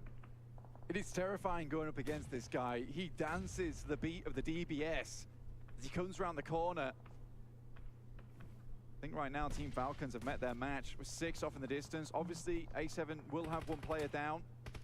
And there it comes. Yokohama took down Gladiators last game. Gladiators just went up against FaZe, were able to clear out the majority of them, but they're out in the blue now. With teammates suffering, they should just be able to get into the circle, have to drop some smokes, but Maku will be flushed out entirely. Matic still on that backstop position. A difficult run from those hills. Aton in the meantime from the south side of Montenuevo needing to push through BTR and doing good work right now. 2 players alive for BTR as we hop back over towards Alpha7 who have finally cleared out the Falcons. BTR get wiped away by Aton and now they'll need to push even further north through the urban environment here. 2 of their players down, just Zohan left. And there's players looking their way. Those shots will have drawn attention, and the circle goes all the way outside. Getting down from this position, getting out from this position for R8, a Sem9 Alpha7 will be very difficult. Look how calm this guy is. He's just sidestepping bullets. Looks like a superhero in action. It's insane to me. He even takes a shot around the side, assuming that there's a player behind the smoke. Always thinking 1 step ahead. This guy's playing in the future a lot of times, which must be very difficult, but you respect it either way. Gladiators over towards that northeast side. They still have Yokohama to deal with, who are all the way towards that north. And Alpha7 are moving out. Now it's 2 players from Yokohama in front of them. The rest of Yokohama will have to move over. That will open up a gap for Gladiators to move in. This could be a good time. If they hear the vehicles moving across, Gladiators need to take advantage of this. I think they have seen it. The Yokohama Donuts Barrel position has been such a quiet presence in these northern hills, but it's been felt lobby-wide at this stage. Everybody's been funneled around them, and finally, the Gladiators are able to open up. A first shot lands from Kitsune. 3 players are alive on the side of Gladiators, and they'll move on up a little bit closer. They've got a tree, they've got the top of that ridgeline in this next zone, and the Yokohama Donuts trying to get this fight done, but Alpha7 have other ideas. Ozi-san next to fall, and only 1 player now left standing, Kazimaru, dispatched. Across the way, it's the Gladiators to take the shots, and now they can just continue to rattle off these magazines towards Alpha7. They roll straight on up as well. Matic almost going down, but just about ducks behind Kitsune. Not so lucky. Tixi needs to hold this one down, but Revo lights them up, and another knock sent over towards the Gladiators, overzealous and predicted by Alpha7. They get cut out. I think for Gladiators there, what they expected was a far weakened Alpha7, but they confidently took that fight with Gladiators helping, and I don't know why they assumed there would be anything different. And again, Alpha7 were able to recover very, very quickly in that engagement. So Senataxa, Carrillo, Revo all ready and raring to go into this match from a very, very tricky spot within the circle to make it here. And I think Donuts sent everything they had at them. Fortunately for the Donuts, Gladiators, that presence was definitely felt, and they wanted a little bit of payback. Just a touch. But this is the Alpha7 that we've been expecting to see for so long, and we have not been gifted with this performance so far. Really great for them to be able to step up here. Challenge for one of those top six spots. Milios goes down, and with it, Aton Esports in 5th. 12 eliminations now racked up by Alpha7, with 4 more on the cards, a maximum point scoring on the game of 26, should they be able to pick up all 4 of these points. And they're going to go for it, because Tixi, next on the cards, has got that auto shotgun, steps out wide. Carrillo lands that spray, but it's Senatexa to be able to shut it down with the DBS. Alpha7 pick up the first of potentially 4. Vampire maybe next on the menu. Stylish play as well. My guy leaped on the back of the buggy with the DBS in hand. I think Tixi was just too much for him to bear. Again, 4th place though, with the 7 eliminations that they found on that fight, or on this game. That's really good. It was much needed points that had to come through, and I think they played that game a lot smarter. It was much more under control of how they like to play it. Again, some of those decisions towards the end game, which we talk about, that execution from them, which isn't there at the moment, are still coming into play. Ragnarok has little to do in this scenario, as Alpha7, I put it earlier, you know, they're quite effortless at taking these games, winning these matches, and this is how it's felt to me this time on this match. Stone steps outside and breaks very wide. Revo wastes no time, and CEST are there with the team fire.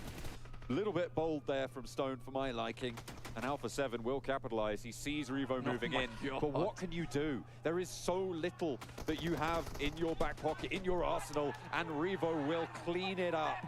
The janitor of the lobbies, and that is all the points going their way. Alpha7 perform at the standard we expected. 25 points and a blinder of a chicken dinner blank. I mean, the fact that he was the only guy to stand up is fair play. He has been the only guy to stand up on this team so far this tournament, and it's nice to see the rest of his team rally around him, finally. It's much needed because Alpha7 have been on a streak where Revo has been carrying them through a lot of these matches so far, and Carrillo starts to do better. CEST starts to play a little bit better in this match, and that's all you really need in these final moments, is some of your teammates to start stepping up with you.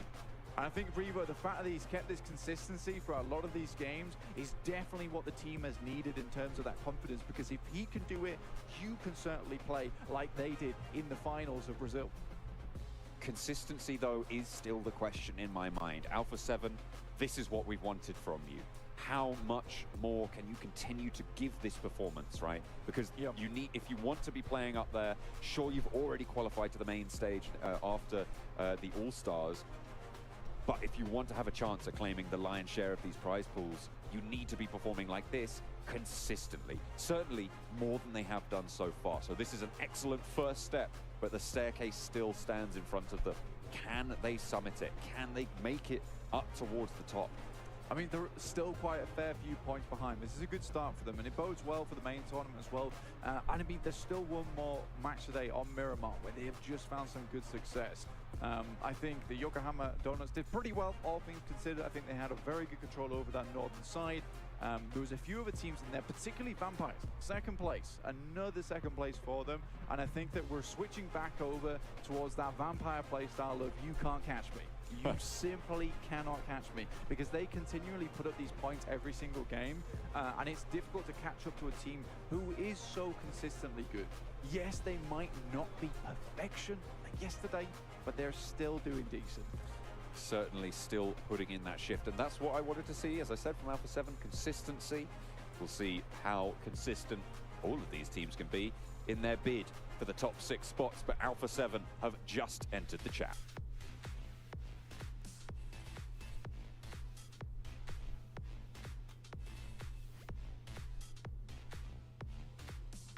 It finally happened. It took a lot longer than I expected, but do Brazil! They finally get the win. Does this mean that you're kind of lining your eyebrow? That's what. Wait. Was it a you? Hey, no. Wait. No. Hold up a second. What's going on here? You don't remember the start of the show? Uh-huh. So you got all, I know you get all excited seeing Alpha7 win, but you forgot you got to cut. He put it in a little box in his brain and just put it on the side. I didn't think it was actually We literally got a VOD we can go back on, okay? But Alpha7 though. Yep. I think that was Mafioso was the lowest fragger of the team. We saw Carrillo stuff up. We got Revo in there as well. We got Senna too. Like Alpha7, you know, I don't want it to be a flash in the pan, but it is a start for them, and we know what they can do with momentum. It is, and this is something Max and I were talking about too, watching that game, is that hopefully they are going to be able to start carrying this momentum, and maybe this is the win that they needed. It kind of sucks, right, that it happened second to last game on day 2, but I'm glad it finally happened. But you know, I mean, you covered Alpha7 for so long, right, Seven? And at this point, you know that there's that tipping point in every single international event where they start to do better, and then they just start to build that consistency game after game after game, and I think it's going to continue. And sometimes for a team, all it really takes is one player. I truly believe that one player is Revo that's just been able to hype up the team in some ways, keep the team alive a little bit longer, and hyped up the whole squad. And now the team as a whole is doing so much better than what we had yesterday. I'm kind of actually disagree with you. Really? I don't think it's Revo. I think it's actually Carrillo. I think that he's been able to put up good performances. I feel like Revo today, especially at the start of the day, he kind of slowed down a little bit more, and Carrillo was actually able to kind of keep the squad alive in a way that give him momentum. And this is a player that they can rally behind, right? With Carrillo being such a veteran, being such a big name, and we know that he can frag out. It's good to see that he's finally starting to put up those numbers. You know, Alpha7 to me are like the epitome of a team where any single player could be the star player on any given match. The problem they've had with is like getting that consistency, mostly under Carrillo's belt, to be consistently, or not consistently be able to do that, but to be able to do that as often as they need to. It feels like when they need someone to step up, he's not the one to necessarily do it over the course of the last couple of seasons. But let's take a look here at their stats, because this is going to be important as we do see Revo is going to be top on damage. Carrillo's not going to be quite there, but he's going to be around 700 mark, same with Senna. But the limbs, I think, is what's really the important part of this. It's actually really interesting because every time we're on the POV of Revo in a game, I don't even have to read Revo's name to know it's him. I just look at the DBS skin. I'm like, oh, that's Revo. that's the Revo playstyle we're expecting to see. But Revo's still having some good moments. But Gadio, as you said, been stepping up. Like every player as an individual has been able to fill in some moments when they had to. And something that I've seen more out of Carrillo is that he does end up playing by himself a lot, and I think they're finally starting to utilize that by being able to put him in a certain place where he can get those off angles on the other teams, and I think we got a chance to see that there in Miramar. Something I do want to go back to, because in a way I do have to agree with you. Revo has been able to get the biggest clutch ups for his team. He has been able to get those big pop-up moments. So I can see where you're going there with Revo. Yeah, I mean, every player is a star player, as you said, right? So yeah, but you know, I think you said something to me earlier on, Seven. I don't think we were on air at the time, that you feel like Carrillo tries too hard sometimes. He tries too hard to make like a fancy play where he doesn't necessarily need to. And maybe that's just like channeling back to like the Loop squad, where he kind of would be the player to make things happen, and he has to maybe realize that I don't need to do that. I just need to do my job, and we're gonna win games. Yeah, and at times I feel like he's still just getting used to his role. As I mentioned, I keep seeing him alone more and more and more, and sometimes they send him the scout. And for the longest time, before Revo became the player that he was and all the other players were able to back him up, I was like, why are you sending your star player to be the scout? Why are you exposing him to be able to do that? He's always in danger, you don't want to do that, and I feel like he's now maybe starting to fall into that too. And I think we kind of have to get into the mentality of the team. They already qualified for main event. Yeah. If they had not qualified for the main event, I feel like we would be seeing a completely different Alpha7. So I think it is starting to play into their mind that they don't have to try as hard, even though there is a lot of money on the line. Yeah, I mean, looking back on this game in particular, I was going through the entire last 3 to 4 circles thinking, okay, this is a Donuts Barrel win every single day of the week. There's no way they lose this. And at one point, they regroup. Alpha7 is pushing uphill across a road without any information on where Donuts Barrel actually are, and completely obliterate Donuts Barrel, and even Gladiators come in as backup, destroy Gladiators, and instantly start splitting, taking control. Like, the insane synergy this team has when they're just closely packed playing together is mental, and I want to see it continue. That to me is the strength of Brazil. Like every single time I saw, like I still say, I know it was like years ago, loops in my head, just they were like a shark in water smelling a drop of blood. Once they figure out that there's blood in the water, they attack and they swarm all over you. And then once loops kind of like dissipated, I didn't really see any team live up to that. But that's like, to me, the strength of Brazil is that they have the ability to win in these fights so quickly, so cleanly, and catch you completely off guard. Yeah, there's so many fights in this game they should not have won. And I think it's rare to see gunplay make the difference at that kind of extent, but it's just it happened 3 times in a row, which without losing too many players, only Mafioso, which is insane in my mind. And with Alpha7 before this match, I can't really think of any other times where Alpha7 has been able to be that aggressor when they are actually in a good position. It's usually them being the charge. It's usually them being the aggressor, but they're actually just trying to break into a compound because they have nothing to work with. But now when they had the actual area, when they had that actual positioning, they were able to do wonders with it. What was it? Aggressivity? Aggressivity. Now in French. It's an English word, I promise. Check the dictionary. No, but say it in French. Agressivité. I like Le that Bison. Le Bison et le Guitoun. Yeah. Let's take a look at the match rankings in this last one. 70 points Alpha7 got, and of course some other teams out there, because it's going to be very important considering we're past the halfway point of the event. We're getting close to determining which teams will get through. But more importantly, we're getting more of an idea of who will make it through. As you can see, 25 big points here for Alpha7. Vampire getting themselves 13, but also R8. You know what? They've been a little bit under the radar today. They've had a couple of good finishes. Only 6 points, but still, the team who was, I believe, close to last place is going to be able to move up the leaderboards. Yeah, I think we're still going to have some decent changes at the end of today compared to what we had at the start of the day, though. On the second page here, I'm still a bit sad I'm not seeing the presence from Infinity IQ I wanted after the end of yesterday. I'm not just seeing those big macro splits where they regroup and it's just not happening to the extent we really wanted to see. So, I mean, let's be honest, right? I feel like FaZe Clan we could call out, S2G we can call out here, Infinity IQ, obviously, as you mentioned before, even, not Falcons necessarily because they have 6, but there are a couple of teams who just aren't living up to what we expected. And this, the worst part about this is, this isn't even the difficult part of the event yet. I mean, yeah, it's not easy. Trust me, I'm not saying it is. But you're playing against teams who didn't necessarily finish even close to top 5 in the respective PMPLs. Then you're going into an event, if you make it, where teams did win their PMPLs or the regionals and stuff like that, right? So this is going to be only harder from there on. And teams like, unfortunately, S2G. One hit wonder? Everything. Yeah. Is it the one hit wonder?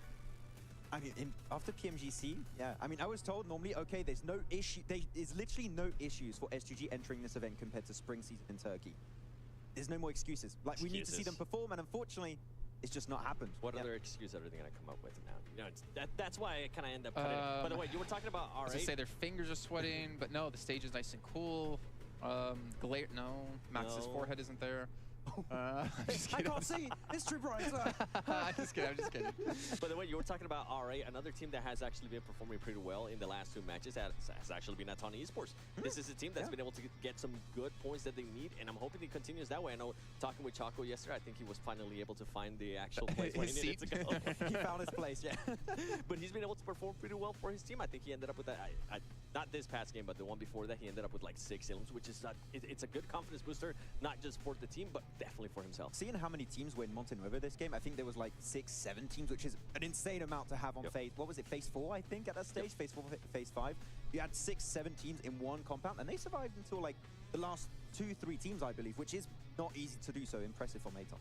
Okay, well, as we are getting close towards the end of the day here, let's take a look and a quick catch up with our overall rankings, get an idea of who's in first place currently. But again, I'm focused on those top 6 placings.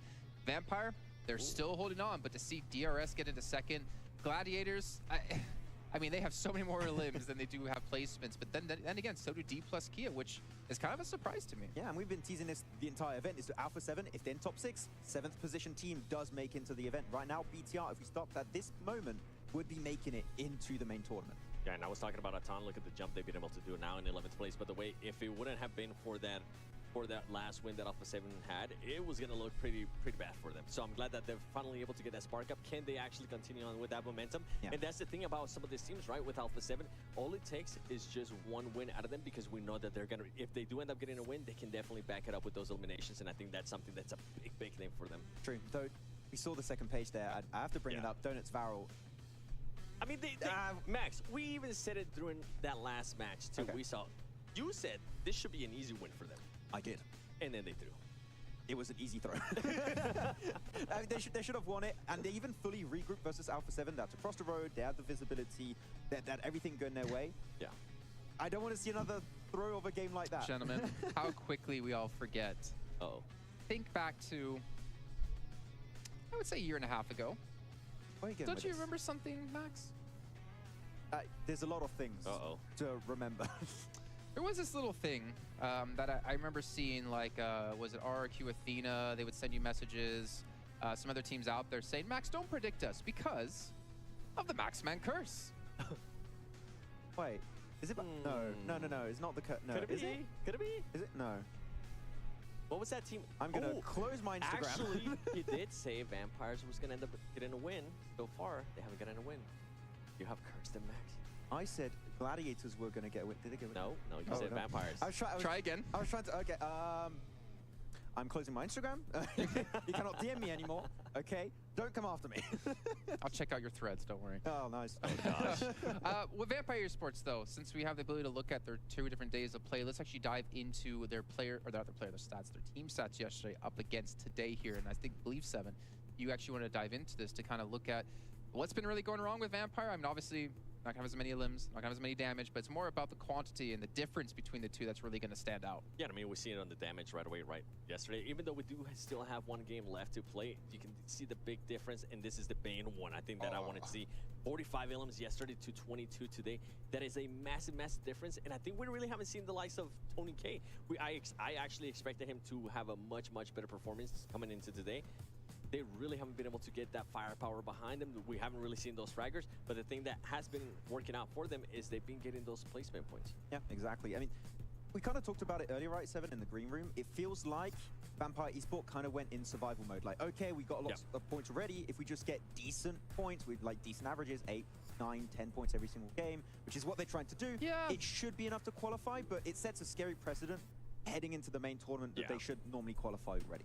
Yeah, I think you actually brought up a really good point, right? Maybe I'm just being too harsh to them in my own head, because they had a great day one, right? Winning 2 chicken dinners off the bat. They're still first place. They're still looking like they're going to qualify. Do they really need to push extra hard over these next days? Because it's not a sprint right now. It's a marathon for them, knowing that they're going to make it into the event, or at least, well, I'm not the Jason Curse. They're most likely going to make it into the event. They don't need to like push extra hard. They don't need to actually like push themselves like that, because they realize, well, we still have the main tournament coming up. It's only going to get harder. Maybe they're focusing on trying out a couple of things, which is why we could go back to the idea of bring Newsy in. If you're already feeling comfortable, bring him in, get him some reps in before we get to the main event, because you have no idea if you're realistically going to need to use him. I don't want to curse them, so I'm going to say, theoretically, in theory, if they keep these kind of results, they should make it. Nice. I don't want any beef with anyone. Okay. I wonder if our sound guy's listening from earlier on, if we can hear the actual proper Maxman curse by tweaking your mic a little bit and actually showing people your real voice. Oh, we can't do it. No. We can't do it. Oh. How much did he pay you, Mr. Producer? I got him. Well, I mean, to be fair, right? There's Vampire there. We see a DRS as well have another good match. They're continuing their momentum. But I'm thinking outside of the bubble. Can we actually take a look at the overalls one more time? Is that possible? Because we want to talk about not in the bubble. What about the teams outside of the bubble and actually look at what we're currently looking at as that threshold here? You can see 6th place, 75 points, Alpha7. Bigetron knocking on that door. FaZe Clan, they have the potential. Infinity IQ, they've had a very rough day, I feel like. I see them on the second page more than the front. I still really believe here, Seven, that Infinity IQ can get a chicken dinner, but they've been a little bit inconsistent throughout today. I want to see the Infinity IQ we had at the end of day one, like where they go for these big splits and tend to regroup in really strong positions. It could happen, but yeah, I mean, a lot of teams can still make it. The point gap is still extremely small, but do these teams on the second page outside of top 6 have what it takes to make changes like we've seen teams like DRS, etc. make today? I mean, if we really had to pick a team, right, the team that everybody would have to go with, especially from this space right here, would have to be S2G. Just because of PMGC winners, we would expect them to be being able to get to the main event. After World Champions. So far they really haven't been able to do anything. PMWI confirmed harder than PMGC? This is All-Stars, though. This is All-Stars, though. Yeah. I mean, I would say PMGC is harder because this year you had, last year you had 50 teams to try and qualify, but that was rough. Yeah, but they had to be popular here. That could be harder. That could be harder, to be fair. I remember my high school. Wasn't fun. There was some shady strats going on to try and make it in. Like, teams were like getting all their contacts in, so if you made it in, fair enough. Everyone saw you in a leotard and was like, I'm not going to talk about my frosted tips that I used to have back then. Ladies and gentlemen, we're going to head to a short break here while we do fix some couple of technical issues that we are having. But I promise you, as soon as possible, we'll be getting back here to get into our final match of the day. We'll see you guys shortly. You have frosted tips? What?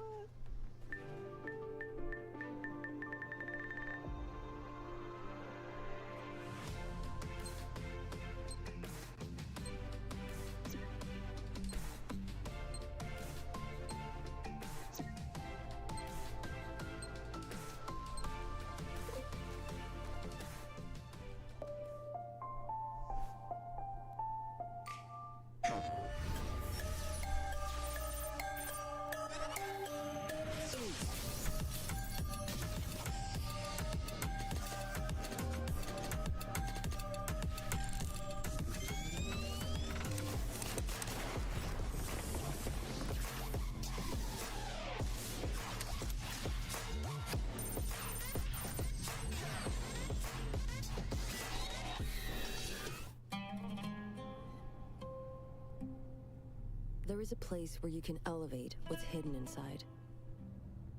Where you can reframe yourself. Sonomi means the new you. The you can step into. Because when we know who we really are, we become unstoppable. Enter new dimensions of you. Sonomi.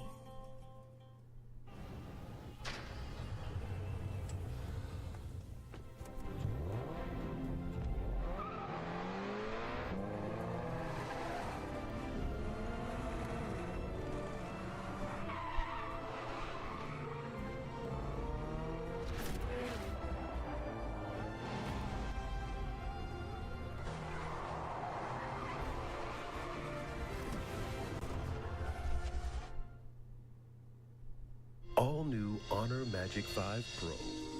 Freeze even fleeting emotions in just milliseconds. Take marvelous night shots with lightning-fast exposure. The display reveals more details in bright areas with an astonishingly long battery life that just keeps going. The latest flagship chipset brings you exceptional performance. Unleash the power of magic. Honor Magic 5 Pro.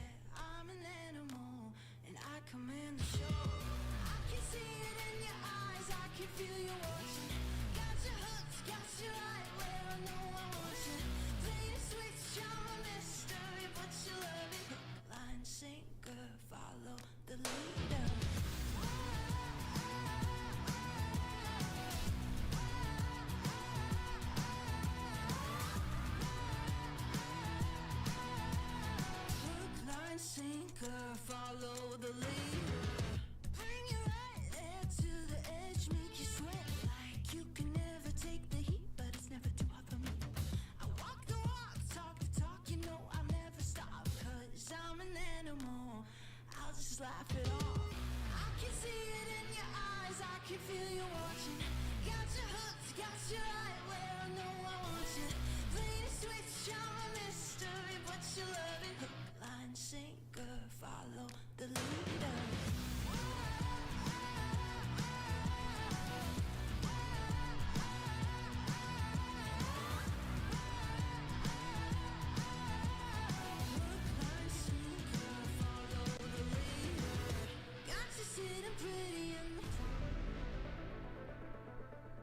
Hi everyone, my nickname is Kitsune and we are from Serbia.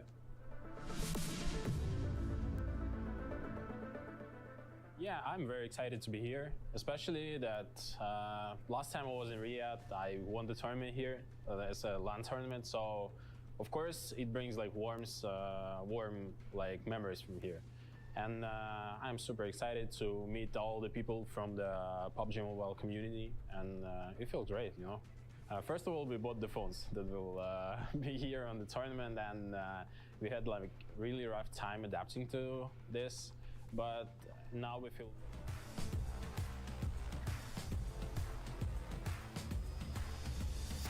Well, thank you for that, Kitsune. I'm sorry I had to cut you short, but we have got Miramar on the cards, which is very exciting. The last game of the day, match number 12 here at the PMWI Allstars. My name is John Allen. With me for the last game of the day is Blank.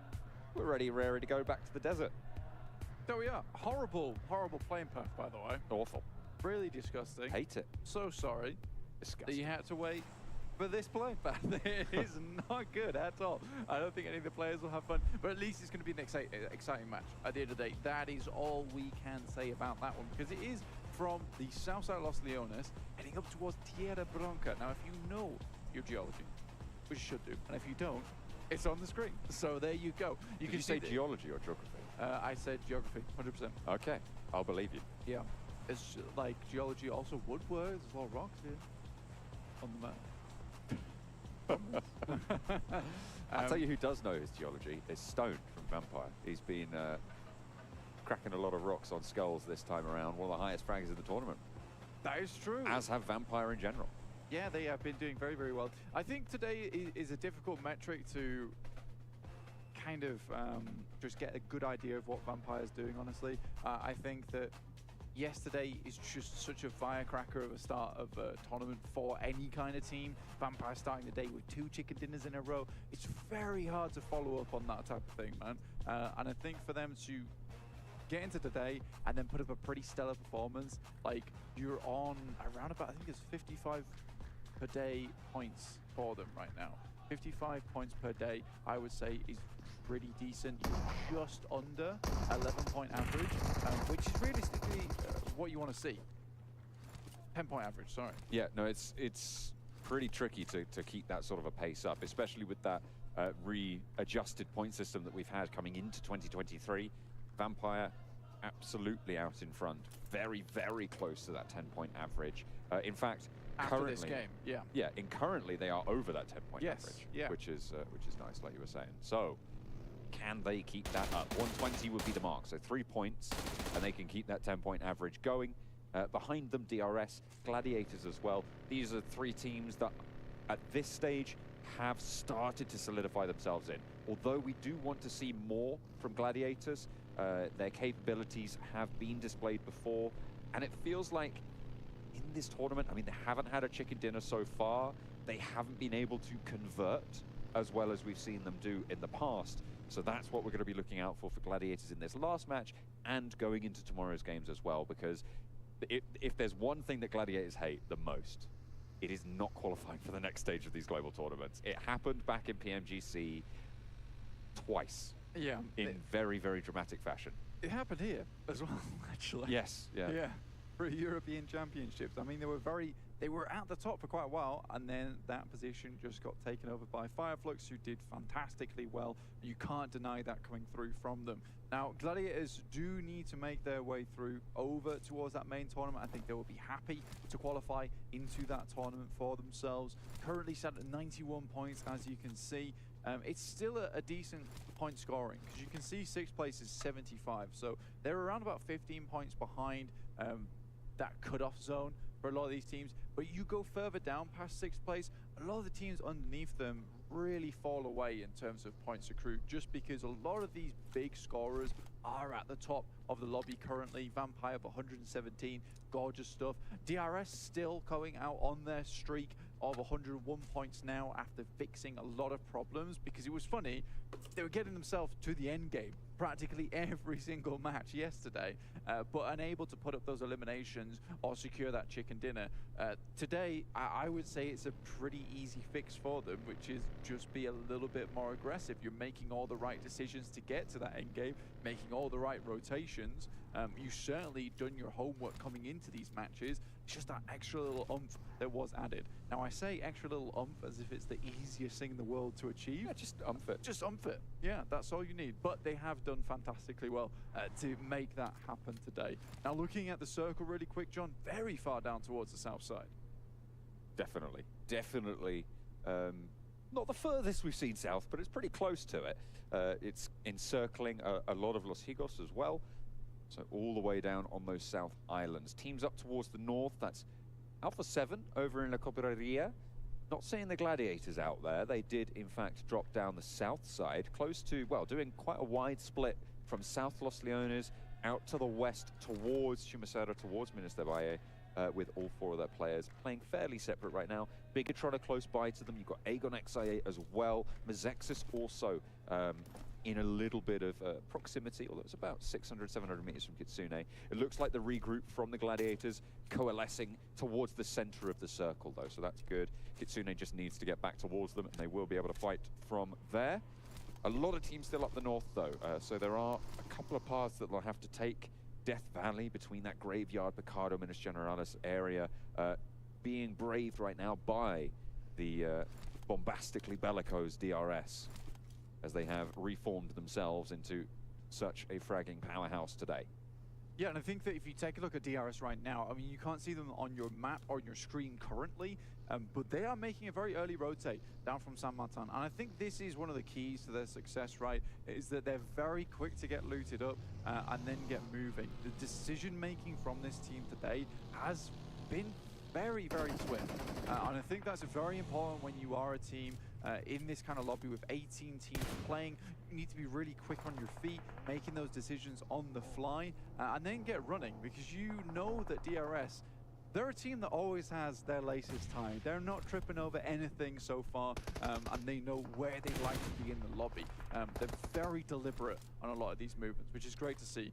DK plus Kia taking a little bit of damage down towards Sem9, but it is Sem9 who is taking the massive brunt of the damage on their side. It's a rotation that's made a lot easier for themselves. It was a bit more difficult on that last Miramar, but this time around, because it is in the circle, heading down towards Los Higos, much easier. There's more time to do it. Sem9, however, being in the way.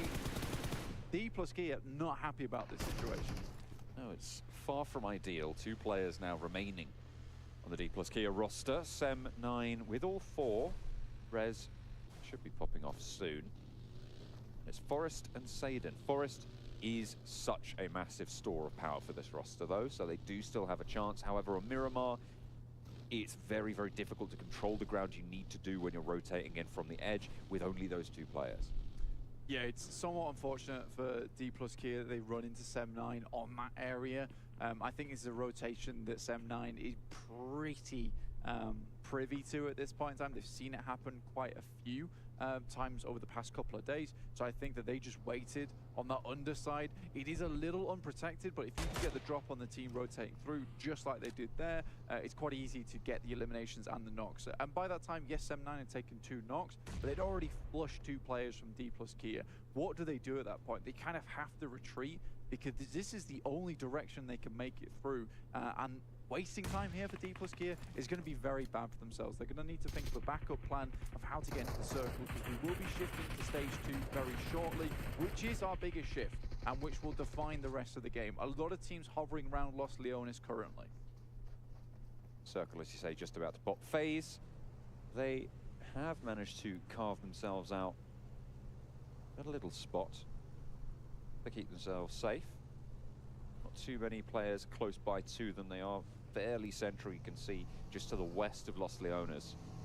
And the circle does shrink. This shrink, it is, as we said, the largest shrink that you see actually across the whole of PUBG MOBILE Esports, this Phase 2 Miramar circle. But as it stands, this really isn't as impactful as a lot of the other shrinks could have been here, Blank. This eats into where the majority of teams would have been stationed anyway. Yeah, I think the thing about this circle is that there's Chumacera still involved, right? And there's that rocky outcrop down towards the south side. But there are a lot of compounds, but no one singular priority compound. I mean, there's a couple here and there which are better than the others, but mostly we can fit a lot of teams into this lobby, and we might just have a lot of compound play overall, quite flat. There are roads involved, which you will need to cross later on. I think this is going to be quite a fair finish to Miramar, more fair than we usually see, where there's a lot of these fielded areas and one team that controls such a strong position, like we saw Alpha7 over on that northern side, looking down to a lot of the squads who had to pass over pretty open terrain. It's very difficult. DRS, though, again, now defending their position. Low-key, trying to take some good shots over that way. Romeo Boy just about makes his way into the alley and escapes as quick as he can. Evading the sightlines of Delta, not the easiest task, but managed nonetheless. Once more, will mount up, but 2 players in the building for Yangon Galacticos. Romeo and Cute Loki. Gianti reshucking the shells back into the DBS. Very handy in a pinch, especially in an urban environment where they find themselves. It is so devastating around those door frames. Looks like Mazexis are going to look to try and move in behind through Los Leones. Hop on over to Gladiators, staying pretty much where they decided to go after that initial drop, Blank. They have not moved up north of the road that sits in front of them. They'll play a little bit slower on the southeast side. Sem9 still down towards the south, as you said. Gladiators off towards their northeast side. Vampire also making their way through from Los Leones on the outer edges on that slope that moves down over towards Chumacera. And Alpha7 have headed down from La Triera, moving in from that outer edge. I think they want to play a much more safe edge play style. It's what they attempted on day one, trying to go for something a little bit longer in terms of the approach, spending much more time with blue. I think they're still going for that approach today, but they have shortened that amount of time that they're in the blue now. So still making those similar good rotations as I spoke to earlier on the desk. You know, that first 15 minutes is great from Alpha7, but this time around they're setting themselves up for that success in the late game, which they have been missing out on until very recently. Circle pops, it heads over towards Los Leones still, so it keeps a lot of those teams who are worrying that they'd have to find their way out, gives them a little bit more time to plan those routes should they need to leave, which is most likely to happen in these next few circles. On that eastern side, FaZe still very much in there. A 2-2 split for Yokohama Donuts Barrel. We'll see if they have a little bit better luck this time around. They had taken such an extremely good spot in that last game. Set up camp, started all singing around the campfire, playing those songs, and they were having a great time. Then they went for the 2-2 split. They left the campfire behind. It was no longer cozy. And at that point in time, I think they were trying to control way too much area, and I think they realized that by the time that 2 of their players got assaulted by the 3 from Alpha7. And I think in that situation, Gladiators just disappeared from their heads, right? They just no longer existed. They completely forgot, went over to deal with Alpha7, and Gladiators go for a very, very good backstab. And again, you have a similar situation where Gladiators are like, Alpha7 no longer exists in our heads. And race on over for the loot, in which case they do get taken down. So some sloppy play here and there, but I think overall Gladiators had played quite a fantastic match last game from what was a pretty rough position on their side of the match, pinched between Yokohama Donuts as well as S2G. So it was quite interesting to see them play out. And I was a little bit more confident in their approach until they just sent it.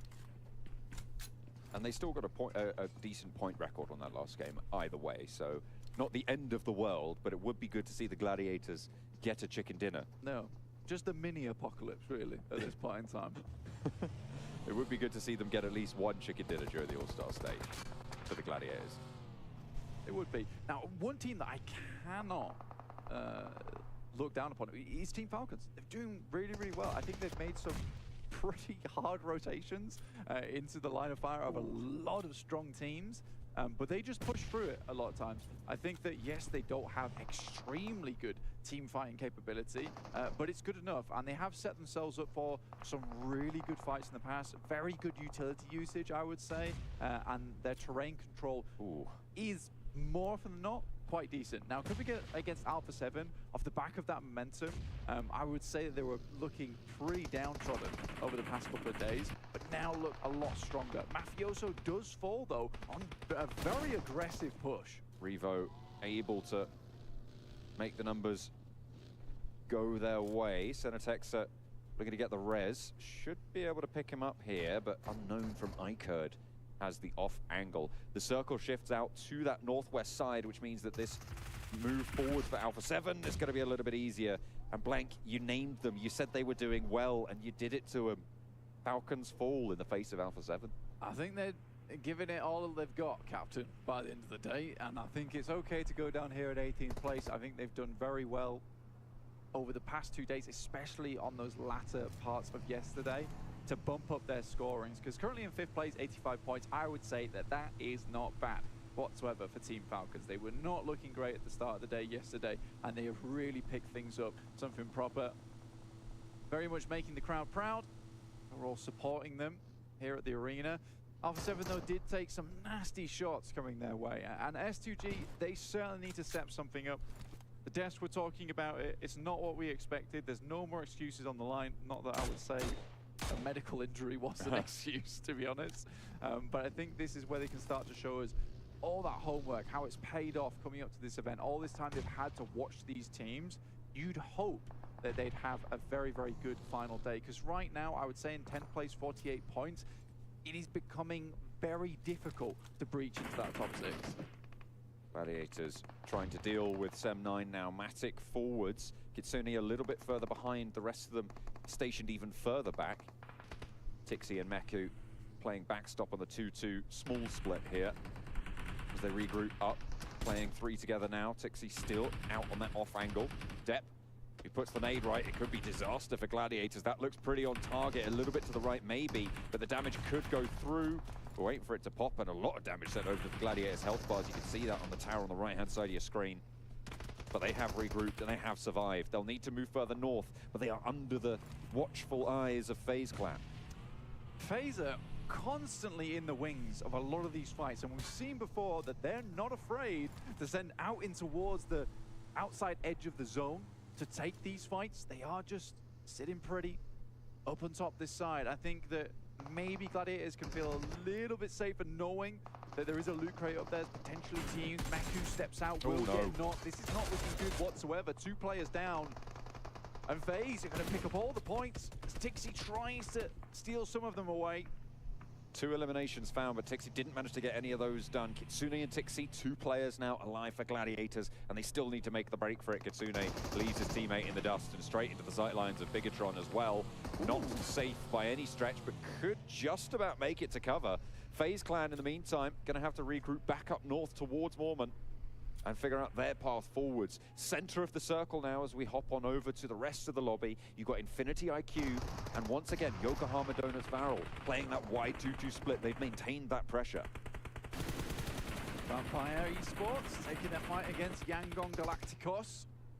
Schwepp's already finding a little bit of damage here. This is the engagement between i8 earlier on. A really good run up. Kenny, sir, has been very, very good today.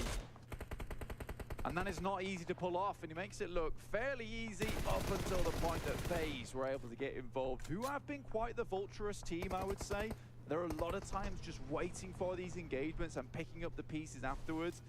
Wouldn't say it's the most honourable play style, but it's certainly getting them points. All pixum and grubbly, their play today. But if it works, and you can't say fairer than points on the table. AGONxI8 under pressure from DRS as they swing out to the shots in the shack. IQ wanting to stay alive, but Blade not so lucky. Ghost finds the needle threaded right through his ear. And Tony K leaves Delta to pick up the point. Killer opening up with the vehicle explosions as well. And that is going to be a whole load of points actually going through for Delta and DRS. I mean, Vampire could have been on around about 9 eliminations so far. They've had a very good start to their game, waiting for these teams to move out from Los Leones, which is something that was going to happen eventually. They knew that these buildings up here can hold 1 or 2 teams. Huge. Nice nade there coming through from Unknown off the top side. Now Alpha7 with 2 players should struggle to take this engagement versus iKURD. Revo is there though, the star of the show for this Alpha7 roster. And remember, what we wanted to see from Alpha7 was to be able to maintain the pace that they'd set for themselves in the last game. Revo leaves Center Texer as bait on the back of the buggy. Does manage to get through for his trouble, sure, and will get ahead of the game for iKURD, but facing off against 4, you're gonna need to get out of there pretty fast. Heads down the hill, already taken a shot, takes another as well. The buggy is not moving quickly. With the tire out, the speed is not reached fast. And Revo, 2 first aids, needs to find some cover because iKURD will be hot on his heels. Yeah, once again, Lone Ranger vibes for Revo. It's a sad day for this lad. I mean, he has just been on his lonesome quite frequently in these games. But that's just the way the cookie crumbles here today. I think he's been doing very well to keep his team in the balance, honestly. 75 points just on the cusp of 6th place. But 4 eliminations, though, should see them a little bit safer into tomorrow, with BTR hot on their heels in 7th place, 67 points, but they only have 2 players as well, so I think A7 can at least be happy that their 6th place is pretty much confirmed at this point. DRS are looking to break out of Los Leones. Going across these hills is treacherous though, and they find out about it when Schwepp opens up onto Delta. A trade back from Mormon of FaZe Clan onto Tony K though, so a 3-way trade. Delta down for DRS. Vampire with a knock sent their way, but not a full flush just yet. However, they will need to descend from up on high, and likely DRS are right in their way. I mean, DRS recovering from that explosion on the vehicle. They've got to feel a little bit rattled here. Vampire are looking to shake the cage a little bit more as they just get down towards this compound, hide things out for a little bit longer. For Vampire, yes, 6 eliminations so far. I think that might be up to 7 now after that vehicle elimination. And again, there were 22 eliminations at the start of this game compared to their 44 yesterday. Already, they've bumped that up to 29. So we're looking more and more respectable, honestly. And again, it started all at the beginning of yesterday. Doesn't mean we can't bump up those points at the end of the day as well. So Vampire looking to really even the score by the end of the day. I mean, you say even. Match up to their previous performance, I think, is probably fair to say, because right now 7 points. They have now exceeded that 10-point average that we were talking about before. What's already. the difference between even and match? Can I get back to you on that? Yes. Okay. Fantastic. As long as you know. I'll have to give that a long hard think. I didn't mean it. I'm he sorry. doesn't look happy in the corner there. What were you saying? Carry on. I can't remember now. Okay, I apologize. Anyway, Vampire Esports have managed to find their way to the road on that top side. This is actually quite interesting that we keep this roadside in, because the little ridge, as you can see here, is pretty important to a lot of these teams, including S2G.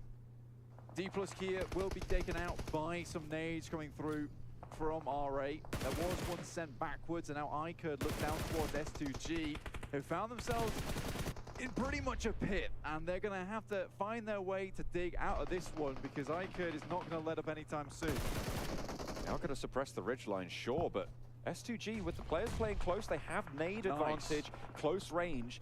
The enemy players from iKURD will find it a lot harder to place these nades correctly down the hill close because of the way the slope falls. So the backup position there is good, and the trades are working out for S2G. Although it does go both ways here as Calci falls down. Crazy up to that ridgeline as well. Maybe looking to send out wide. Aaron behind the pickup truck there, an unknown on the off angle. Silas caught on the back lines, has to hit the deck and stay out of the fight for the time being. Aram spotted against 2 from S2G, will not be able to stand up to the test. Unknown not able to trade it off. Calci is still down, but it's not going to matter. And a masterfully handled fight for S2G keeps them in the running. It is incredible to see that kind of stuff come through from S2G, because you just get these glimpses of the PMGC champion sometimes, and you just wonder what has gone wrong. In the meantime, Carry Boy trying to make things right as Yokohama attempt to assault his position on this side of the map. Ragnarok has to step off to that backside. There is one knock gone through. Carry Boy really hanging on to this nade for dear life. Ragnarok as well, cooking one up. Carry close and in danger for the Yokohama Donuts Barrel squad. This is the team that has held quietly on both Miramars so far today and really not been able to convert on the previous one. So let's take a look at how they're going to do here, because they're only facing off against 2 from R8, and Missile down again here. Ozzy-san trying to hide on the inside. Kazimaru, a sneaky little off angle, and might prove pivotal in the fights to come. A nade towards the back, but it's not going to find any value. Aoto on the top floor as well. Ragnarok repositions, breaches the corner now. Kazimaru doesn't spot it. Into the fire, thinks better of it. Sends out wide, bolting through the window, sees the player now. Kazimaru needs to get this knock if he wants to keep his team in it, but goes down instead. Finally, there's a trade, and they are not going to let this one slip away. They are desperate to cling on. And now just Carry on the inside. Goodness me. Ragnarok got the jump scare of his life as one of the players from Yokohama just jumped on his back as he attempted vault through the window. Trying to drag him out to speak with the rest of his friends. That is terrifying stuff. I can imagine he did definitely regret that one. In the meantime, Carry Boy keeps pulling the pin on that grenade like a stress ball. S2G starting to move through on the western side. Mormon behind the vehicle. Not going to be answered with a knock there. They're looking for the flushes, and S2G pick up more now. 5 eliminations so far on the game, but FaZe Clan still have threats in the hills. Mela with the Groza, with the DBS. This is a difficult player to get rid of, but with the number of barrels pointed your way, it's going to be all the harder. Finally, they're able to dispatch it. Hamzy G, the only casualty, and there's cover for the res. Once again, we see this coming through from FaZe Clans. They absolutely melt when it comes to just a one-on-one fair fight between 2 teams. They are very much looking for these third parties all over the place, and it's definitely getting them points. And that's the way they want to make that money, absolutely fine. I would love to see them to really try and take some more of these opportunistic plays in these fights. Yokohama spinning in the vehicle mid-air, though. Seems to have worked out pretty well, because S2G got completely spun for 6. Goodness me. How on earth do you make that work? I've no idea. I've no idea how that happened. But either way, S2G get flipped on. And that is absolutely insane. Who does that? I am astonished by what I've just seen. Who does that?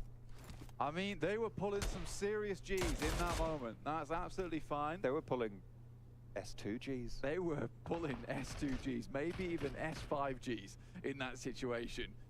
Wow, wow, wow. An incredible play coming through from the Donuts. I think they knew they needed to take that space. They heard the engagement between them and FaZe Clan, immediately jumped on it. Maybe not the jump that they were hoping for, but it certainly worked as the DBS pointed out the window.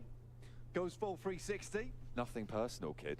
Teleports behind you. Yeah, 100%. I mean, who expects a backflipping vehicle to just go over the top? But anyway, we're going to tune back into these 3 full 4 rosters as DRS does finally get dispatched here. Infinity IQ, 4 eliminations so far in the game. Vampire Esports riding strong with 9 on the southeast side, as well as Yokohama Donuts Varel, who are playing pretty spectacularly after that last engagement. 6 on the game.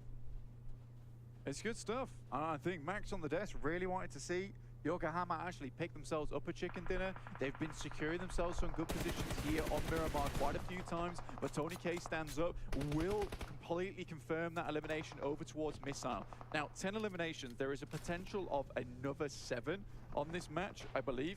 If I'm not incorrect, which I'm not. So 17 eliminations total are available now for the Vampires. And I think if they can pull that out the bag, they will have massively extended their league here. And tomorrow is going to be really difficult for any team to try and secure first place. Point was stolen away there by Infinity IQ, so that brings it down to 60. But still, I love that they instantly look at Infinity. You've done us wrong. Give me those points back right now. I'm coming to get them.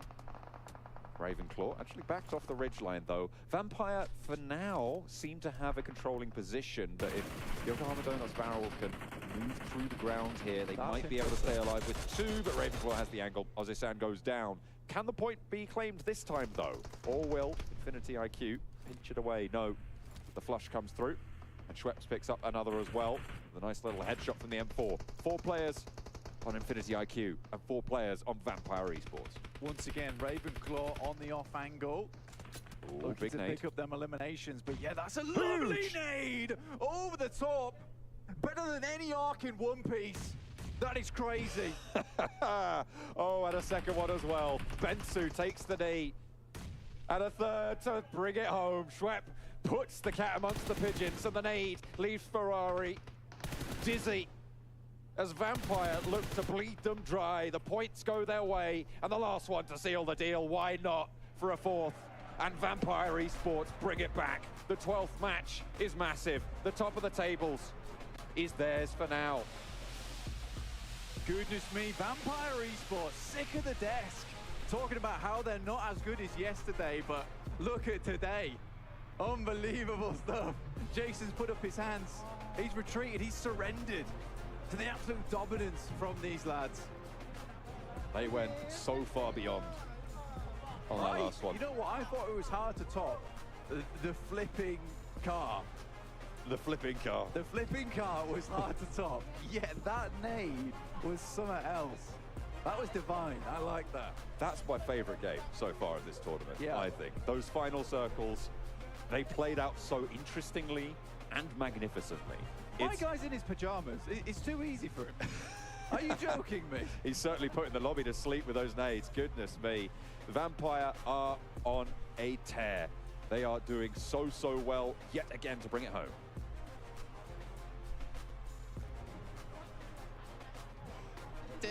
Yeah, bring it home they did. I was just hoping you guys at home could actually figure out what I was saying before I said it, because I know you guys are watching these games intensely. Vampire taking home the chicken dinner, but you know what's the most important thing about that? It's not them winning. Well, technically it's them winning. That's pretty important. Hold up a second. Max, man, not having a curse. Actually, whoa, yeah. Curse is broken. I mean, the curse didn't exist. We weren't sure. I don't think so. I mean, Donuts Viral did good, so I'll appreciate that. No, no. You have to do it too. You stop that right now, sir. It's not happening. You have to do the Alpha 7 thing. But you Alpha7 won, Yeah, and you're I'm like, doing it. You're doing it too. Are you doing the right side or the left? Okay, let's go. Nice. Done. The contract has been sealed. Now, today. Jason, remember how you were talking about Vampire? I know, I was waiting for them to cut to a wide shot of us actually there. If they could do that real quick, that'd be good. Come to the dark side. I'm not getting anything cut on my hair, okay? He's gonna do like the middle line. I've got a girlfriend at home that I want to keep, okay? And that's why I have a beard, and that's why my hair's cut, you know. Oh, okay. Vampire, like, honestly, a fantastic match of them. We were watching, I remember hearing Hot Jukes and Kalaris say, like, just Vampire, they just seem to always get eliminations. They always seem to be on the board, even if they go out relatively early, which for them isn't that early. They're still getting a ton of elims, and they're still showing, like, yeah, we're still a top team. We're just maybe not trying as hard as maybe we were on day one. It's hard to say through gameplay, but it felt like they were angry. They were like, they saw Compound from a distance, their new team was there, like, we're gonna breach it, we're gonna send it. And they just full send it. So you know what weird. it was? You do that again? They're gonna full send it. They're gonna go for it. Calm down, John. You know what it was, though? Oh, saw that. You wish. Out of pocket, 7. What are you doing there? They saw that last segment. Certainly was like, they were saying that we can't frag out. Yeah. Release them. And Sertani's like, I wish I'd leave my 2 Rolexes back at home where I'd be like this. You see this? Where do you think these came from, son? Take a look at some of the highlights here from this match. And yeah, I mean, we do see Japan as well start to rise up here with Donuts Faro. And we've been kind of wondering, when are they going to show up? And not a bad time to do so. Obviously, the final match of the day.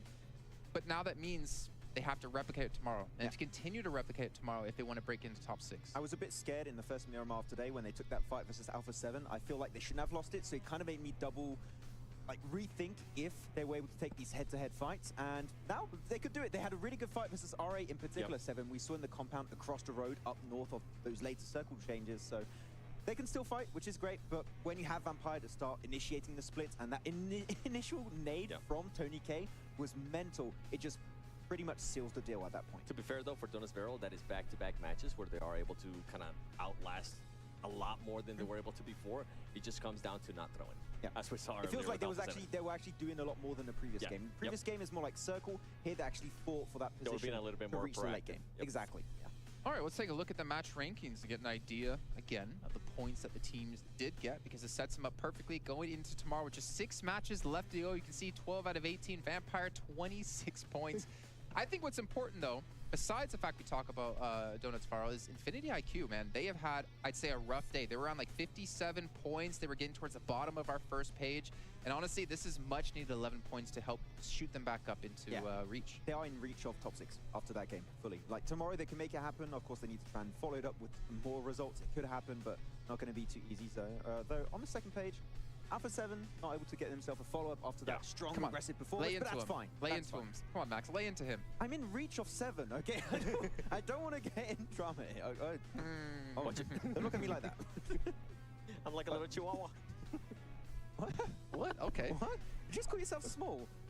I am short. To be fair, you do talk a lot. You do bark sometimes, like a yappy dog. Makes sense. I'm down. I'm not speed. Anyways, go on. Okay, well, again, 6 matches left to go here for these teams going into tomorrow. Now the question comes yet again. We saw some teams improve from yesterday to today. Will we continue to see teams, or other teams maybe even improve going into the final day? But also I could ask this, like, if you're one of the teams down towards the very bottom of the leaderboards, you're fighting for prize money, right? Yeah. Realistically, you're not going to hop in a top 6, but this makes you a little bit unhinged. It makes you a little bit more deadly for those teams around that bubble who are trying to break in a top 6. Yeah, the thing is, a lot of the teams at the bottom, even though they had maybe a bad day 1, day 2, are still in reach of the top 6, but they need to have a really good day. So they're just going to send everything they have to. I feel like we've done this on PMPL so many times. Like, yeah, they still have a chance. I mean, mathematically. Well, math's never been your strong I should not say that. Yeah. You can say it, but yeah. But technically they could make it, right? So they're going to go back and say, okay, there's no other way for us to qualify in top 6 unless we have the biggest day ever. So they're just going to be like, okay, we're going to start breaching teams, maybe hot dropping, even though that very rarely happens at this level, and just try our best to get the best day possible here. I kind of want to see the overalls, though, to be able to see which one of those teams can actually have even a chance. You will be granted. Right 143, 33-point lead here for Vampire, considering I've been a little harsh on them today, but 60 placement points, 83 eliminations, 110 for DRS, Gladiator at 94, D plus at 89, Falcons at 85, Alpha7 at 79. So they, well, technically FaZe Clan, again, would be qualified because Alpha7 is in our top 6, and Alpha7 are already qualified to the main event. And I think this is what you were talking about, Max. Teams like S2G, right? Teams like Viral, especially after those last 2 games, they've been able to just push themselves up in a big way. They would just need to come in hot tomorrow. And by hot, I mean being able to win a match and also back it up with a lot of elements. I thought you were going to say coming in hot like what's outside. Because it is hot outside. It's like 43, 44 degrees Celsius. And that's like 110 in Fahrenheit for the people watching in India. Oh, what? Stop using Fahrenheit, okay? I don't understand those numbers. It's too complicated. So I'm going to challenge actually production here. You know, we've been griping on Vampire a little bit today, a lot today. Yeah. Some of us more than others. Whoa. We've looked at yesterday versus today a couple of times. Let's look at it for a third and final time here. Vampire yesterday versus Vampire today. I think there was like a 3,000 damage difference. There was like 20 30 elimination less as well. I'm curious if that gap has closed quite a bit, and they're actually really close to their results from yesterday. I don't remember what they ended off point-wise at the end of day 1. It was a lot of points. I think they finished at like 140 odd now, right? And yesterday, I think they're around like the 70 marker. It might have been. They basically put up the same amount of points today as they did yesterday almost, which is even more impressive considering they only got the 1 chicken dinner, and yesterday they had the 2 right back to back. I think they were like close to a 15-point average throughout yesterday. So they were definitely really high, but they've been able to get some good results. That's the thing we were hinting at, right? They weren't able to get those chicken dinners like they were able to get yesterday, but we're still backing it up, even with just little elims here and there and some good placement points. Well, you know what? Luckily for us, we also had some other teams step up, like your Alpha7, 7's favorite team, and we do luckily have an interview on the stage with Barney to talk to them and see how they've done, of course, over the course of these 2 days. Pedrinho of Alpha7, and I'm also joined by Victor, who's going to help translate for us. Pedrinho, I just wanted to ask you, from yesterday to today, what have you changed, and did it make a big impact during day 2? Ele quer saber o que mudou de ontem para hoje para ter impacto tão grande na jogabilidade. A gente analisou muito o jogo dos times ontem e fizemos uma mudança no jogo de hoje para encaixar com o mesmo jogo que os times estão fazendo. Yeah, we've analyzed a lot the games from the different teams, and we try to respond to them and make our game fit more with what they're doing and have a better reaction to the action in the map. Well, I guess we have a bit of a curious question from a bunch of the casters also in the English talent section of this studio. They just want to know, which team has caused or given you the most trouble over the past 2 days of competition? Who have been like the toughest? É uma pergunta de todo mundo da equipe. Qual time tem dado mais trabalho para vocês? Qual time está sendo mais difícil de responder? Acredito que todos os times estão dando trabalho, mas atualmente a Vampire, por estar no topo da tabela, estão jogando muito bem e está sendo mais difícil de bater de frente. Yeah, I believe that every team is a tough team in this championship, but definitely Vampire. That's why they're at the top of the game. That's why they're doing so well, and it's been really hard to respond to that. Well, you also incorporated Senna back into the roster this year. I just want to know, has that changed any of the play style coming into large competitions like this? Have you shifted a lot? Vocês retornaram com o Senab para line, né? E como isso mudou a maneira como vocês jogam? A volta do Senab foi muito importante, ele tem uma sinergia muito grande com o Carrilho e com os outros companheiros do time. E ele sabe jogar na sombra do Carrilho, não deixar o Carrilho morrer e fazer a função dele. E isso impactou muito na nossa line e é o que faltava para a gente voltar a conquistar os títulos. Yeah, definitely his comeback to the team has helped us a lot. That's why we've won 2 tournaments this year already. He can be Carrilho's shadow, which is very important for us, as well as playing different roles when needed. And his impact was huge, and that's why we're here today. Well, you're actually the only team who's already qualified for the main tournament later in this week. So we just want to ask, has that changed your approach to the All-Star Stage, or you're still out to win it? Bom, vocês são o único time que já está qualificado pro torneio principal. E como isso muda a maneira como a Alpha7 joga? Isso afeta de alguma maneira a maneira como vocês estão lidando com os jogos atualmente? A gente está jogando essa fase mais estudando os outros times, ficar de olho nos times que vão passar para a próxima fase para já saber o que eles vão fazer no main tournament. Yeah, this phase is focused on studying. We're trying to understand what the top teams are doing so we can better answer what they present to us in the next phase. So we're taking it seriously. We want to win, but this is more of a place in which we're understanding their game to better prepare.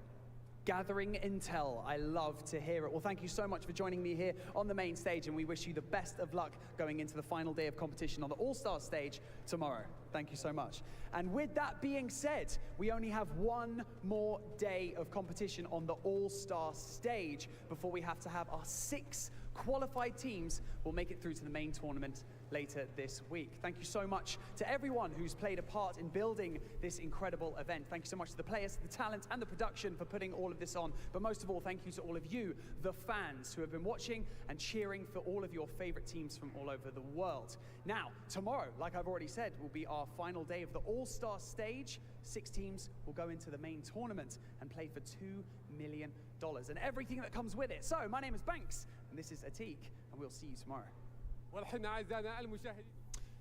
I'm not gonna lie, when we were coming up with those questions, we totally expected a perfectly media-trained answer when we asked, you know, you're the only team qualified going into the main event here in the All-Star stage. We totally expected the answer of, well, we're gonna try to win because every tournament's important. No, to actually hear that they're trying to use this as a way to study, I think is kind of important. I think is also a sign of them looking at the bigger picture. Because obviously winning $125,000, no, come on, I would take it. Yeah. But that's not the important thing for them. I think what's important for them is obviously PMGC down the line. Yep. This is their first really good look this year at playing against these international teams, PEL teams as well. This is like a big study moment for them to use in the PMGC to win the title of the best team in the world. It is, but I think the main thing too that they need to worry about is that it's only going to be 6 teams from All-Stars that are going to be moving to the main event. They need to watch out because there's going to be 10 strong, and I mean very, very strong. So we've been hinting at teams coming into main event, and that's what they need to be careful for. So if you're going to be trying out new stuff, if you're going to be studying, I feel like this is the perfect time. And we kind of have seen that right from Alpha7. I expected them to come in earlier today and actually start putting up a statement like how they usually do. They are a second day team. They weren't able to do that until the very end. As they were able to get a chicken dinner in the first Miramar that we were able to play. So maybe tomorrow we'll start seeing a bit more of an Alpha7 actually wanting to push for that first place and that money. Yeah, potentially that's going to be happening. That is good to see that they are in fact studying, because the thing is, these teams that qualify in the top 6, except for Alpha7, because they're already making it up there, right, 100% sure, is that they are also getting researched by the teams in the main tournament. Yep. And they have no chance to actually train those matches and be able to have that outlook on the teams actually playing these 3 days of All-Stars. So the fact they're already trying to look ahead is a really good thing to keep in mind, because they won't have a lot of time between All-Stars and main tournament because you have no break time. Yeah, I think actually they're not even in a position to set the pace. I think the teams who are already in the main event will be setting the pace, and Alpha7 have to be focusing on the team to adapt to the style that's being brought to them, to the meta that's being brought to them in that main tournament. So they have to be quick to study, they have to be quick to learn if they want to be able to win. I mean, if they're going to be talking about adaptive, if they're going to be talking about actually studying, I need to see a much better rotations out of them tomorrow. I feel like something that's been hindering throughout 2 days now, especially when they don't get favorable circles. They are still way too slow in rotating. They need to improve on that. Yeah, the synergy is on point. I feel like the fragging power is currently 100% present. If they can just speed things up a little bit and get to POIs a little bit quicker, I feel like that would be the Alpha7 we wanted to see at the start of the event, and took it just a little bit of time, but they would be to the point we needed to see them be. Okay, well, gentlemen, let's go ahead and end things off there and start to look towards now the end of the show here to get ready for what's coming up next. Now, we do have our Colonel's Choice brought to you by KFC here, and I'm curious if you guys have any prediction of what it might be. I do, yeah. Okay. I'm supposed to give it now, okay. Well, if you say yeah, I have a prediction. Yes, I do, yeah. Forest. I think Forest is my go-to for. This isn't MVP, Max. Oh. It's a Colonel's Choice. This is a play. Oh, a play, okay. Of the day. Carrillo. Carrillo's a good one. 3v1, come on. Yeah, I mean, you can't not beat that on Trifecta. It has to be that. You already locked in your choice, so Forest. Yeah. Didn't give any context to what play it was, so let's see if he's going to get lucky here. What is our Colonel's Choice here of the day, of day 2 of PMWI? Let's throw it up on the screen. Let's see. Yes. Yeah. I mean, there was nothing that was able to top this too, especially with the ticker marking him right, like you were saying.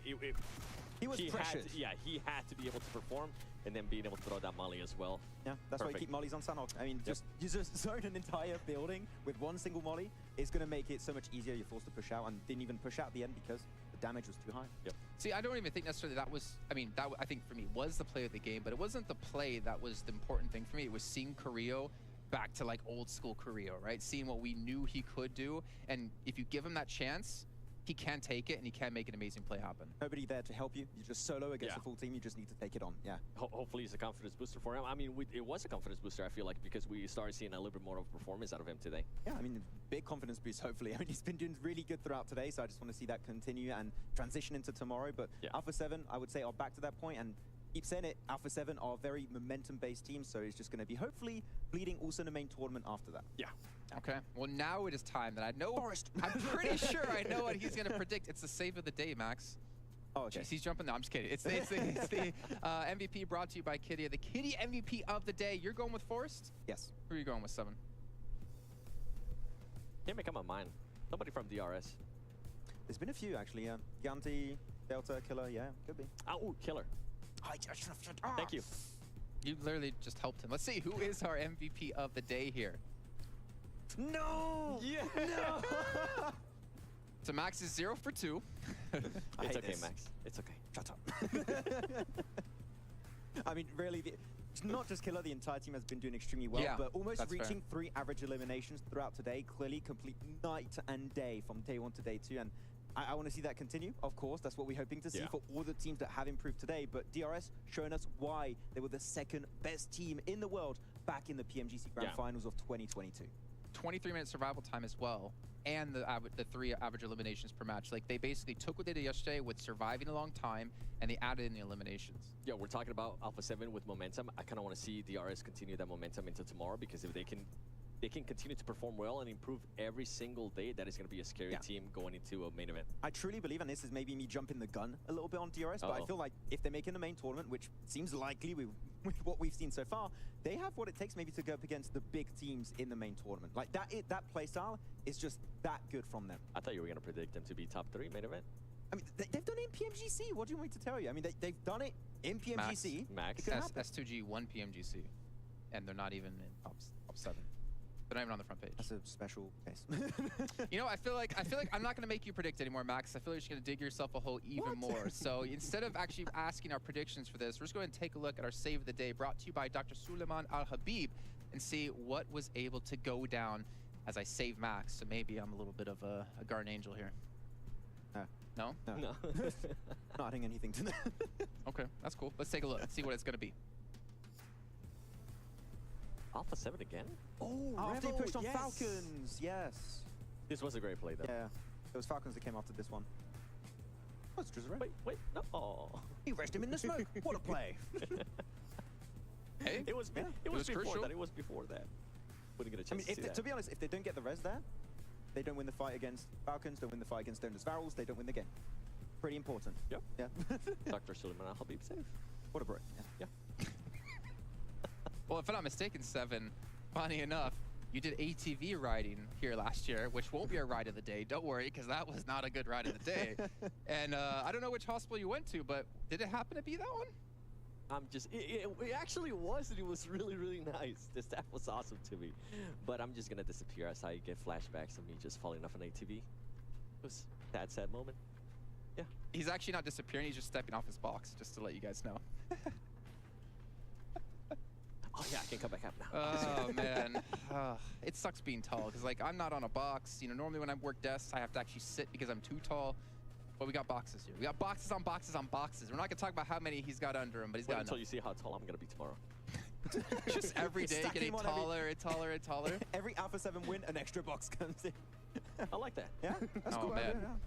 All right, well we do have one more today, and this I'm also not gonna challenge you on. Forrest, no. It actually could be. That's the funny thing. The one I'm not going to have you predict on could be it. Okay. You ready? Yeah.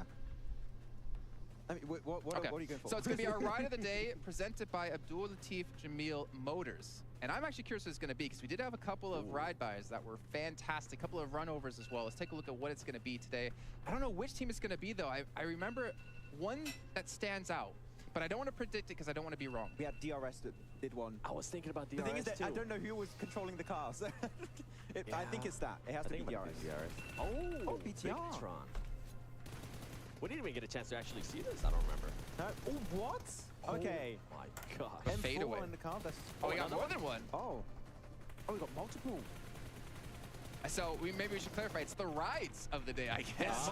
Rides of the day. Ooh. That's the one I was thinking of. GG's. And that one. And that one. Where's the DRS ones? It's gonna happen. No way. Oh gosh. That boy had no chance. That was a full push on from. That one. That last one right there won it for me. You know, to be fair, I think going forward, maybe at some point, we should actually give extra points for runovers. You know, you get 1 point per elimination, maybe get 2 points per runover. Just drop the weapon. How about style points? 3 points for a pan. Oh. You know how many teams